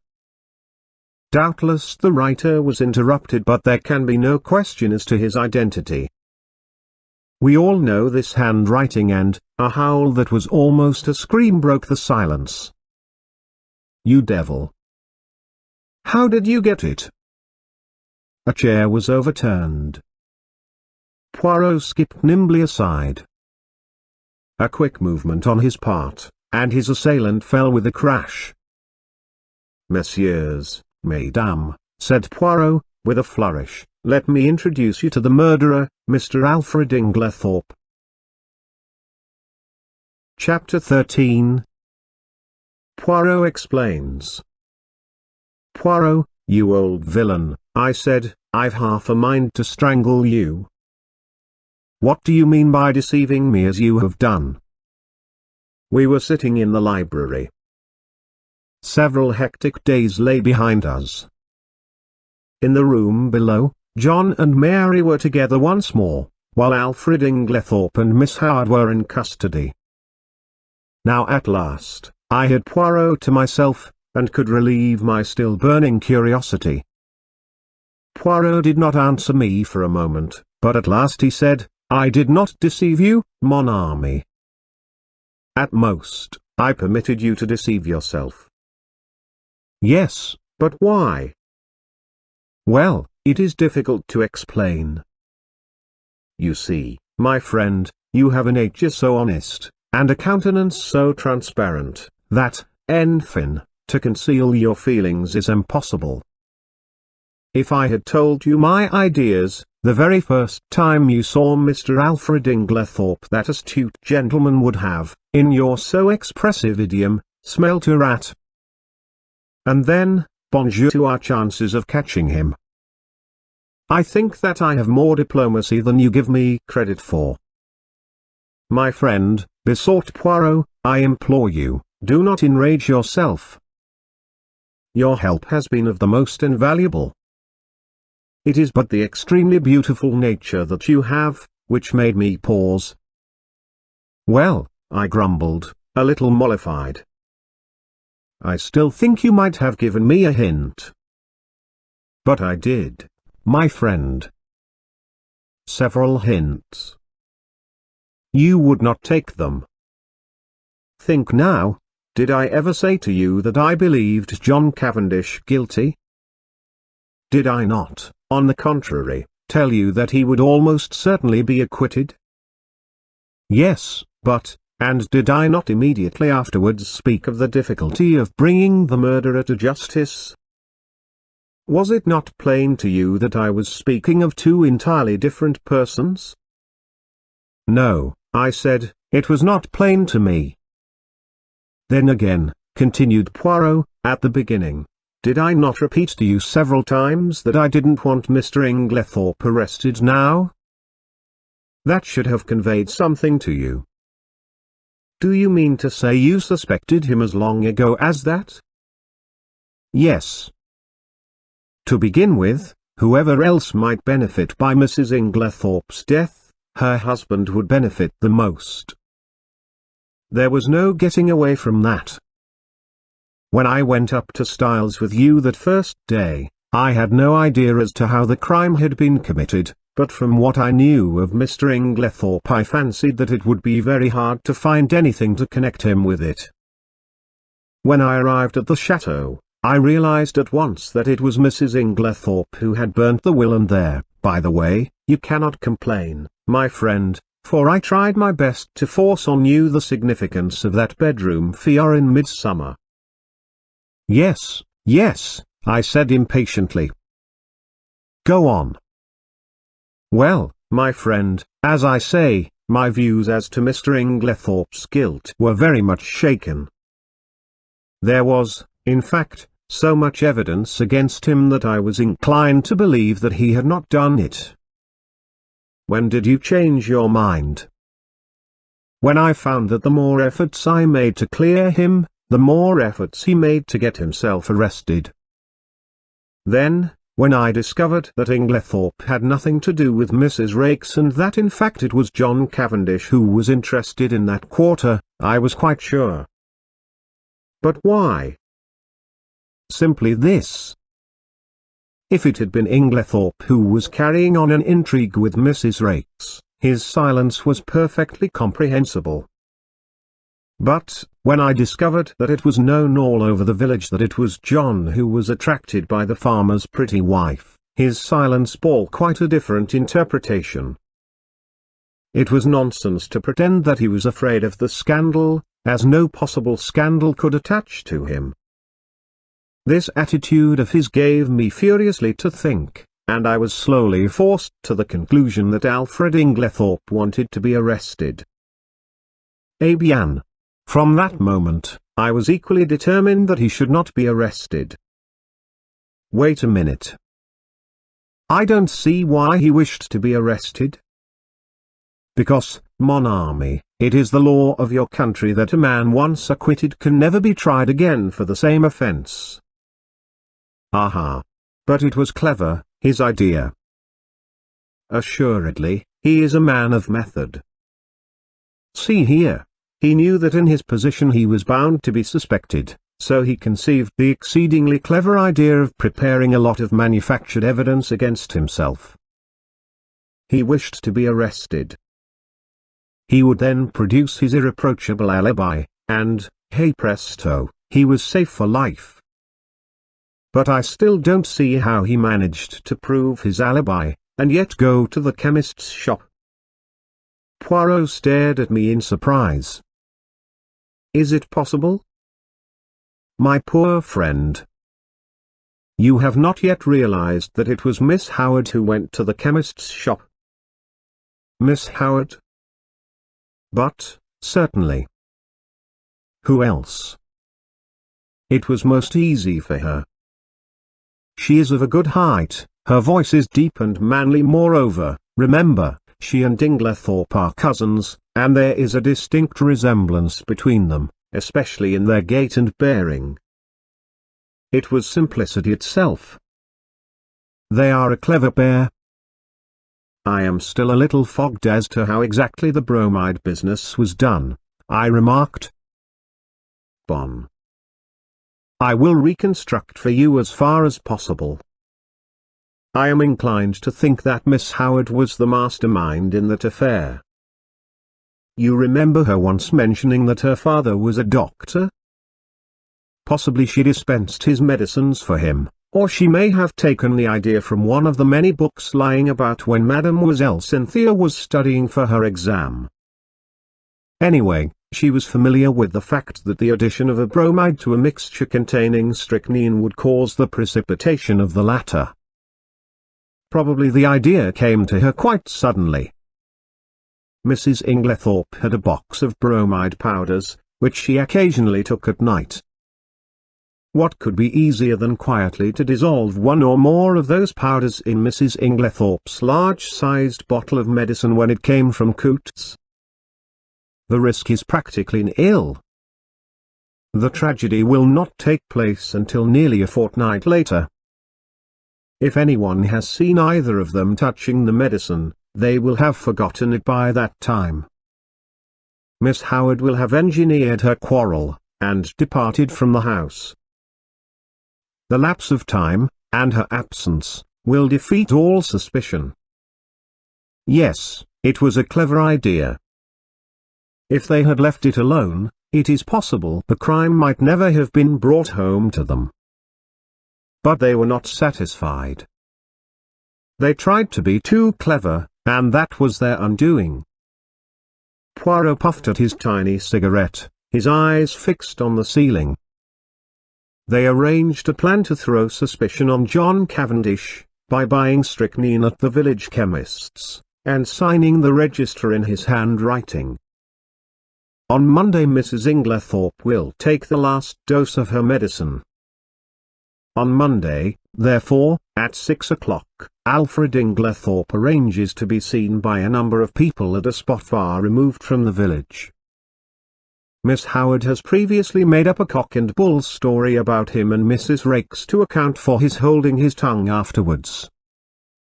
At 6 o'clock, Miss Howard, disguised as Alfred Inglethorpe, enters the chemist's shop, with her story about a dog, obtains the strychnine, and writes the name of Alfred Inglethorpe in John's handwriting, which she had previously studied carefully.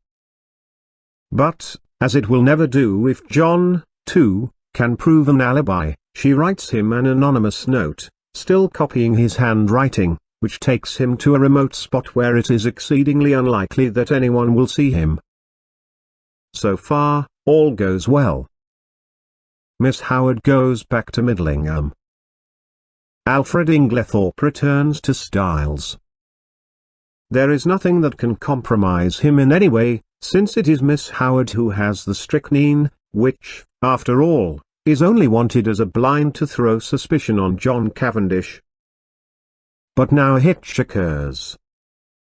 Mrs. Inglethorpe does not take her medicine that night.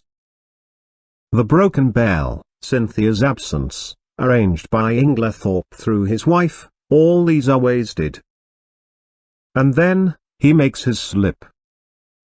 Mrs. Inglethorpe is out, and he sits down to write to his accomplice, who, he fears, may be in a panic at the non-success of their plan. It is probable that Mrs. Inglethorpe returned earlier than he expected. Caught in the act, and somewhat flurried, he hastily shuts and locks his desk. He fears that if he remains in the room he may have to open it again, and that Mrs. Inglethorpe might catch sight of the letter before he could snatch it up.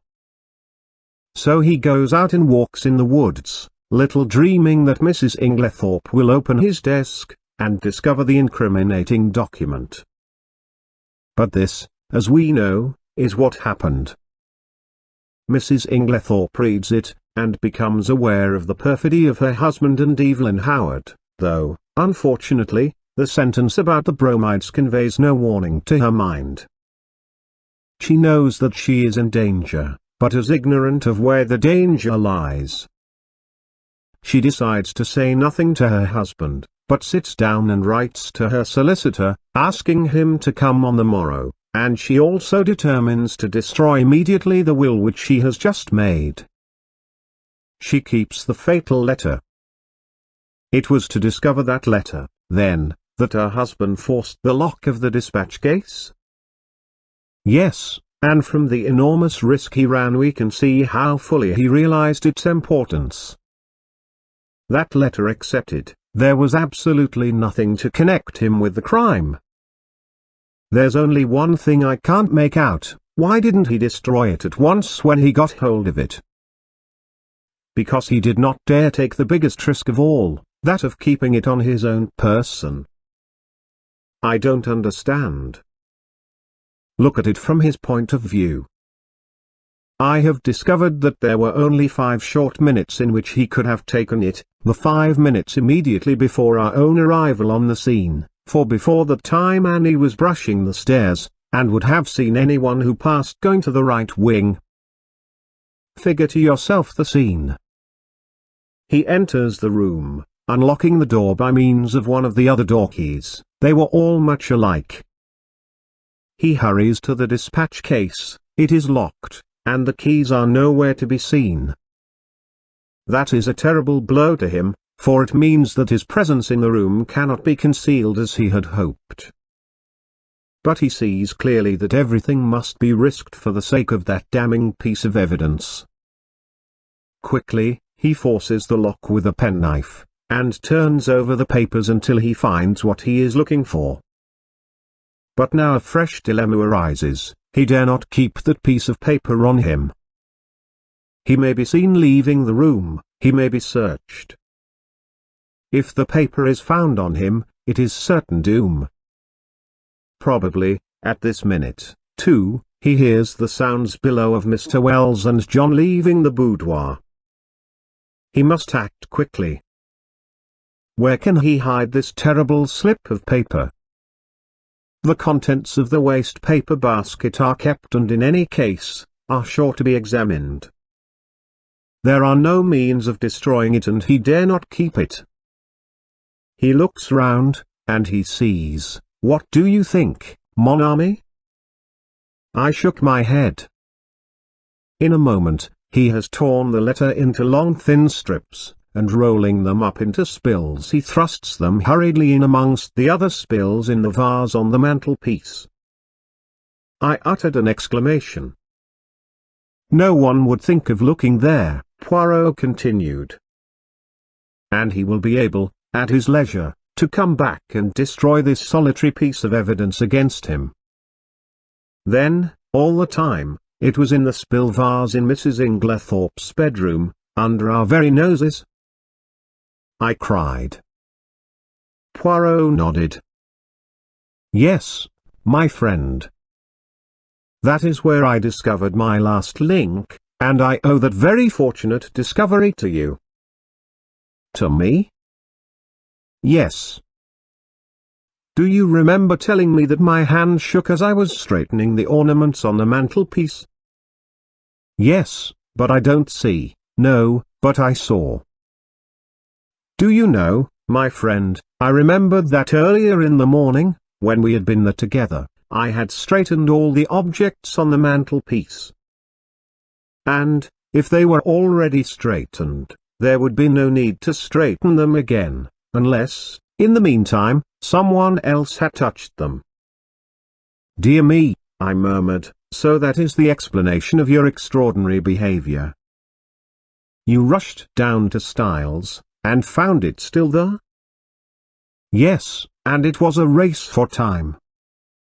But I still can't understand why Inglethorpe was such a fool as to leave it there when he had plenty of opportunity to destroy it. Ah, but he had no opportunity. I saw to that. You? Yes. Do you remember reproving me for taking the household into my confidence on the subject? Yes. Well, my friend, I saw there was just one chance. I was not sure then if Inglethorpe was the criminal or not, but if he was I reasoned that he would not have the paper on him, but would have hidden it somewhere, and by enlisting the sympathy of the household I could effectually prevent his destroying it. He was already under suspicion, and by making the matter public I secured the services of about 10 amateur detectives, who would be watching him unceasingly, and being himself aware of their watchfulness he would not dare seek further to destroy the document. He was therefore forced to depart from the house, leaving it in the spill vase. But surely Miss Howard had ample opportunities of aiding him. Yes, but Miss Howard did not know of the paper's existence. In accordance with their prearranged plan, she never spoke to Alfred Inglethorpe. They were supposed to be deadly enemies, and until John Cavendish was safely convicted they neither of them dared risk a meeting. Of course I had a watch kept on Mr. Inglethorpe, hoping that sooner or later he would lead me to the hiding place. But he was too clever to take any chances. The paper was safe where it was, since no one had thought of looking there in the first week. It was not likely they would do so afterwards. But for your lucky remark, we might never have been able to bring him to justice. I understand that now, but when did you first begin to suspect Miss Howard? When I discovered that she had told a lie at the inquest about the letter she had received from Mrs. Inglethorpe. Why, what was there to lie about? You saw that letter? Do you recall its general appearance? Yes, more or less. You will recollect, then, that Mrs. Inglethorpe wrote a very distinctive hand, and left large clear spaces between her words. But if you look at the date at the top of the letter you will notice that July 17th is quite different in this respect. Do you see what I mean? No, I confessed, I don't.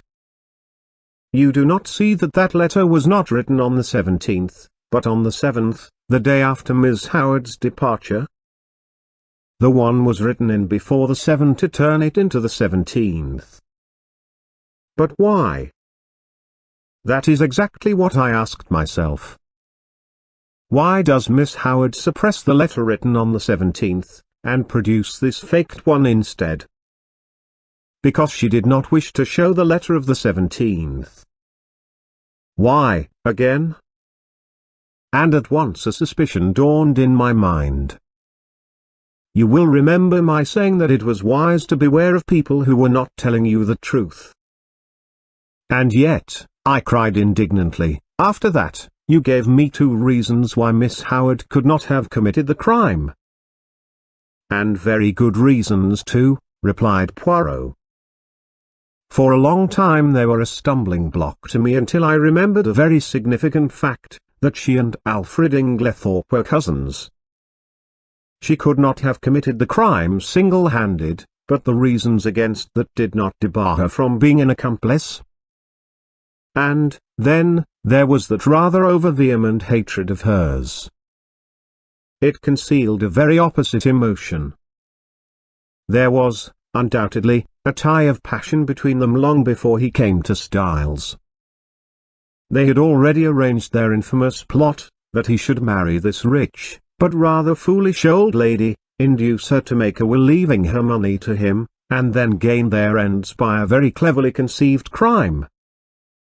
If all had gone as they planned, they would probably have left England, and lived together on their poor victim's money. They are a very astute and unscrupulous pair. While suspicion was to be directed against him, she would be making quiet preparations for a very different denouement. She arrives from Middlingham with all the compromising items in her possession. No suspicion attaches to her. No notice is paid to her coming and going in the house. She hides the strychnine and glasses in John's room. She puts the beard in the attic. She will see to it that sooner or later they are duly discovered. I don't quite see why they tried to fix the blame on John, I remarked. It would have been much easier for them to bring the crime home to Lawrence. Yes, but that was mere chance. all the evidence against him arose out of pure accident. It must, in fact, have been distinctly annoying to the pair of schemers. His manner was unfortunate, I observed thoughtfully. Yes. You realize, of course, what was at the back of that? No. You did not understand that he believed Mademoiselle Cynthia guilty of the crime? No, I exclaimed, astonished. Impossible. Not at all. I myself nearly had the same idea. It was in my mind when I asked Mr. Wells that first question about the will. Then there were the bromide powders which she had made up, and her clever male impersonations, as Dorcas recounted them to us. There was really more evidence against her than anyone else. You are joking, Poirot. No. Shall I tell you what made Monsieur Lawrence turn so pale when he first entered his mother's room on the fatal night? It was because, whilst his mother lay there, obviously poisoned, he saw, over your shoulder, that the door into Mademoiselle Cynthia's room was unbolted. But he declared that he saw it bolted. I cried. Exactly, said Poirot dryly. And that was just what confirmed my suspicion that it was not. He was shielding Mademoiselle Cynthia. But why should he shield her? Because he is in love with her. I laughed. There, Poirot, you are quite wrong. I happen to know for a fact that, far from being in love with her, he positively dislikes her. Who told you that, mon ami? Cynthia herself. La pauvre petite. And she was concerned? She said that she did not mind at all. Then she certainly did mind very much, remarked Poirot. They are like that, les femmes. What you say about Lawrence is a great surprise to me, I said. But why? It was most obvious. Did not Monsieur Lawrence make the sour face every time Mademoiselle Cynthia spoke and laughed with his brother? He had taken it into his long head that Mademoiselle Cynthia was in love with Monsieur John. When he entered his mother's room, and saw her obviously poisoned, he jumped to the conclusion that Mademoiselle Cynthia knew something about the matter. He was nearly driven desperate. First he crushed the coffee cup to powder under his feet, remembering that she had gone up with his mother the night before, and he determined that there should be no chance of testing its contents. Thenceforward, he strenuously, and quite uselessly, upheld the theory of death from natural causes. And what about the extra coffee cup? I was fairly certain that it was Mrs. Cavendish who had hidden it, but I had to make sure. Monsieur Lawrence did not know at all what I meant, but, on reflection, he came to the conclusion that if he could find an extra coffee cup anywhere his lady love would be cleared of suspicion. And he was perfectly right. One thing more. What did Mrs. Inglethorpe mean by her dying words? They were, of course, an accusation against her husband. Dear me, Poirot, I said with a sigh, I think you have explained everything. I am glad it has all ended so happily. Even John and his wife are reconciled. Thanks to me. How do you mean, thanks to you?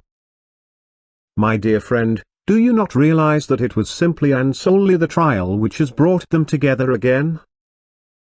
That John Cavendish still loved his wife, I was convinced.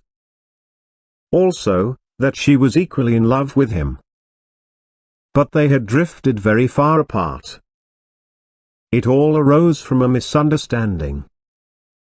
She married him without love. He knew it. He is a sensitive man in his way, he would not force himself upon her if she did not want him. and, as he withdrew, her lover woke. But they are both unusually proud, and their pride held them inexorably apart. He drifted into an entanglement with Mrs. Raikes, and she deliberately cultivated the friendship of Dr. Beerstein. Do you remember the day of John Cavendish's arrest, when you found me deliberating over a big decision? Yes, I quite understood your distress. Pardon me, mon ami, but you did not understand it in the least. I was trying to decide whether or not I would clear John Cavendish at once. I could have cleared him, though it might have meant a failure to convict the real criminals. They were entirely in the dark as to my real attitude up to the very last moment, which partly accounts for my success. Do you mean that you could have saved John Cavendish from being brought to trial? Yes, my friend. But I eventually decided in favor of a woman's happiness. Nothing but the great danger through which they have passed could have brought these two proud souls together again. I looked at Poirot in silent amazement. The colossal cheek of the little man. Who on earth but Poirot would have thought of a trial for murder as a restorer of conjugal happiness? I perceive your thoughts, mon ami, said Poirot, smiling at me. No one but Hercule Poirot would have attempted such a thing. And you are wrong in condemning it. The happiness of one man and one woman is the greatest thing in all the world. His words took me back to earlier events. I remembered Mary as she lay white and exhausted on the sofa, listening. There had come the sound of the bell below. She had started up.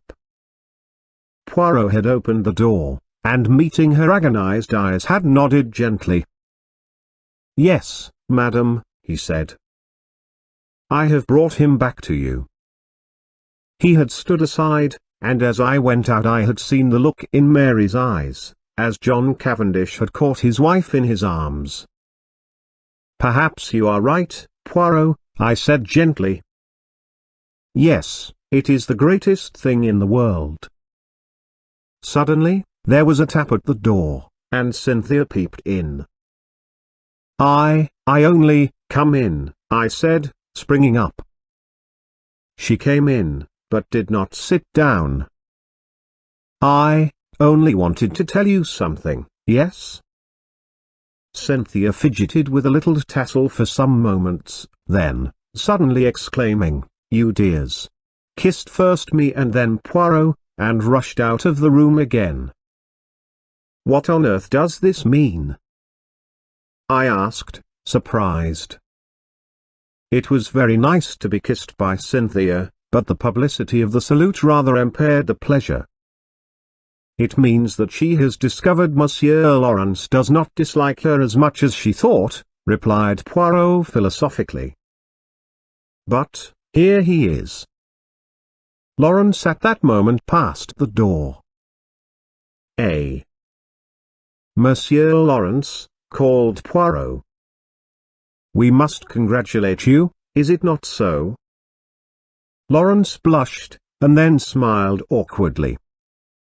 A man in love is a sorry spectacle. Now Cynthia had looked charming. I sighed. What is it, mon ami? Nothing, I said sadly. They are two delightful women. And neither of them is for you, finished Poirot. Never mind. Console yourself, my friend. We may hunt together again, who knows? And then? Thanks for listening. Please don't forget to like my video and subscribe to my channel for more content. Be the first to know. Take care of yourself till the next time.